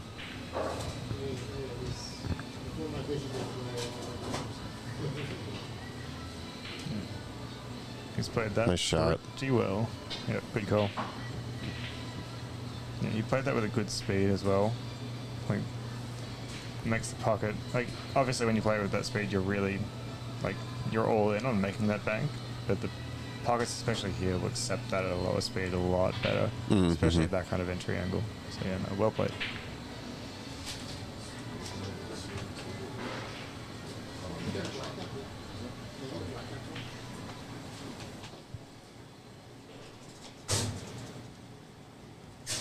Kind of seems like he's just going to go off the side rail here and then back towards middle table.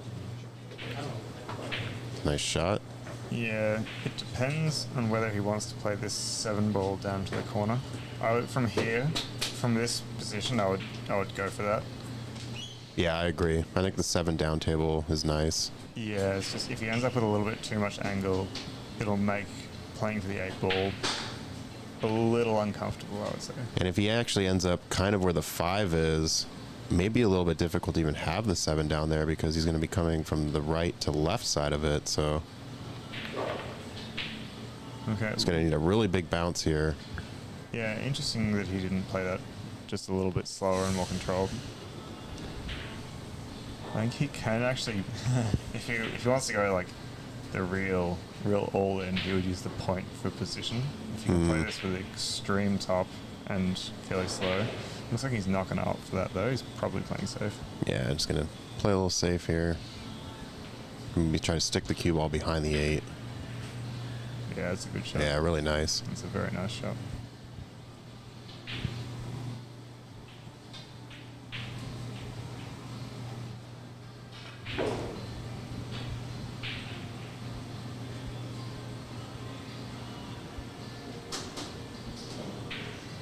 All right, so France is going to go 2 rails here to come kick at the 7. Found the window. Yeah. Yeah, I mean, I think that was right. That was a good cue ball path to take, but Yeah. Bejoy safe was pretty ruthless. So yeah, no shame in missing a shot like that. All right, so he's just sizing up if the 8 goes in the side, which it does.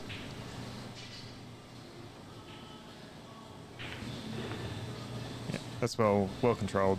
He didn't want to end up too south of that 8 ball. Now I can just sort of stop it in and stop the 9.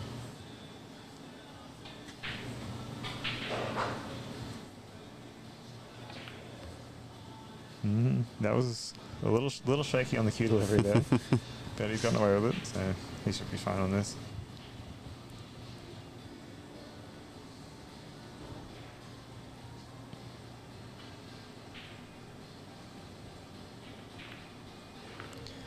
Yep, even Stevens. Oh no, not yet. Commentator's always wrong. Ripe to mess that up. But this does force 8 ball, I believe. Yes, it does. It does force 8 ball because they're only playing 13 racks. Only 13,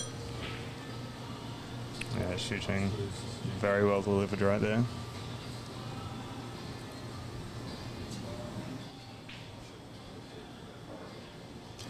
Swing over to table 5. We have another finals match happening here between Huy and Prathamesh Sawant. Looks like they are playing 8 ball. Prathamesh is a great player to watch if you want to see someone play with no fear. I've never seen him ever worry about missing a ball, which is a great mentality to have playing a game, especially like 9 ball. It's very, very good to watch. I've also, just like with Xu Cheng, I've had the pleasure of watching him play when I'm also supposed to be in the match. Yep.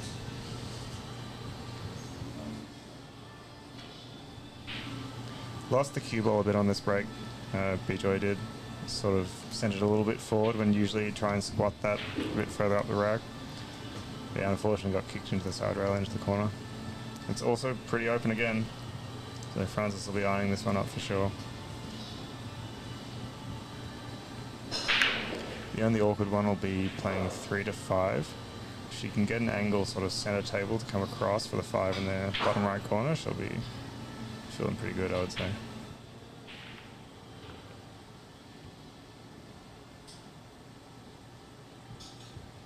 Yeah, it was a good approach. I think I may have just rolled the cue ball into the rail as opposed to kind of stunning out just because that 7 was a potential obstruction, but did pretty well here.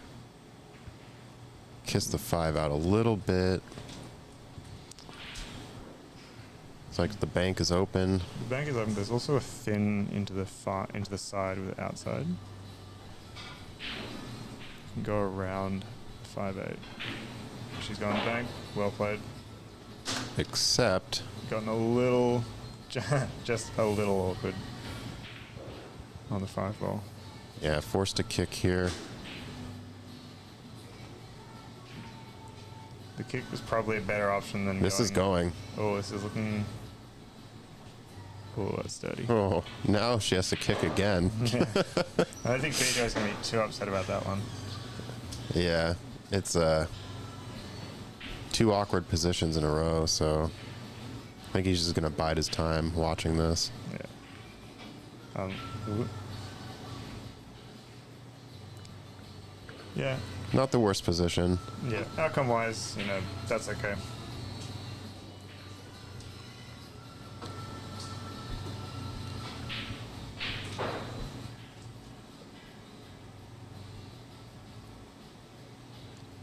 So I think I would take this to the top right. Cue ball path potentially bumping into the 7. Yeah, I agree. The 7, you're probably going to make contact, but it's one of those ones where you're also probably going to lay up fairly nicely on it afterwards. A bit Caught a bit- aggressive a hit. He caught it a bit thin as well, which meant he did miss the 7. He's kind of gotten... He's gotten awkward as a result, but Yeah, I think she can definitely back. makeable. Yeah, back cut this and run the cue into the 9 a little bit.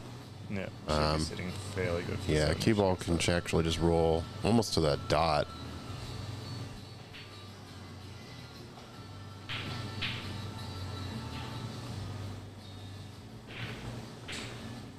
Ooh, 9 ball.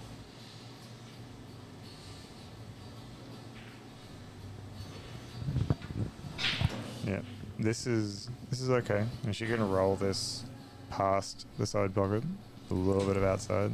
She'll be looking pretty sweet on the 8 ball, I would say. Yeah, perfect. Nice shot. Absolutely perfect. No. It just keeps going, doesn't it? Yeah. She's got this extra thin. Can kind of do almost what she did with the 6, where she's going to be running that cue ball into the 9 again, but having to use the bridge. Yeah, this is touchy. Looks like she's going to play the thin though.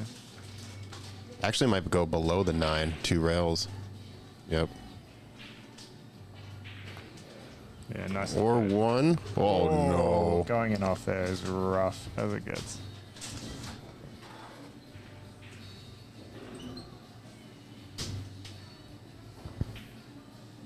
All right, well, a little bit of a kiss there. Ended up being deadly.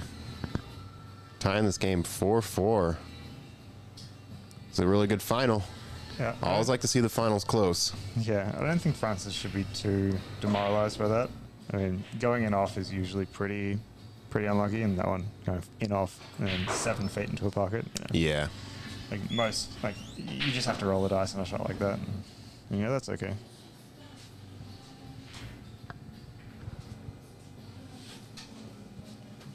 All right, let's see if Bejoy maybe takes a little less power off this break.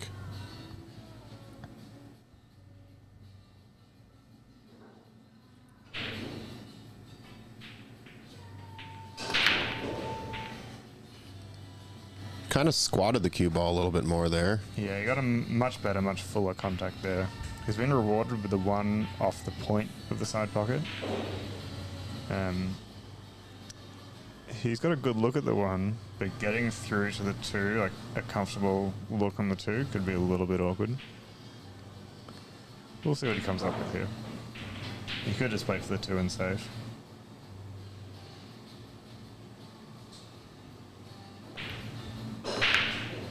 Oh no, I don't think he Yeah. got around. No, I think he's underhit that one. He's got probably the left-hand edge of the 2. But, yeah.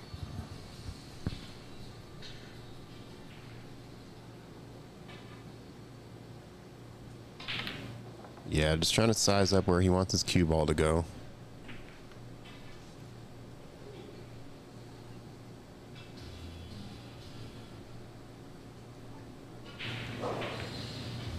Went for the bank. Yeah. Good decision here. Yeah, I think he went for the two-way there for sure. But it's always awkward when you're crossing lines of the paths like that. So he played that pretty well, I'd say. All right, so if Francis takes this on, she's going to really want this cue ball to come 2 rails, but nope, just decides to play safe. It's kind of been her MO. Yeah. Like, Bejoy is basically looking at a very similar shot to Francis just now. I mean, I think comparing the two shots, I would rather take this one on than take the other one on. Mm-hmm. But This you could actually potentially run into the 3 and kind of bump it up table, yeah, he looks but like he's playing going the to safe. play safe. Yeah, that's This is pretty good. yep. The only way to get more perfect than that would be to play the absolute stick shot. Yeah, just glue it to the little bit 6. slower, stuck completely fast. No, that's a great shot from Bejoy. All right, so they're going to kick between the 7-8 here, maybe. Yep. Yeah. Ooh. Ooh, narrow. There is no 3 foul in this tournament, is there? That's right, yep. No 3 foul in APA. Not that you would go for 3 foul here, but Right. you never know when you're going to end up playing safe. Thanks, Christian. You Yeah, never know thank when you. you're Yep. going to end up playing safe after a couple of shots with the ball in hand, and then you can look at the 3 foul. Yep. If it's not on the rule set, it's not on the rule set. Yep, so this is a APA Masters formatted tournament. There are some slight variations from the typical APA stuff, but in 9-ball you can push out, you can jump, but there's no 3 foul. And in 8-ball you have to take what you make, and you do not have to call pocket. So that's still pretty typical of the regular APA 8-ball rules. Yeah, the only difference is jumping from Masters to regular APA, right? Yeah. And obviously even... And then the rest. push Yeah. out. Yep. Those, Is there push out in 8-ball? I don't think so, but I also don't think you would need to. Yeah, very unlikely. Yeah. But it is still break it, take it. That's correct. Right. Yep. You take what you make on the break. In that case, you might want to push out. I don't know where you would push, though, in most 8-ball scenarios. Yeah.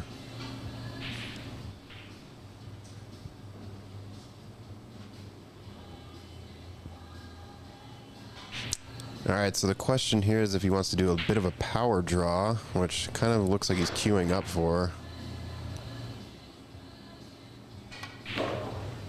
Nice. Yeah. He played that really well. Like, the risk with that shot is crossing the lines, like when you're crossing over the thin part of the shape zone, but a lot of the time players will line that up with low and outside, and then they'll end up overrunning position. Yeah. Yeah, he's played that pretty good. Let's go 2 rails here for the 8. Yep, 2 rails running. Ooh. Bump the 9, but this is okay.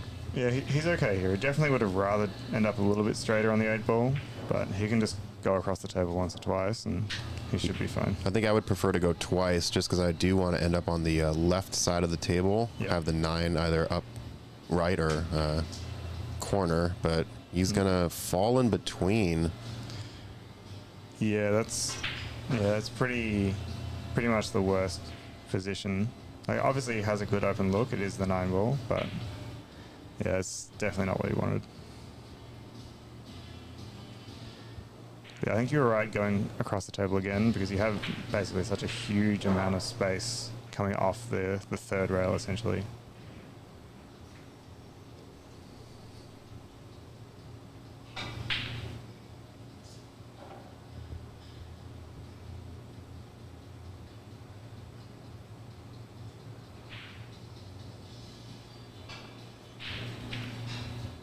Nicely played.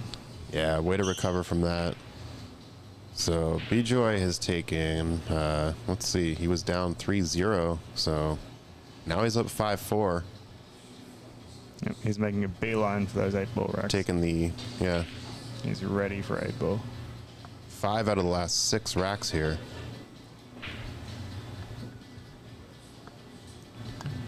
They will be playing 13 9-ball racks, so Still got 4 more racks of 9-ball to go before they switch over to 8.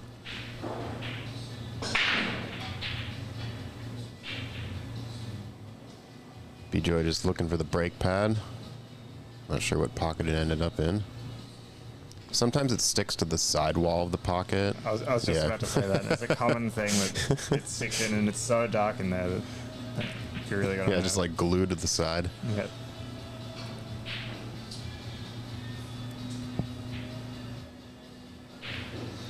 All right, so his last squat break was pretty successful, so maybe trying that again.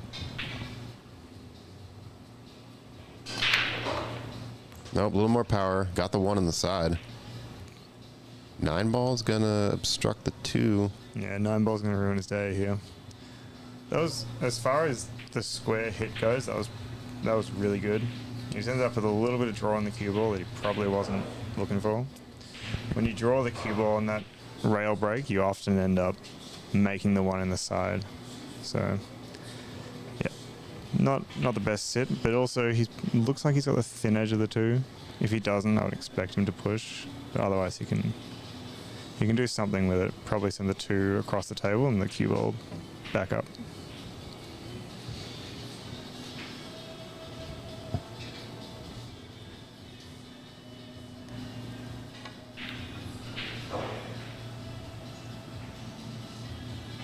Yeah, unfortunately ran into the 5 there. Yeah, France has got to look. I expect her to play safe here. Like, you could go the ultra thin into the corner, but then your chances of getting out to the 3 are pretty slim. So I expect her to play the 2 down to near the 3 and the cue ball at the table. Yeah, I almost want to bank this, right? Bank here, the rail that she's sitting on, and have the 2 kind of float towards the 3. Yep. Yeah, I don't think she's going to get the desired outcome here. Yeah. no. Yeah, I think I would have preferred just kind of going 2-railer, but That's one of those shots where it's quite hard to overhit as well. So you probably want to attack that a little bit more confidently. The idea was right. The path was right.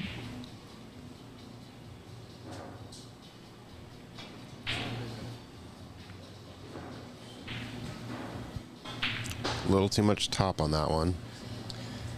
Yeah, I think I would prefer the long kill shot rather than playing into the rail. I feel like playing into the rails, especially here, given how bouncy the rails are and how quick the cloth is, like that long kill shot is easier to execute than it looks, just because of how slick the cloth plays.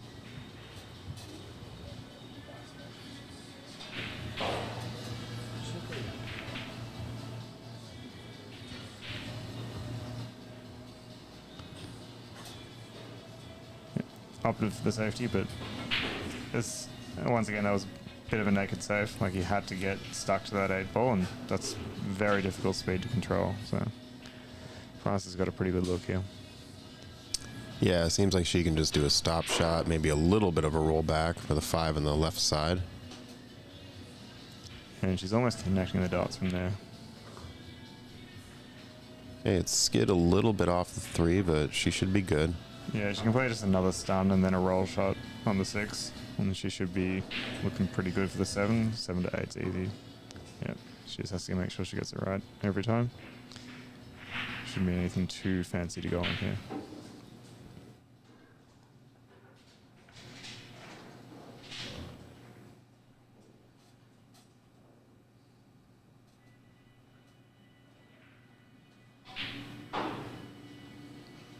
Looks like she's just going to roll this one forward to come cue ball almost middle table, but just on the upper half there. Yeah. Needs to slow down. She ended up a little thinner than she would like, but I think she'll be able to make a good effort of this.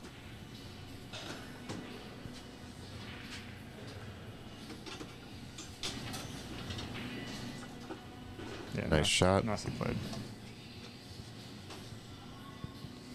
8 in the side. Just roll up a little bit for the 9 in the top left corner. Yeah, this one you just don't want to overhit it. As long as you can control it in, you'll be... Okay, decides to just let her Yeah. stroke out. I think this will be She might okay. end up a little shallow. Yeah, tiny bit shallow, but This is makeable. I was surprised she went so aggressively into the side.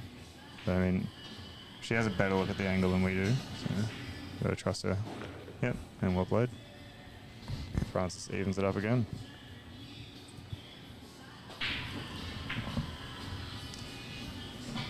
So it's 13 racks of 9 ball. So we've got 3 more to go. Yep. This could get pretty much down to the wire in 8 ball then. Looks like they might be taking a break over on 2, so let's go over to table 5. Got Prathamesh at the table.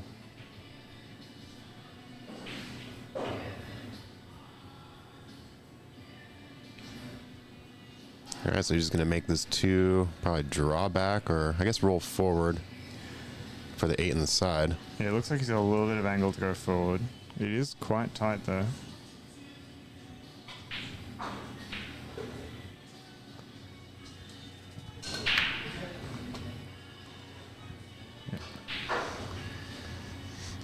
All right, so Francis with the That's a monster break that we unfortunately missed. Yeah. Whoops. Blind commentators over here. 4-ball break. But she hasn't got the set. Yeah, but the 1 is oof. Talk about big break, no reward. Yeah. Steaming after that one.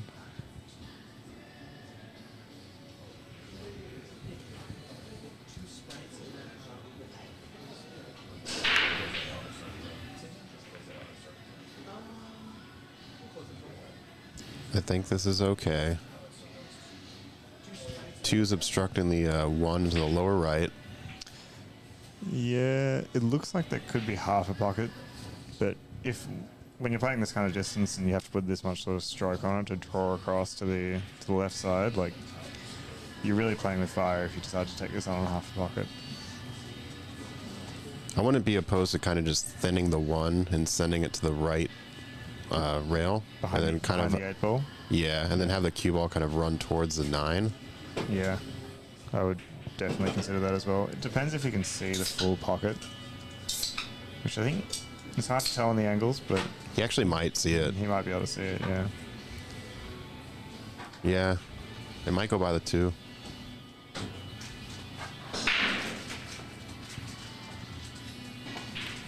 Nice shot. Yeah, that's well played. Juiced it up on draw. He's gonna overrun it, but has the Yeah. look on the lower left. Yeah, no, that was a pretty good shot. It is a little bit awkward to get on the 6. He could just play forward for short side again. It's a bit of a player's choice at this point. I suspect he's gonna draw back into the rail, but I could be wrong. No, you're right. He's gonna play forward. Yeah, nicely played. A little bit of inside spin. Yeah, just accept the longer shot here. Yeah. I wonder if he'll line up for the bank on the 8 ball. That would be pretty ballsy.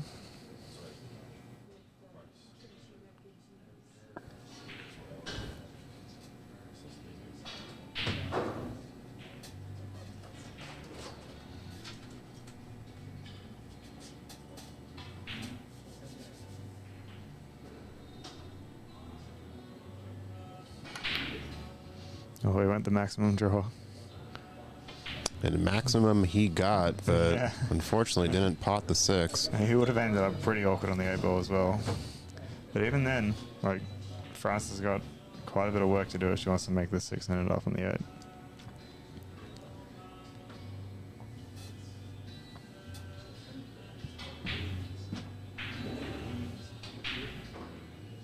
Yeah, this is pretty awkward 6.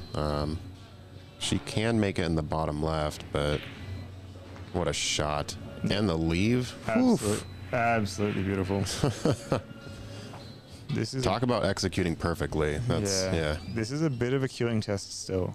As long as she can get the right amount of stun and the right angle, she's good, but it's not a gimme by any means. As well. Oh no. That looked pretty good to me at the start. But this is one of those Ox specials where it's quite deep in the pocket. It's come out a little bit. It's not as deep as it could be. But when it gets really deep like that and you're sort of playing full face into the ball, it can be pretty hard to control, especially on a table this fast. Yeah, I suspect he might actually go rail first, just to make sure, but rail first, running left, and Yeah, I think so. And just go 2 rails go to around come the back for the angles, 9. yeah. Even then, I guess technically 3, but that yeah. is quite hard to control. Yeah. So we'll see what he does. He's just putting draw on it. Just gonna monster draw this. Ah, Yeah, he didn't get quite the action he was looking for. That monster draw on the hanger is always a little risky as well, because the angle that you come off the ball is very sensitive to the cut. So he could end up with 50 yards pretty easily, or he could end up like right next to it, or he could end up like on the side rail near the side pocket. And yeah. yeah, so I think he's ended up pretty much okay. Like that shot could have gone a lot worse. Yeah.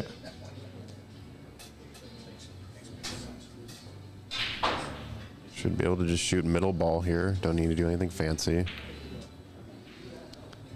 Yeah, I think he put a little bit of outside on there just to try and get it to go, but yeah, Well, after the 8-ball rattle, Francis is going to be gifted here with a pretty straightforward 9. yeah, I wouldn't expect her to miss this. Commentator's curse, Ramil, 60% of the time, it works every time.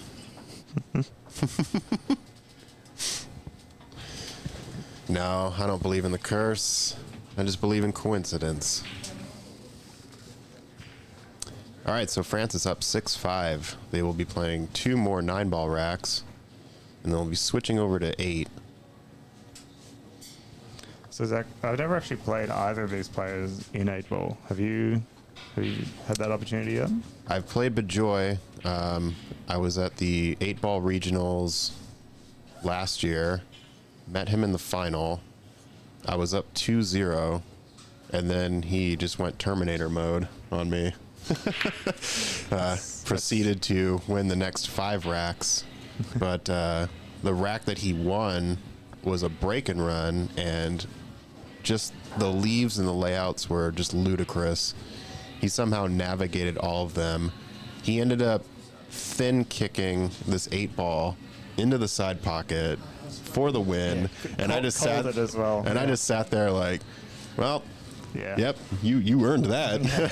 Yeah.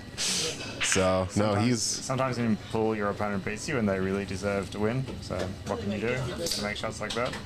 Go for yeah, it. just going up 2-0. I was feeling good. I didn't really get too many opportunities in the later racks. He was really controlling it. Played some really solid safeties.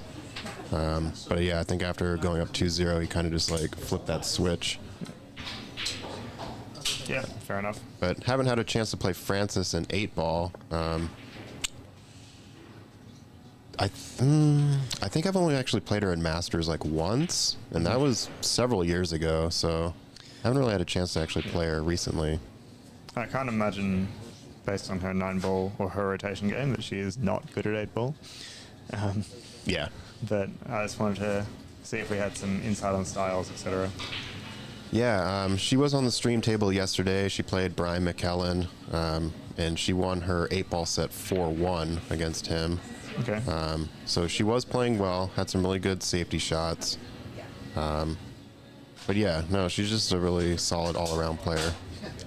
Yeah, well, she has the snooker queuing ability. For those of you who don't watch snooker, Francis competes in snooker tournaments here at Ox quite regularly. She's very smooth, very straight cue action, so that will help.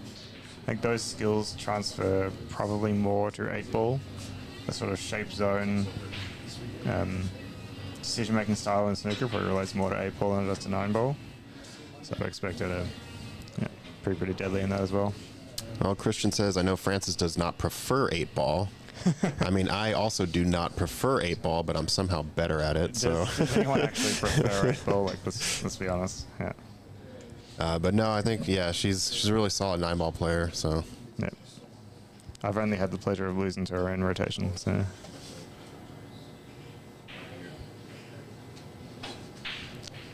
Back to the game though. Bejoy's sizing this one up into the side. The side pockets here play fairly smooth.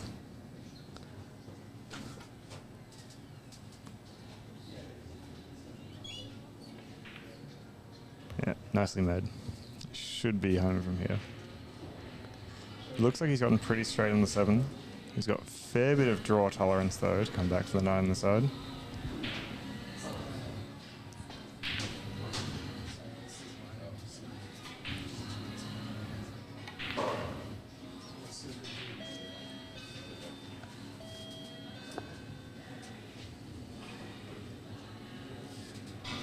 Probably just opt to send the 9 ball into the top left corner here.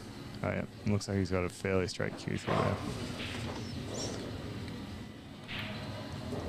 Yep, nicely done. Into the final rack of 9 ball, we are dead even.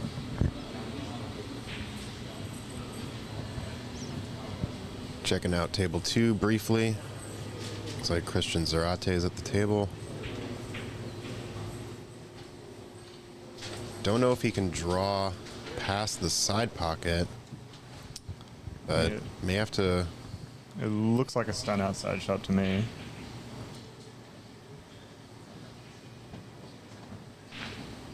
Yeah, nice. Yeah, nice shot. Unless he ends up glued to the 8. Which he did. Yep. That's unfortunate. It's gone as wrong as it can.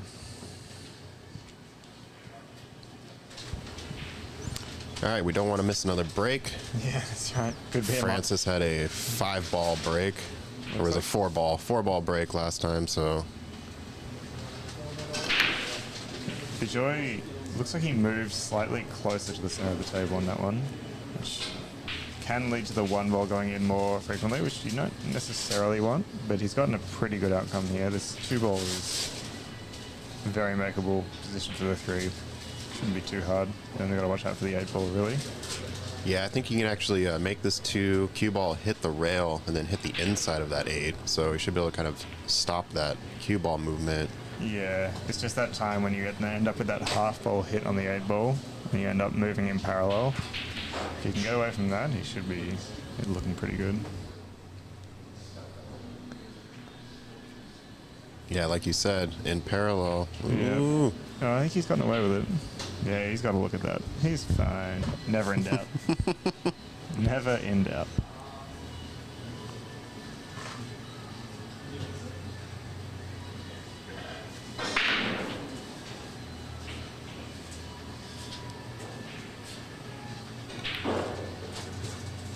Nice draw out here from Bejoy. Yep. Good leave on the 4. Yeah, perfectly into the rail there. Sort of that delayed draw, a little bit of hair outside. He's looking pretty good now.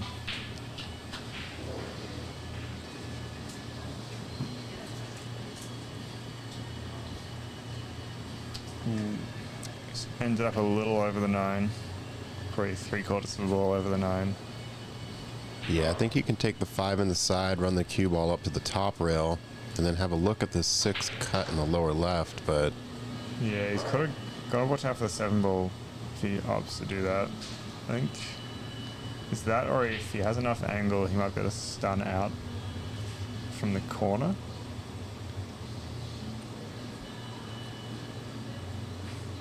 And he has played.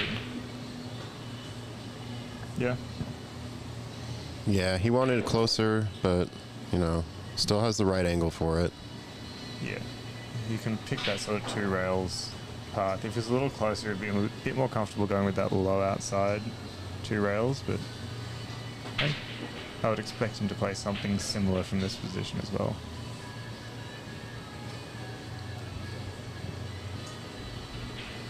Looks like Shu Cheng and Christian just finished up. They're shaking hands. Not sure who the winner is. I think it might be Shu Cheng, but I'll have to confirm that here in just a moment. So we do have 1 finals match finished. So does that mean he's off to Florida? That would mean, match? yep. We've got 1 finalist going to Florida.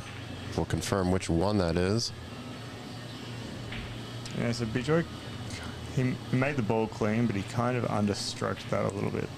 Ended up running into the 8 ball instead of going around it. A little bit more spin, a little less speed, I would say. It would have avoided that contact. Gonna opt for the extension here. The thin cut is on.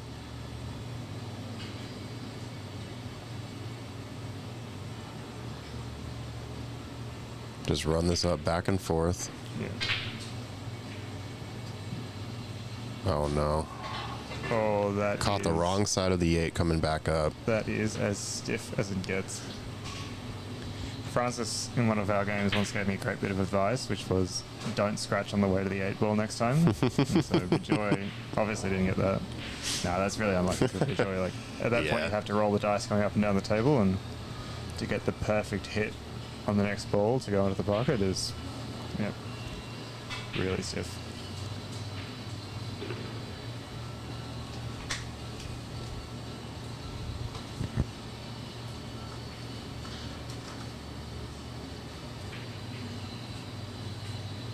All right, so for this 9 ball, Francis a little bit of a rock there, but Yep. takes the lead again, Yeah, and they'll she's- now be moving to 8 ball. Yeah, she's got the thin advantage going into 8 ball, but it's the tight one. Anyone's game here. Swing over to table 5 real quick just to check on the action between Hoy and Prathamesh. Looks like Hoy is maybe on the 3. Looks like he's playing solids here, which is an awkward positional shot. There's a fair bit of traffic. If he plays this at low outside to go around 1, 2, and 3, like there's a lot of risk to get stuck. If you end up in the center of the table, then he's pretty much home, but awkward for sure. There is the safe behind the 8 ball.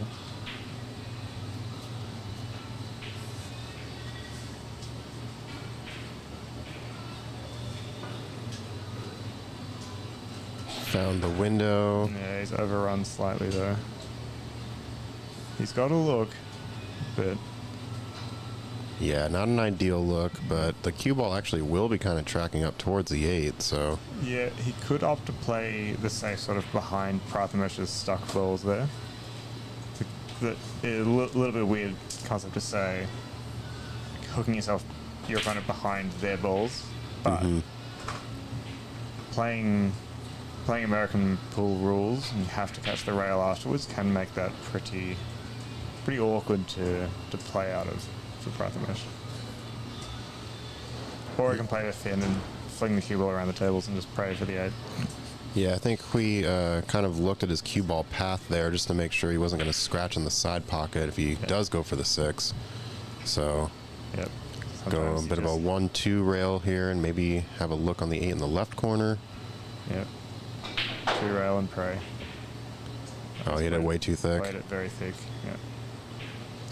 But as far as sits go, he has that combination, that 9 ball, I think it's 11 ball combination looked pretty wide and no longer.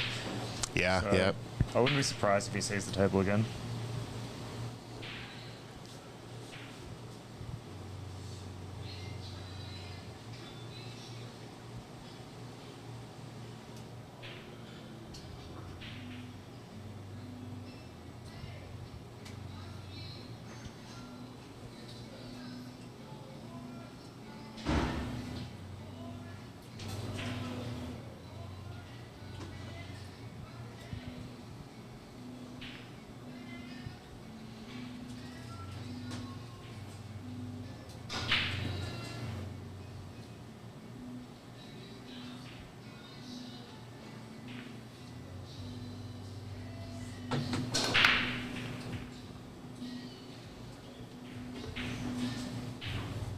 So does 8 on the break count as a rack win?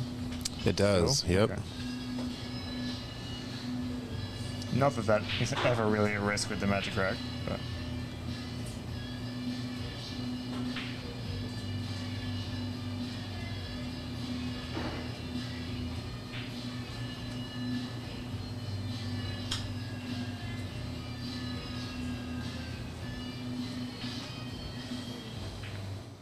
looks like she's eyeing up a combination here on the stripes. Yeah. It's always going to be a tough play. The only problem Bejoy's really got as the solids here is that 4 ball. It's a little bit buried. The 3-ball at least goes to the bottom left, but getting a position for that 4-ball will be, with the 8-ball around it, will be a little bit awkward. Yeah, it looks like he might have a look on the 2 here. So probably just start with that and then come for the 1 in the side. He could make the 7 sort of off the point and then off of the 10 into that bottom right corner. He could. That's ballsy. I like it. That's ballsy.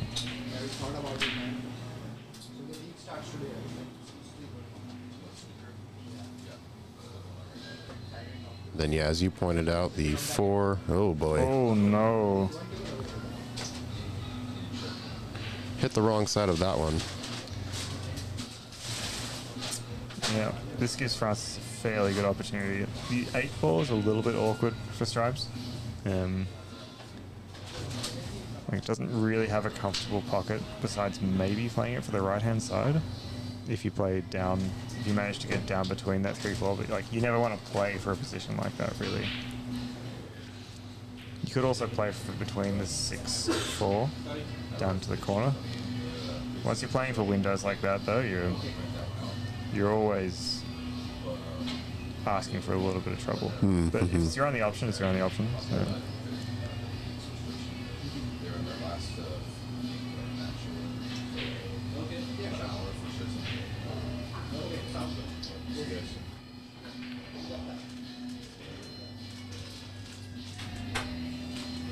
All right, she's dissecting this pretty well. I am really curious how she's going to kind of get this 8 out of that sort of blockade there. She's going to take on the 15-10 combo. Or just go by it? Ooh, No. that had a lot of potential to go wrong. I would have probably preferred to play for that pink stripe over there instead. But France is also much better than me at pool, so.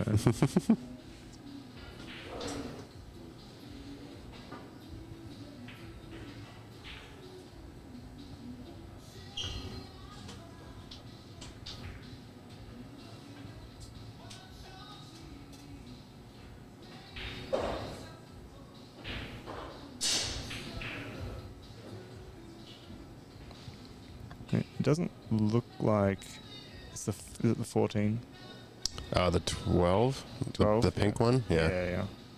It doesn't look. Oh, I guess he's playing for the side. No. Ooh. Yeah, I was gonna say it didn't look like it went past the 5, and maybe it had a narrow window. I think the 15 could have been played up for the 14 and then across. But that probably doesn't lead to the 8-ball in the way that you would like.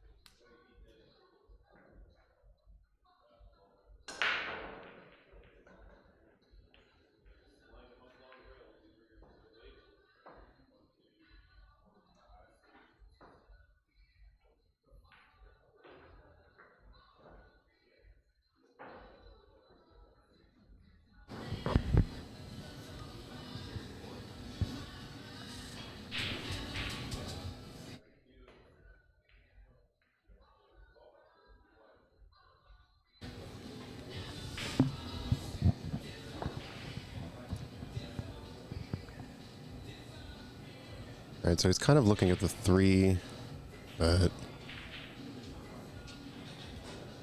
probably just settle with taking this 2. Thick Eagle asking in the chat, are these the finals? Yep, this is the final. One of 3 finals. One of them is already concluded. It looks like Xu Chang defeated Christian Zarate. So he is the first finalist that's going to Florida. This final between Francis and Bejoy, pretty close. And then we have Prathamesh versus Hui. That's happening over on table 5. So, yep. This match pretty close. Not quite sure on the score on the other one. Yeah, Bejoy played that 2-ball really well. To get a good look at this 3, if he can play like a controlled stun shot to get the 4 into the corner, 4 into the side, he'll be looking pretty good. He could even play 4 into the corner actually as well. It all depends on whether he's got a slight angle left or right on this 3-ball. And 7 up to the top right corner shouldn't be too much of an issue.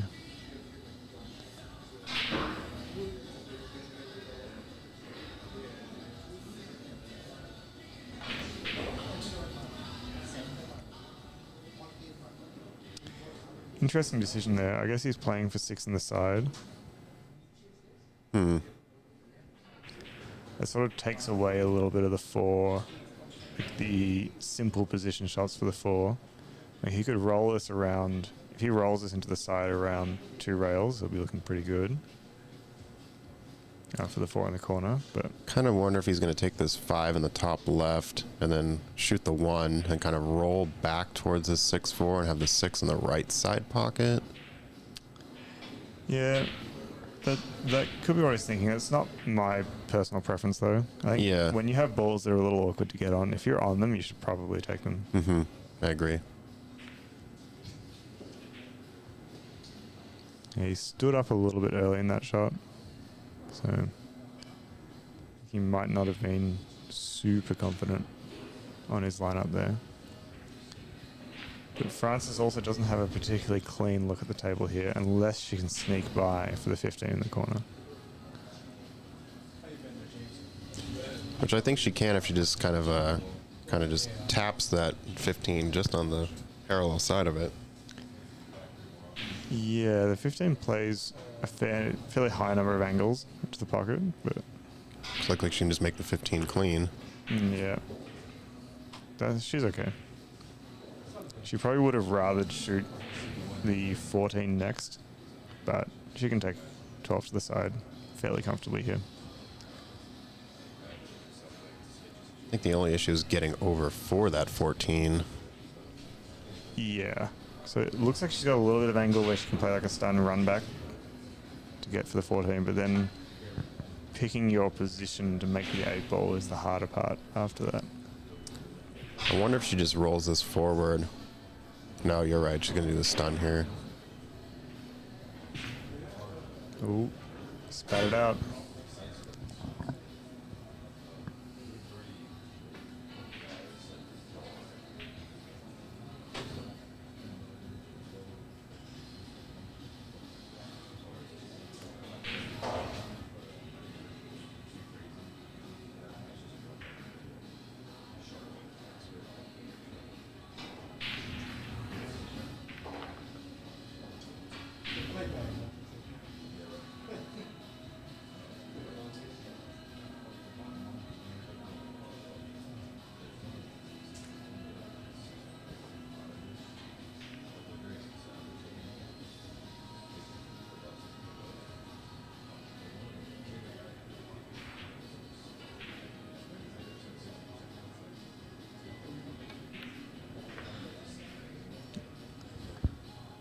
I'm not sure if he meant to run into the 14 there, but that was pretty nicely played, regardless. Yeah, and he's got a pretty decent position on the 6. Doesn't have the greatest position on the 5, so... Yeah, I think he would have rather not run into the 14 and be on the other side of the 6, so he could just play across table for the 4.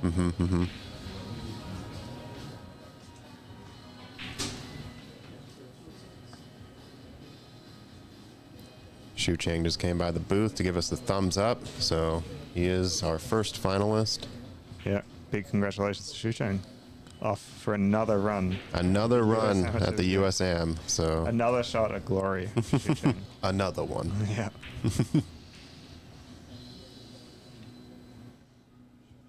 All right, so Bejoy gonna get the extension here.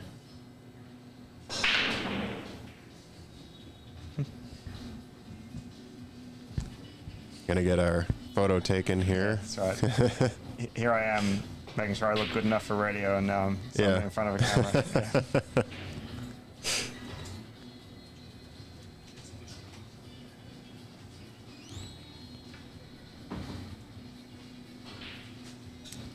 All right, so kind of curious what he does here. Probably just going to stun out. Yeah, I wouldn't be surprised if he plays for the 5 here. Because playing for the 4 is a little steep. Yeah, I don't think this 4 cuts in the lower left. Yeah, I think it might be one of those ones where it does technically, but the amount of risk you adopt by going for that and the probability that you end up on the 5 afterwards is pretty slim. Like if he really, really gets through the cue ball and ends up like going very close to the corner pocket, he might end up with a fairly straight look at the 5. But I almost think he hasn't got the 5 either here, so he might actually have to go for that.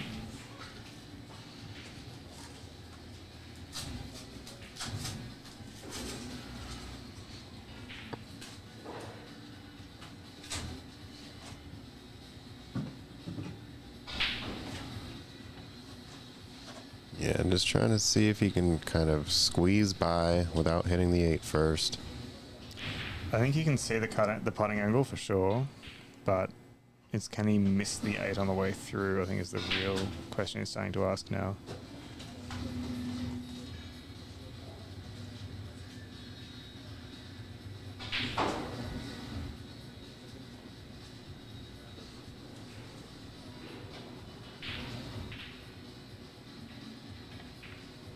And he can. Yeah, And he will. And he may. Yeah, looks like he might have a thin look on the 5 here. It's a difficult escape out for the 8 ball. If he was off the rail, he could probably play that high right, go shallowly into the short corner, and then play across the table. Now he's on the rail though, like sort of judging the swerve shot with side is can get a little gruesome. Yeah, especially if he doesn't get that spin to really kind of take off this first rail. Could just sort of beeline towards that top pocket. So yeah, I wouldn't be surprised if he actually starts to play like a little containing safe here.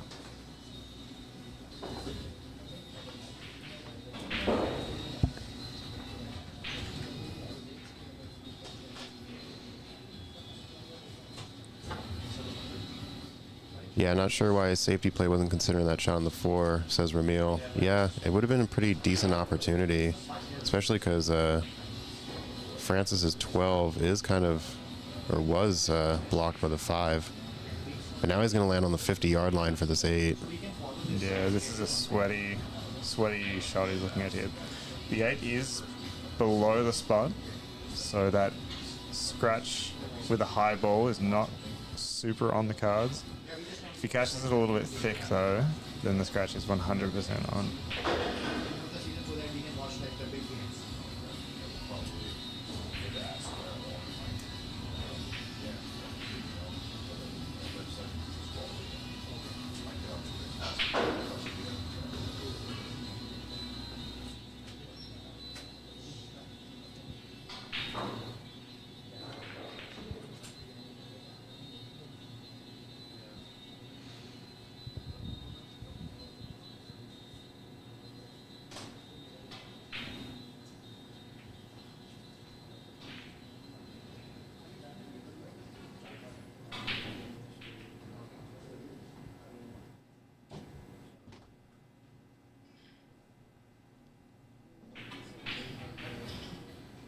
Really well played. Perfectly executed there. Great shot. All right, Bejoy tying this game up 7-7. All right, only 7 more racks of 8 ball to go.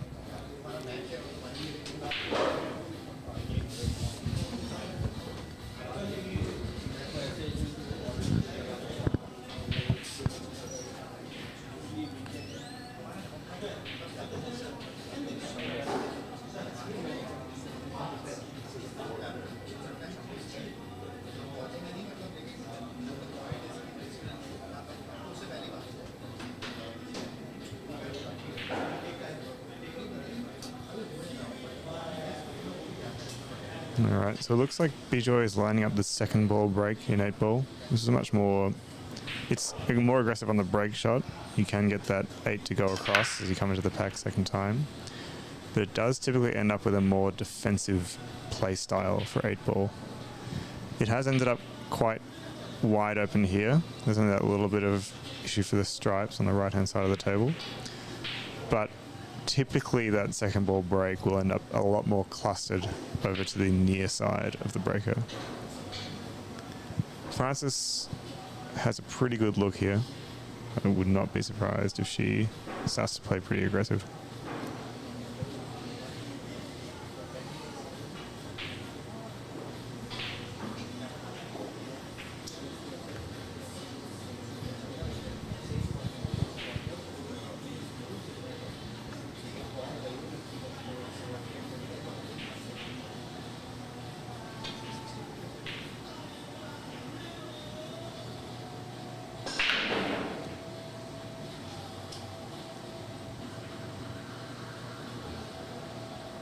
That's quite nicely played. Just got to look at that purple ball to come out for the other two.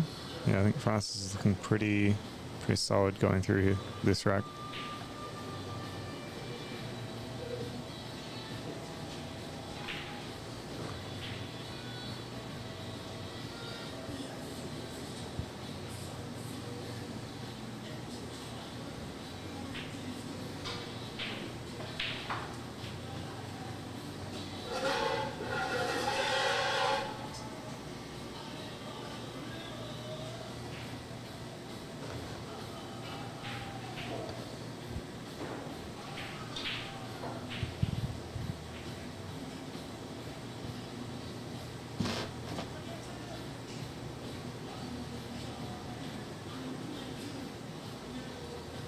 So it looks like she's going to line up the 9 ball as her key ball here in this rack. That could get a little awkward depending on how shallow she ends up on the ball after this 11 ball ideally goes into the corner pocket. If she just rolls this in with a little bit of outside, she'll come off the rail enough to play that outside, that right hand spin one railer up for the 8 in the side. So hopefully she can... Oh, she's come out a little bit and she's missed the ball. So a couple of things went wrong on that shot. Now, Bejoy, the 3 ball is that that quite awkward sit on the side, so I wouldn't be surprised if he goes for that here. If he goes for hit that and gets the cue ball to be sort of near that 8 ball, he doesn't run too much risk. But if he can get that ball, he's looking pretty solid.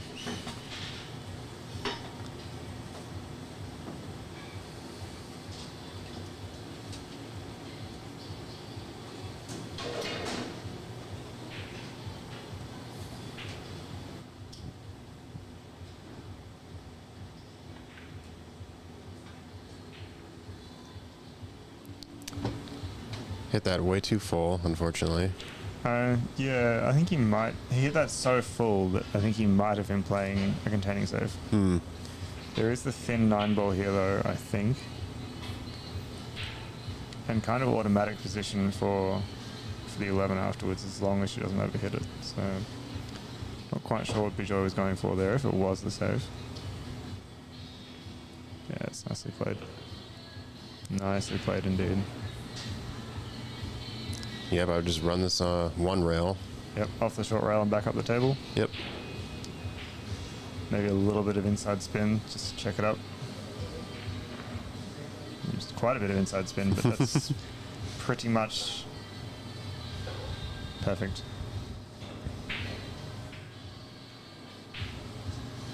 So it seems like she almost had a break and run, right? She almost ran off the break of Bejoy. Oh, okay. Yeah, she had quite an open table. She just had one shot go a little awry. And then Bejoy opted to play safe and leaked it out. Nice. So Frances takes another narrow lead. Yeah, I wouldn't be too surprised if we see this one go hill-hill. Both these players are playing really well. Yeah, they're both striking the ball a lot more confidently now than they were at the start of the match. So Looks like Hui and Proth have switched over to 9 ball. which means there's a lot to play for still. That means they can only be sort of 9 racks into the match. Oh, 13 racks in, I guess, given this is the extended format.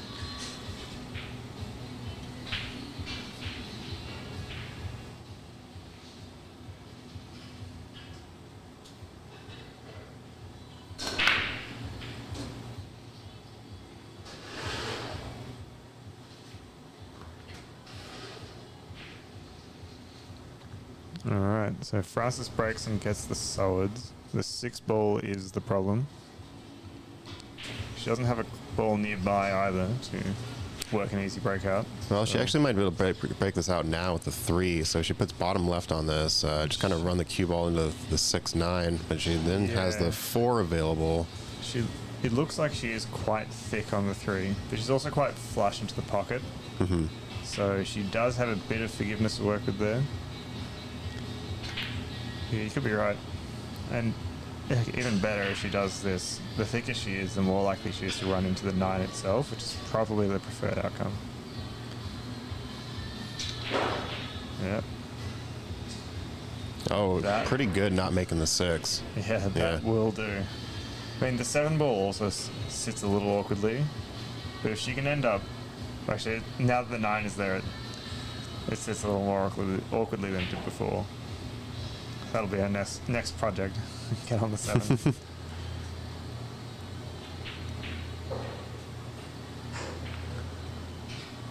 Oh, she played for the bump there and didn't quite get it.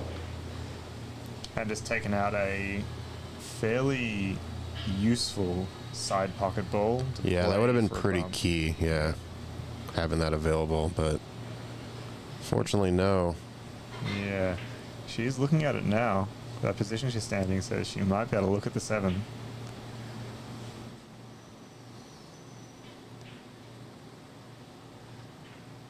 Okay, she's chosen to develop the 7 instead. That's pretty good. She's left a very awkward cue if he goes for the 15 from here. The 15, the 12. I don't know. I can't get It's a 13.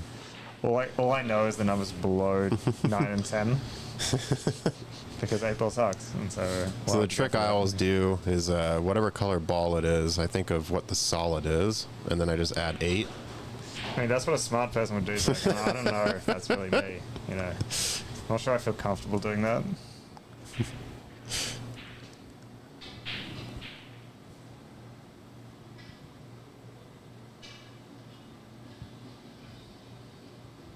So I wonder if he just kind of goes at the 14. Kind of hits it thick. No, I think he's going to take this 13 on. Yeah, I think the trouble playing the 14 for a safety is you could leave the 5 in the side fairly comfortably. Like, the sit for Francis is actually pretty good from most spots on the table. It's a nice shot. That's a pretty good pot there. Yeah. No, it's... If he can see the potting angle for the 14 here, he's done himself a lot of favours with that shot. It doesn't look like he can.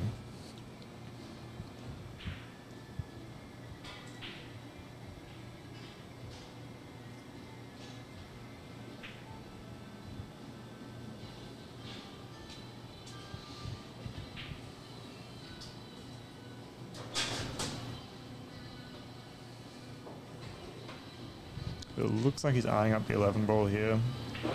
Just one, like 2 rails out for the 9 on the side, maybe.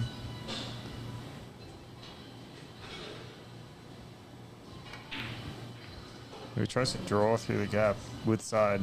Yeah, I mean, it would have gotten him a nice position, but also ups execution complexity quite a bit. He's gotten a bit fortunate in that is that his 6? Is that the 6 ball up there? No, that's the. That's his stripe. Yeah. Yeah. Okay. So all of Francis' balls have pockets now, so he's in a little bit of trouble.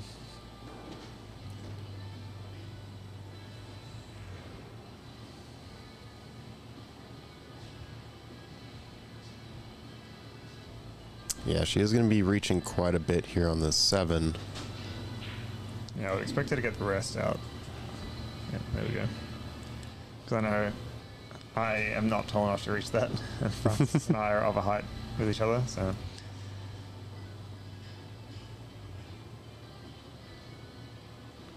Yeah, kind of wants to draw her cue ball out here for the 2, maybe even the 5. It looks like she's got a little bit of an angle on the 7 ball. So draw could end up near the 9 ball. Could end up putting herself in problems. I would probably opt to just tap this in. Yeah, like you said. Stuck behind the 9. Yeah.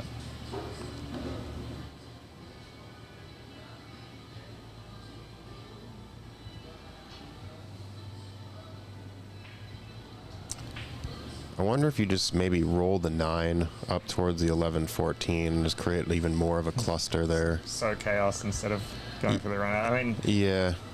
of all the options you have left here, that's not a bad one, for sure. Because, I mean, what is she going to kick 2 rails to try to come at the 2? And, like, to what end, right? Like, Yeah. what's the real outcome that's going to happen? Maybe she has enough swerve here. No, yeah, just she send that up there. Played for chaos. Yeah, it's pretty good. 5's a little bit of an issue now, but Yeah, it's an issue that Bejoy has to control, though. Barthol asking on Twitch, this is tournament. Yep, this is a U.S. Amateur Preliminary Tournament. The winners of this tournament will be going on to Florida for the Amateur Championship. We already have 1 finalist, Shu Chang Chow, and we have 2 more to crown here. You are watching one of them.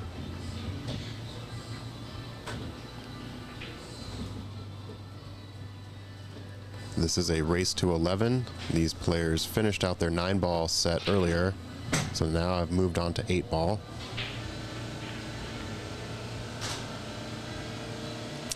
This tournament is being held in Seattle, Washington, in the United States. There are several preliminaries happening around the country, I believe either this weekend or this month. So all of those players in the U.S. and maybe Canada, not exactly sure on that, but definitely the U.S. They will be going to Florida to compete for the amateur championship title.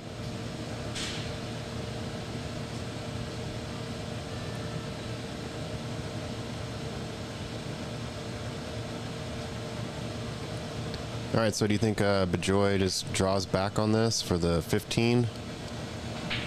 Yeah, I would assume that he does do that. Because it is that soft draw. He's played that pretty well. He's gotten a little bit too straight, maybe. Mm-hmm. Looks like he's come off the rail a little bit. So he has a little bit of angle to go forward. Maybe a little bit of inside spin, bit of right spin. To end up shooting into the corner. He's aiming fairly flat in the ball, though. Yeah, I try to force an angle. Yeah, see, in that particular scenario, I prefer to go forward with side because you stop that force into the pocket that he had to try and play there. Especially shooting down the rails here at Ox, like the pocket can spit it out like that quite a lot. So, yeah, I mean, if you're playing on if you're playing out of OTR, for example, and you're playing on an 8-foot valley, that shot goes pretty much every time. But here at Ox, it does like to spit it out. Question from Kate in the chat. Weren't Bejoy and Francis winners in 2022? I know Francis was a winner last year for 2023. And maybe Bejoy.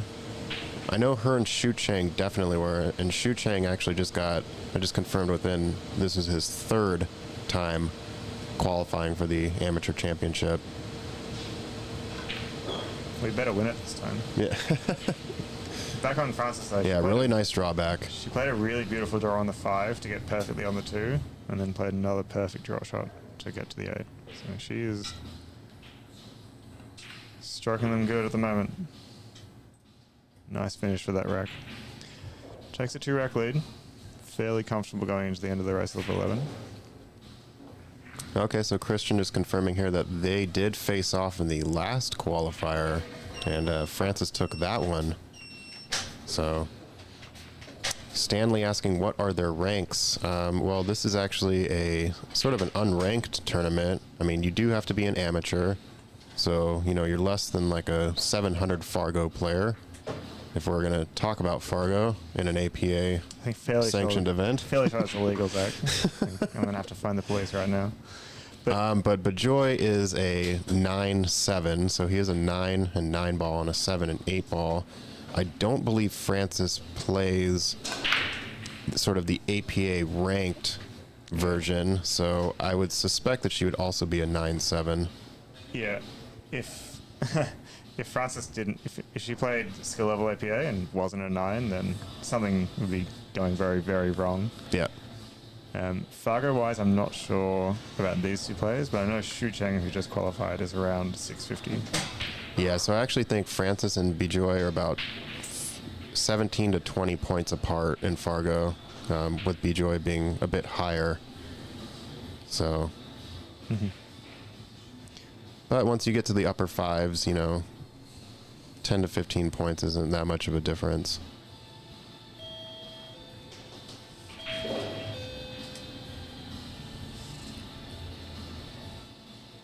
All right, so Francis made stripes here. Gonna have to follow up with this 14 in the side. Yeah, when the rack was struck, it did break a little bit slower than you would have expected. So there's a little bit of a cluster around the 8 and a little bit of cluster around the left side. That's the 14. She might be taking the 12 on, yeah. Yeah, The pink one, yeah. It does go to the corner, so yeah. When you get a hard ball and you're on it, you might as well take it now. It will mean that traveling down for the 11 at the bottom of the table will be a little bit awkward from the 9. But it's probably the lesser of two evils at this point.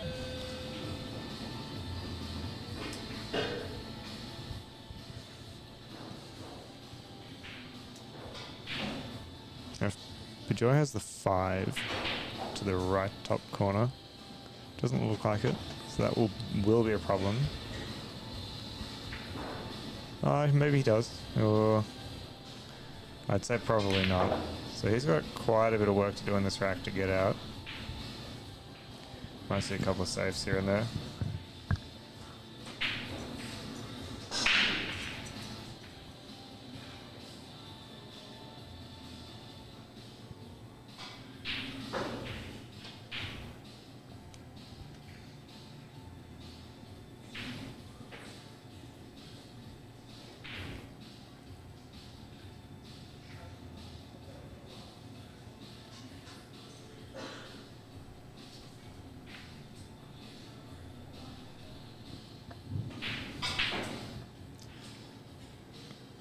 Not a bad shot there. Just choosing to develop the table instead of attacking.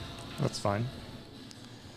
Francis does have a fairly difficult 11 ball up into the top right if she chooses to go for that. Okay, so Ramil confirming in the chat here what their Fargos are. So it's about a 26-point difference. Whoa, Zach, you just did math on stream. That's risky business, my friend. Call the cops. Yeah, that's right. But yes, thank you for that information, Ramil. Yeah, so 13. She's going to play it safe here. Oh, probably didn't want the double kiss there. Did not want the double, because now he can play 5 into the 7. I don't mean 5 onto the 7 into the pocket. I mean 5 in off the 7, I would say, is probably more likely. Stanley asking is a different streaming platform. We are also live on YouTube and Facebook. It's Ox Billiards for both of those. If you prefer to watch elsewhere, or if you just want to triple up on the stream, like and subscribe. That's right. Share with a friend. Let's get those. Maximize Let's get those numbers up. No, that's a pro streamer move right there. But yeah, Stanley, I think you might be fairly alone in the chat on Twitch. The YouTube audience is the biggest by far. Yep, there are currently 5 people watching on Twitch, 7 on Facebook, and 46 on YouTube. So YouTube is a bit more lively of a chat, but whatever your preference is totally fine with us. I like YouTube for this kind of thing because it has rewind. So he can just drop back 15 seconds if he he steps by himself. Yeah. Yeah, and then you can just click live to catch back up if you Yep. I think so desire. So if you're watching like gamers on Twitch, I think it's better experience than YouTube gaming. But for something like this, which is a little bit more technical, a little bit slower, I think being able to rewind and take a real look at more difficult situations is definitely preferred. all right, so I was able to kind of clip off the inside of that for the 5. Guess the question is now, does he take the 7 in the side and maybe try to break out the 1 down here? Maybe it's Yeah. too soon. Well, he kind of went for it. Yeah, that's a fairly healthy nudge on the 6, I would say. I would actually just take the 3 now. I was and about to say that. Yeah, bump the 8 take into the 3, 1. Yeah. Push the 1 towards the end rail, and then you have a fairly comfortable pattern.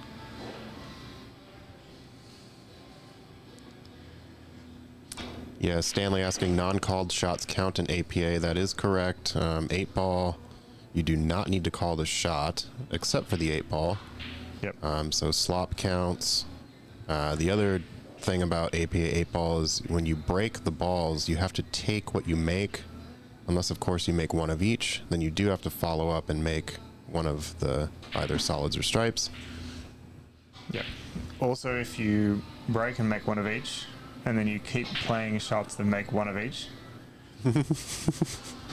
Your one of your- each in perpetuity. Yeah, your set is never actually decided, but if you manage to clear the table doing that somehow, you can shoot the 8 ball whilst never having been assigned a set.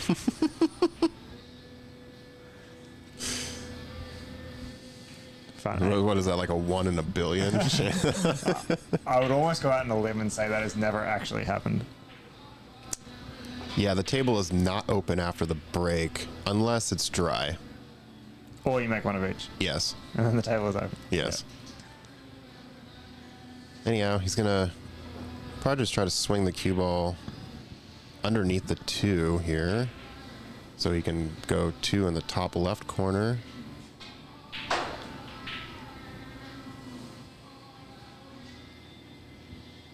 It's gonna be kind of touchy here because the cue ball may come off the rail and bump the 2.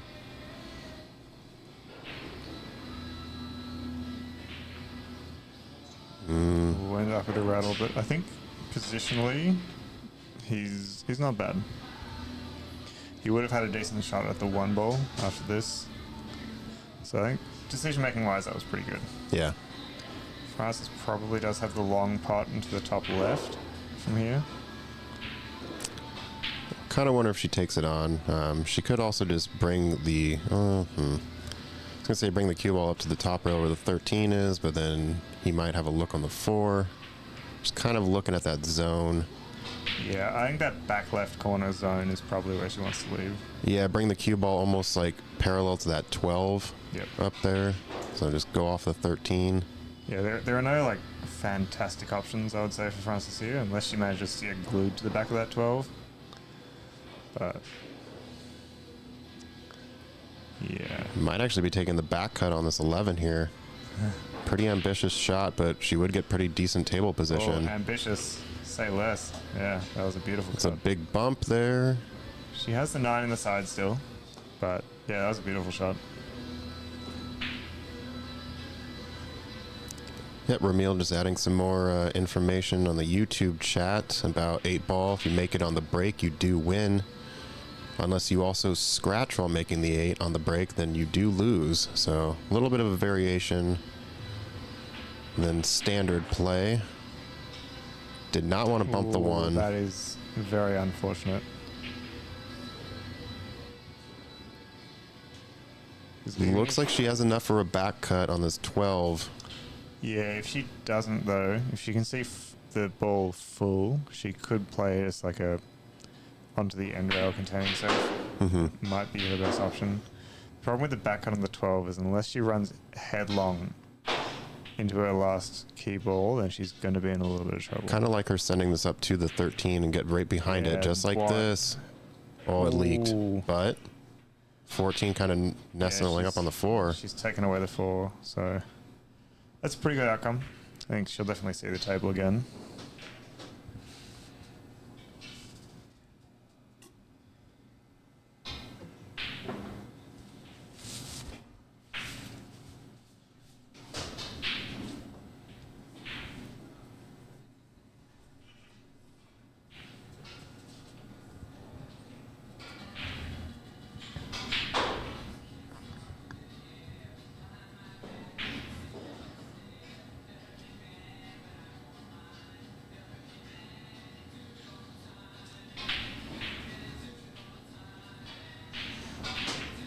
All right, so I think Bejoy is just going to play defense behind the 8 here. Just kind of tap the 1 to the rail.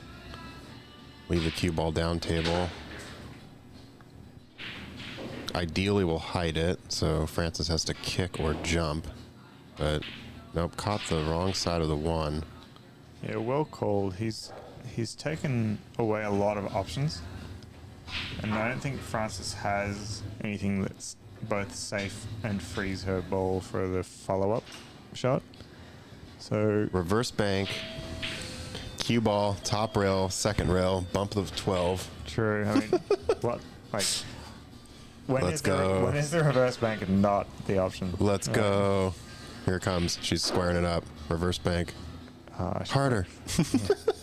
You're never going to reverse bank playing that. That's a good decision from Yeah, Francis. no, it's smart. Like, the only disadvantage she has at the moment is that 2 ball will make the 4 easier to free. But Bejoy basically just has to wait to shoot that shot, because you can never, whenever you break out a cluster, you can never be guaranteed that you're going to look at a ball that was in that cluster. So if he has the 1 ball there still, when he shoots that 2 to break out the 4, he'll be in a much better position. In the chat, last question, the rankings in APA are based off the local population in your region, right? For instance, a 7 in Maine might have a better average score than one from Texas. I believe to a certain degree that is accurate, but I do know that APA has a very specific algorithm. So players are in their skill level, and it definitely has to do with innings, defense, your opponent's skill level.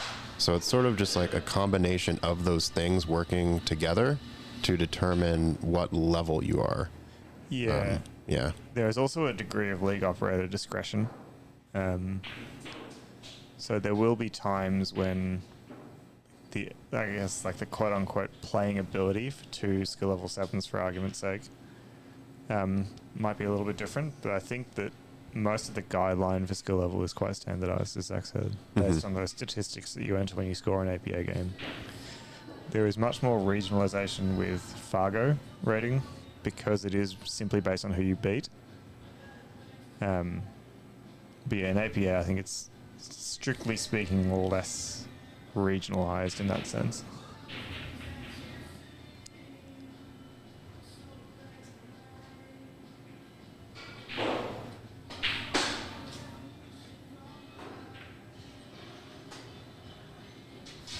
Yeah, so Rack has definitely slowed down since that problem set near the left side pocket was introduced.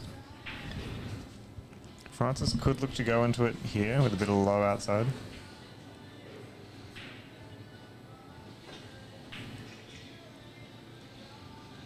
Yeah, actually gonna have to get this moving pretty quick if she wants to break out that 12 with this shot.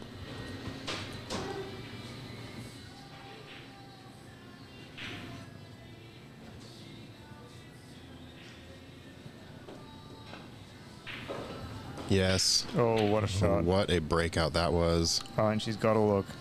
Yep, that is pretty good outcome. Yeah, you can't really ask for better than that. Yeah. 8 ball is going to be a little interesting. She wants to draw back a little bit, but Yeah, avoiding the side pocket here on the draw is pretty crucial and pretty difficult.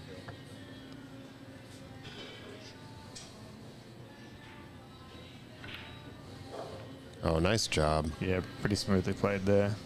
Can't argue with that. The reason I ask is a 6 in Maine. I remember 7 base in the menu would run out almost every rack. Yeah, so I mean, in 8-ball, 7 is the max. So basically, you could have players beyond the max, but they're still playing as a 7. Really nice finish and way to get out of that rack for Francis and get herself to the hill. Yep. So Stan, I think a lot of that depends on your table conditions that you play on as well. Like, not all tables are created equal. And for example, here at Ox, playing on a 9-foot Rasson, open tables, whilst most high-level players in APA will run out. But if, for example, that same player was playing on a 7-foot diamond, which plays really consistently, the pockets might be a bit tight, but like an open table, they're probably going to run out it pretty much every time. I think any 7 around APA would be able to do that. So. Yeah, I know.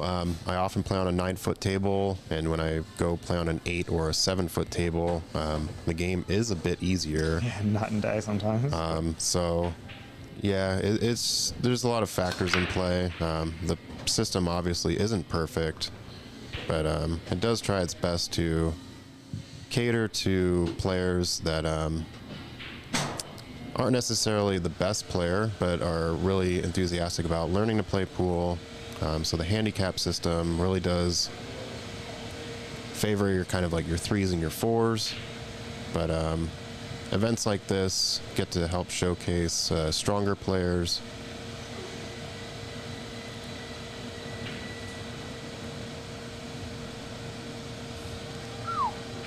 Playing the fire there, Francis. Yeah, I mean, that would have been a case of scratching it off, which is fairly... You usually take that on. But yeah, she got pretty close to it there. Probably going to take the 10 in the bottom corner here, unless the 11 looks a little better. Yeah, it's possible she can't see the potting angle of the 10. Oh, or miscue. Miscue instead. If that blocks the 1, oh yeah, she didn't get as lucky as she could have there. Still, an awkward sit for either player at the moment.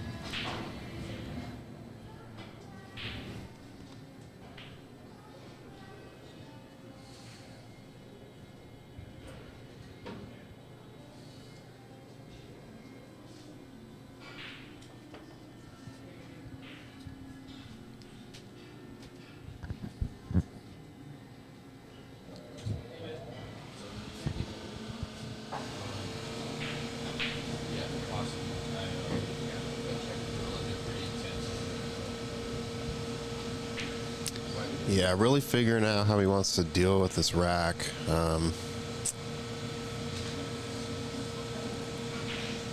The cluster kind of sitting around the 8. He's got a bit more of an issue than she does currently, but he also necessarily doesn't have to be aggressive here. He is down 3, so may just want to kind of bide his time. See if he can force an error from Francis. Yeah, I think unless he can see a clear pattern, he should probably play with a little bit more reservation. Like, the last thing you want to do when your opponent's on the hill is sell out big time. Like, if he really goes for it and opens the rack up here, then he'll be kicking himself. So. Looks like he's going to go for the 1 and maybe just bump this 3 out.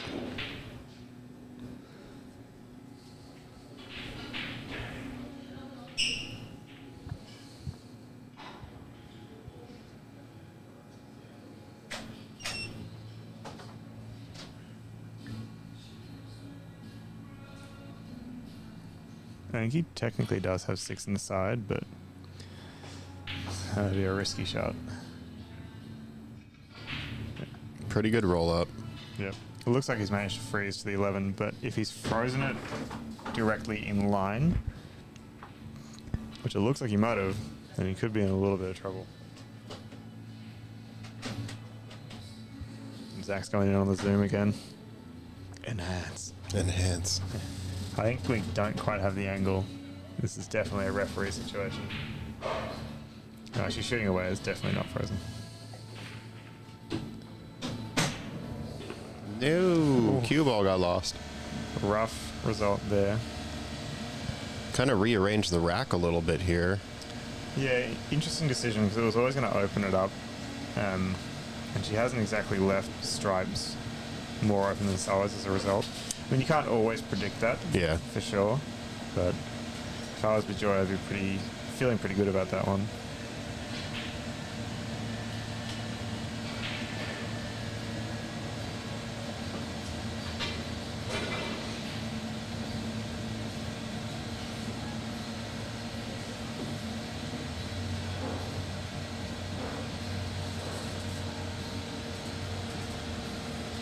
In the meantime, it looks like Prathamesh and Hoy have finished their match.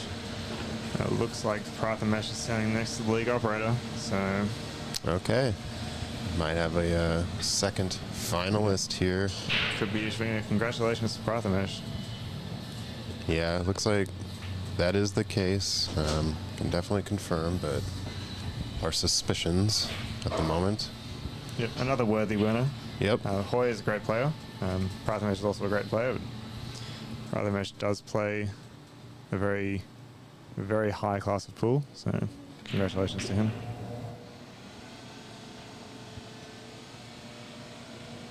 All right, so Bejoy is working his way through this rack. He's come up okay on the 4. Curious if he maybe goes for the 2, but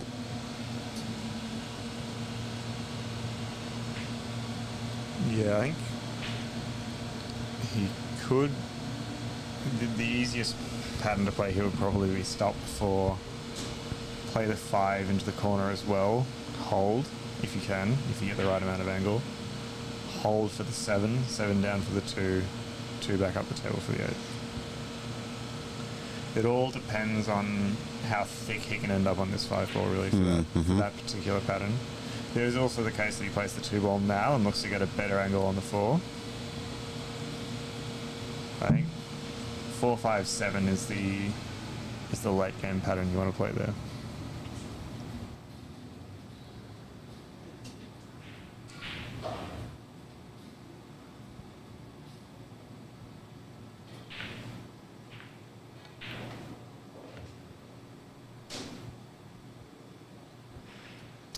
yeah, good call. I'm kind of curious how he's going to hold here for the 7. Might need to put a little bit of sort of like a drag draw on this 5. Yeah, drag, bit of outside, allow him to clip the 5 a little bit thicker.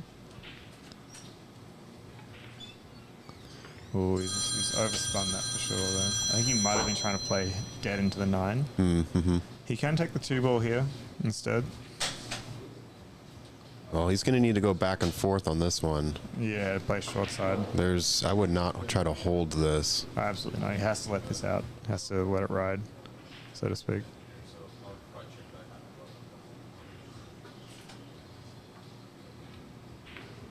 Oh, not let it ride enough. Yeah. I think you put a little bit of right hand spin to try and keep that follow shot a little more level at that sort of diamond height of the table, but it ends up killing it a bit too hard off the rail. So this is kind of a shot he has to go for anyway. So he's almost all in on this one now. I think Francis' table is open enough that if he leaves the 7 anywhere, she can make a couple of balls, play safe, and she's probably going to run away with it. So.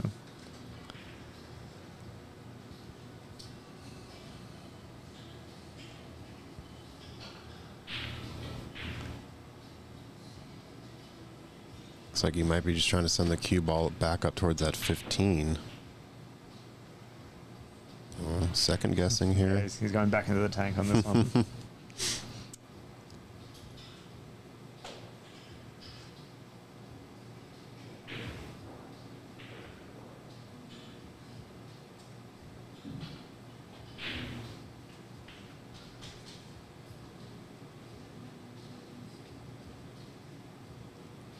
Yeah, I think he's actually just sizing up this cut down the rail like you were talking about earlier. Yeah, do or die for Bejoy here.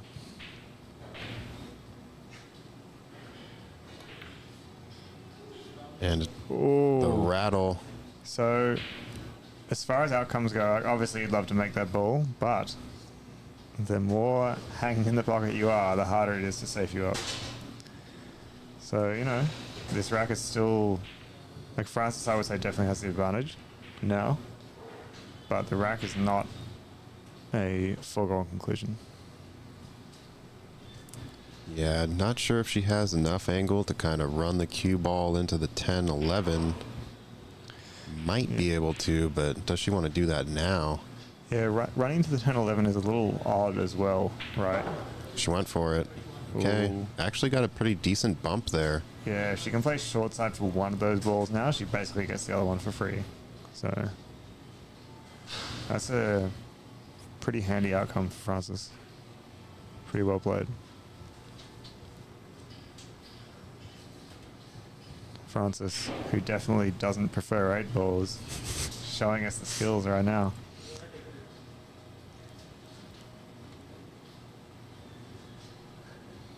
All right, so follow this 2 rails. Try to get on the lower side of the 9.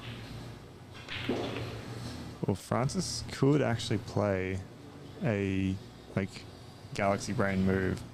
If she ends up straight on the 10 on the right hand side, she could just play a stop shot safe to make the 7 and then hook behind the 11 ball. Yeah, that's really good. Yeah.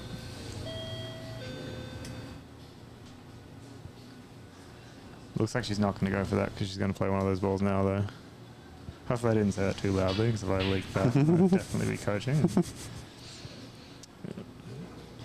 Yeah, our voice is actually being piped into the main room. Francis is wearing a wire and listening to stream. She's stream sniping the match. Yeah. No, This is pretty smart. That's a well executed save. I don't think the 9 is in the way for the long kick, yeah. long kick, but still, I mean, if this is what your opponent's looking at, you'd feel pretty good about that. He's got to put speed onto this if he wants to get a comfortable look at the 8 ball. You don't. I mean, obviously, it's better than giving your opponent the table, but you don't necessarily want to be queuing off the short rail for the 8 in the side from there. Yeah, definitely doesn't want to baby it. Would really prefer to go rail first into this too, just right above the 7. Yeah. As opposed to kind of hitting it on the thinner side. Yeah, looks like a pretty Looks like handy he's speed, doing it. but Oh, he's gone past the ball. yeah. Hit a little bit too high on that rail coming in. Yeah, he might have put a little bit of running spin, but yeah, that was. Now I think Francis does your shot. Just make this. Yeah, maybe. Unless she feels confident about making all 3 of these. I think as long as she can make, she should be able to make the 10 with ball in hand here and come out enough for the 11. It's just she has to get angle on the 11 to play for the 9. Yeah, that's a pretty good outcome. She should be able to go forward here with inside.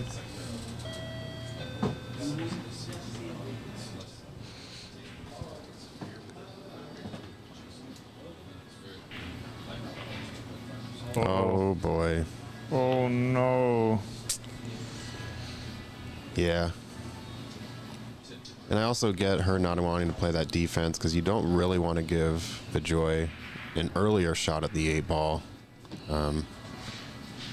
Unless necessary, but Yeah, I think she made the right decision to play the 10 from the short side. But yeah, she unfortunately ran into the pocket.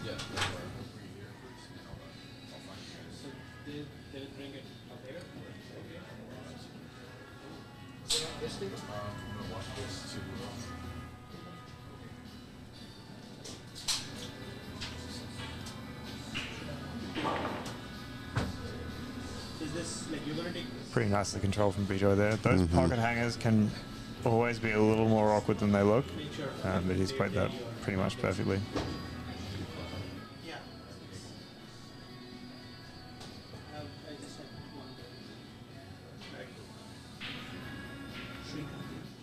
Nicely played. yeah, way to stay in that rack. Yeah, lives to fight another day. Yeah.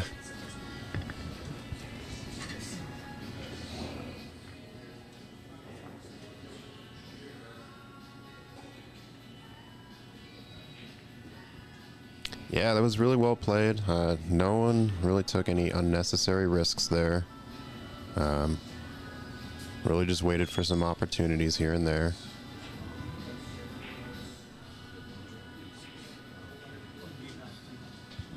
So Bejoy within 3, Francis sitting on the hill.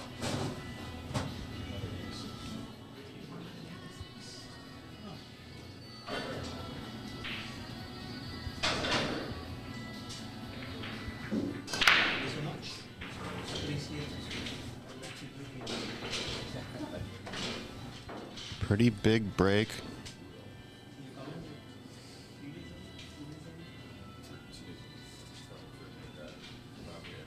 Yeah, it's a pretty good spread looking there. Looks like he did make a solid on the break, so that's what he's going to have to take. Never mind, he made stripes. I got a question from Brianna in the chat. So the blue cloth is just to protect the table from like that extra bit of scoring that the break areas get. The tables were roughed up a little bit at the Seattle 9-Ball Open, but it definitely drastically increases the life of the cloth if you use the brake pad. Yeah, just basically, stops or prevents the skid marks from appearing, especially in the spot where the cue ball is placed often for breaking.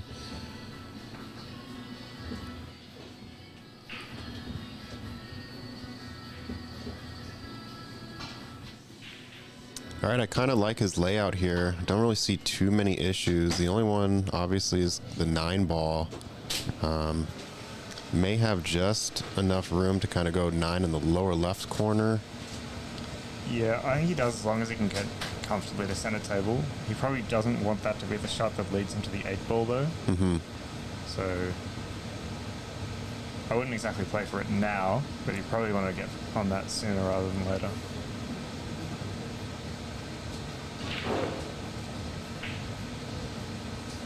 Yeah, that's pretty nicely played. If you can hold off the 14, you could even do that right now.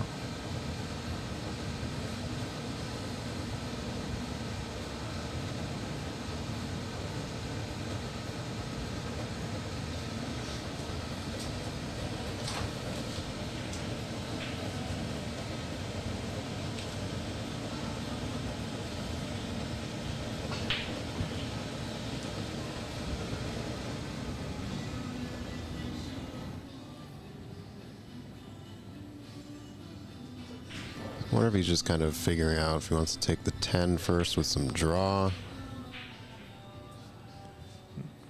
Yeah, he might think he's got a little bit too much angle on the 14 to hold for the 9. So if he can draw back to the 14 with less angle. Yeah, almost come exactly straight on it. Then he can sort of stop shot right where the 14 is. Yeah, that's ideal position, but also like drawing back to ideal position is never that straightforward. So Yeah. Table running a little long, so it's a bit touchy when you're drawing. I was playing on this late last evening and was definitely overrunning some shots. Kate, yeah, it is me. Yep. Picked it up from the funny way of speaking. Yeah. It's alright, I heard it all before. Like how she said, oi. Yeah, I know, right? Just really getting into my soul with that one. Speaking the language of my people. Yeah.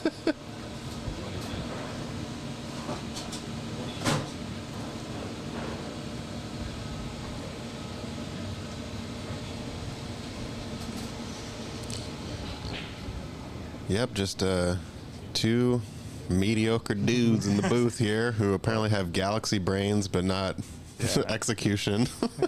Just imagine if I could execute, that'd be crazy. Yeah. No, Zach got them way less mediocre than me. He destroyed me last time we played, so yeah. That's right, I'm not salty about it. Confrontation in the booth, somebody call 911. Surprised I'm even here. Ow, stop twisting my arm. I only came here to talk to Zach. Yeah. All right, so Bejoy looking like he might have the 9, but triple checking here. Yeah, I think the real concern is how is he going to escape that cluster of balls after making it, if he does.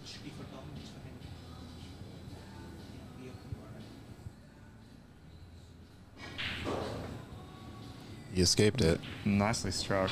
He's come a little bit far for the 11, which I'm assuming was his next ball. But he can play the 10 stun off the rail. So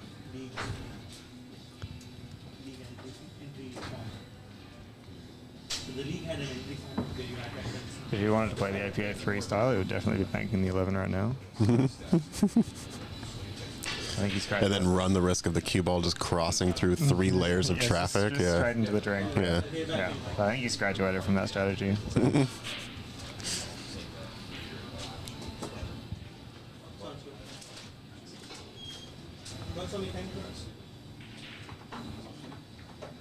Yeah, so I think you're right. Just kind of cross table on this one. Even if he kind of bumps the 6, he should be okay as long as he hits he bumps the upper part of that 6. Yeah, the real thing he wants to get is, if he can get as close to center table as possible for that 1 rail out for the 8 ball.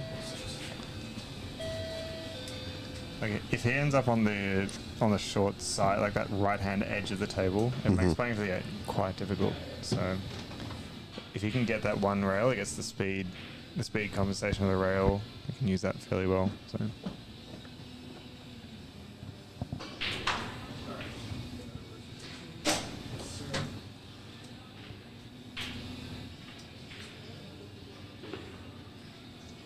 Oh, he overhit it. Yeah, he did. I still think he's got a little bit to work with here. If he can make this with a trace of outside spin, then he's probably going to be looking pretty good on the 8. Oh, he's actually maybe looking at the bank, just seeing if it goes between the 3 and the 2. Oh, that would be...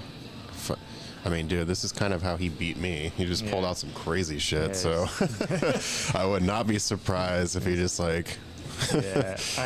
he pushes the boost button, you know? He just turns on the aim button and places the bank. I personally would always favour the cut here. Cut with just a trace of outside to avoid the side pocket. You end up with that sort of check side coming across the table, which should kill the cue ball fairly well. One thing about the fast table is, yes, the cue ball is going to run, but the object ball is going to run as well. And so if you can just make it a little bit above pocket speed, you don't actually have to hit the ball that hard at all.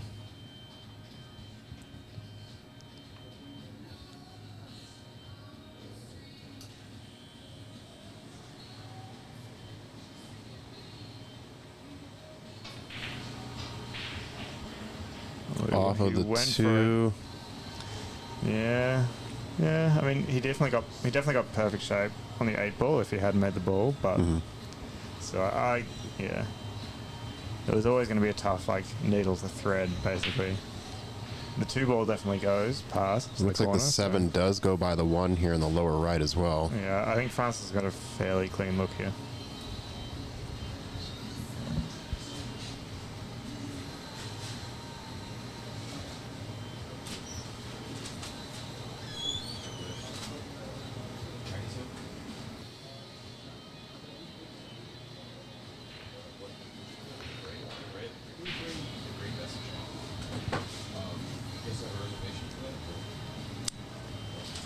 Kind of fell a little bit below the position she needed for the 4, but the 5 does go, so let's take care of that first.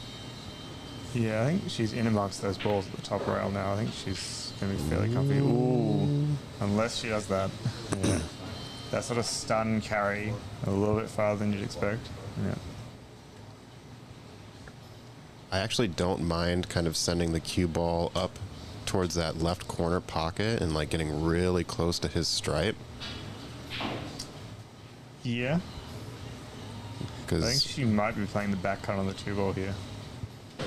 I think that's safe you had in mind is... I think this is great too, because it's going to at least block the pocket. Oh my god. That's Again. the same pocket too. Again, yeah. Different end of the table, but same pocket. She ginned the ball, absolutely, but yeah, it's rough. It's a rough land.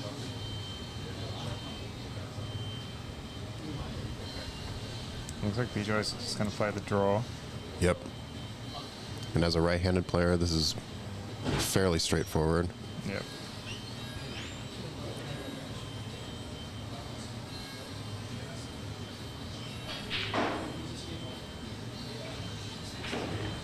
So a couple critical late rack mistakes here from Francis, keeping Bejoy in this game. Bejoy actually did pretty well in that draw. He controlled it pretty well. Like sometimes with those you can go like way too much time in the gym and end up like down on the opposite short rail. Speaking from experience. No, not me. If you ever played against Tim Donmunder, then of course, then yeah. you had the experience. Yeah. Yeah, nice shot from Bejoy. Yeah. Good to capitalise on the mistake from Francis. Yeah, Francis still has the advantage. She's just got to pull it together and get those little cross table shots, skipping the side.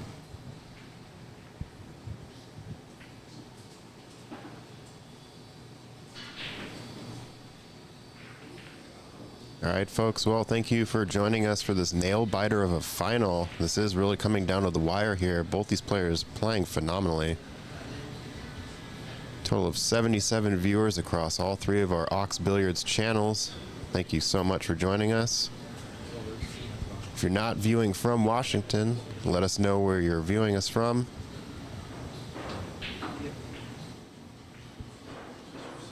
This is the APA US Amateur Preliminary. We have crowned 2 finalists so far. Shuchang Chow and Prathamesh Sawant have booked their tickets to the Amateur Championship in Florida. And one of these 2 players will be joining them.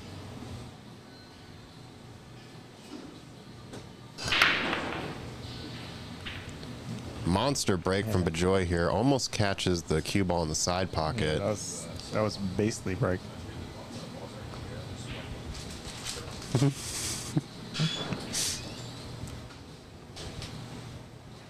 All right, Bree, you can play as me. That's cool.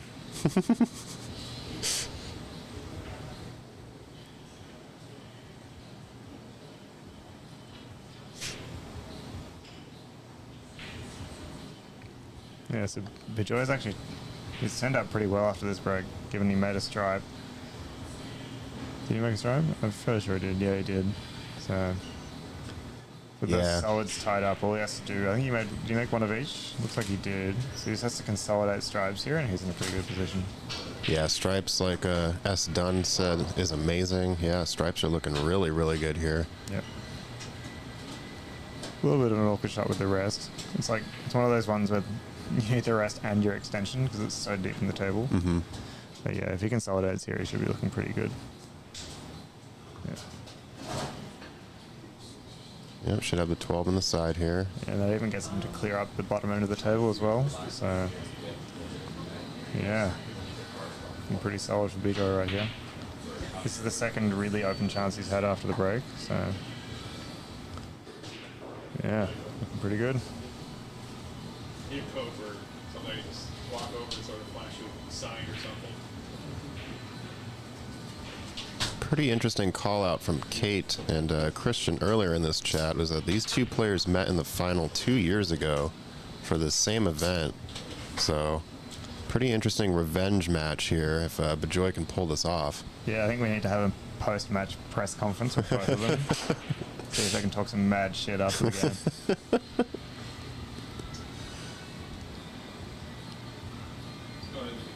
I think we should introduce press conferences for our like Tuesday night league matches that happen here.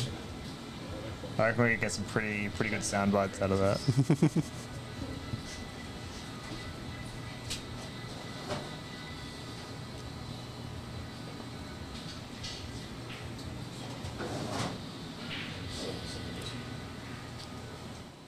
All right, so he can play this with top, with follow, Yeah, if he so chooses, but it looks like he's actually going to go a little bit of spin right here. it's that player's choice. Some prefer the high inside where you cross over the line, or the low outside where you take like a similar line that's sort of a little bit parallel but fewer rails. I personally always prefer to go forward with inside than low with outside, but he played that pretty well. He's got a pretty nice look at the 15 in the side here. Yeah, and he wants to be pretty much where he pointed for this 9 in the lower left corner. Yeah, these situations I can never decide whether I want to play the 14 first or the 9 first. I think 9 first is probably the textbook way to do it. But I also don't like the path of 9 to 14 unless he manages to get to the underside of the 8 ball, really. Mm-hmm. But also, like, 14 to 9 isn't much better, right? So, Yeah. Looks like he's going to opt for this 14. yeah, I think he could go one rail out, but he does run the risk of getting much too thin. And thin enough that if he makes a 9, he opens up those solids, and then he really is in do-or-die mode, right? Going to draw back here. Nope, okay, just stun over a little bit. Yeah, he wanted to so be... He wanted it much thicker than this. Yeah. So yeah, to your point, if he goes for this 9 in the lower left, he's probably clipping the 5. Right, and he could even clip in off the 5 as well. So he's sort of flirting with danger a little bit here. I mean, Jeff DeLuna could probably hold the ball above the 5 with that monster stroke, but like, not many other players are really going to look at that as an option.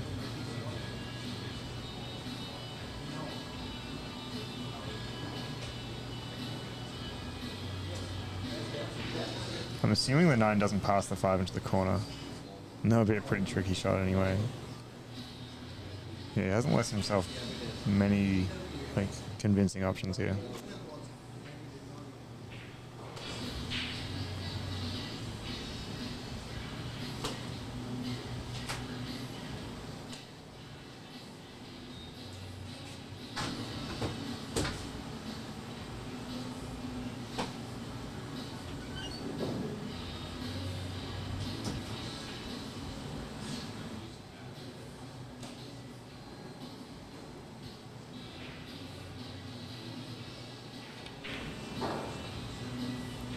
Nice shot. That's a pretty solid make. He's left himself a little bit of work to do though. It looks like he should be able to cue center ball for the 8 in the top left, provided he hits very high. Yeah, he's going to be a little bit on the 7. Yeah, But it's definitely awkward. But he also managed to not really break up the 5-7.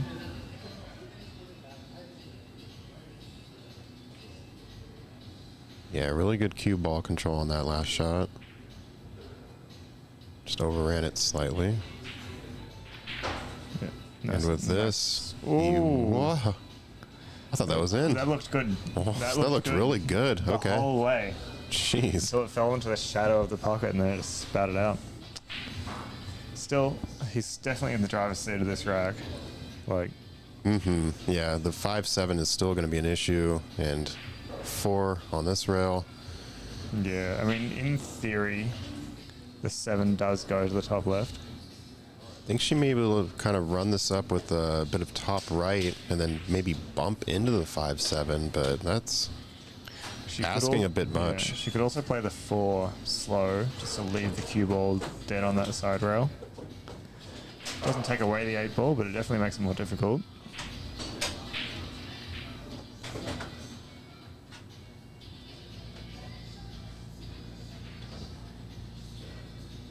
Could be playing high ball here to go into them. But scratch again? No. Yeah. And she's going to wash. Yep. Well, down to the wire as expected. got All a those- hill game here. All those hot takers in the chat before who said hill, you were right. All 0. All 0 of you. All -5 of you. That's right. Yeah, so an unfortunate miss there. Yeah. And then obviously the cue ball was right on that 8, so Yeah. Here we are though. Final rack. Bejoy is going to break for the game.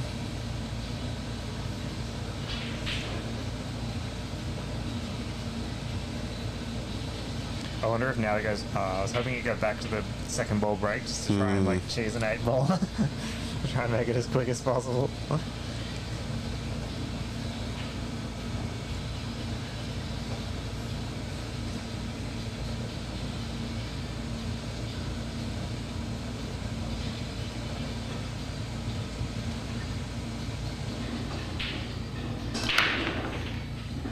Big break. Watch out, corner. oh, it was Ooh. saved. Yeah, it was looking pretty dangerous at one point. Did he come up dry though? I believe he did. Yeah.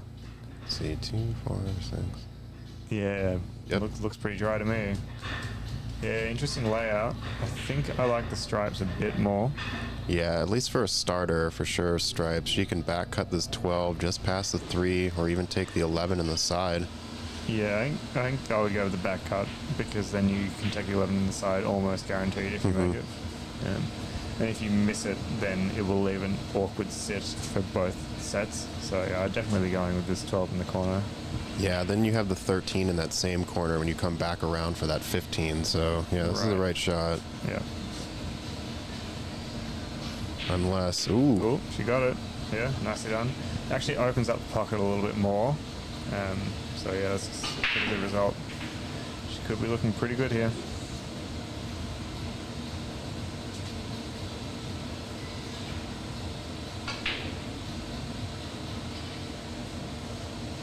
I think she probably takes on the 13 now. Yeah, I think she deliberately played for the 13 there. Otherwise, there was no reason to put that amount of outside spin on. Yeah, she's going about this the right way. Says the commentator ranked significantly below her. Good job. I'm glad you're doing what I would do. Right. And executing it to perfection. She's more likely to win if she proves me wrong at pretty much every turn. So. Yeah. All right, so she's just going to draw out here. Yeah, this is the most crucial shot so far. She has to get sort of center table. Get through that window. Roll out a bit more. Yeah, yep, she can have the 9. She can take the 9. Yeah. She can take the 9 for the 10, I would say.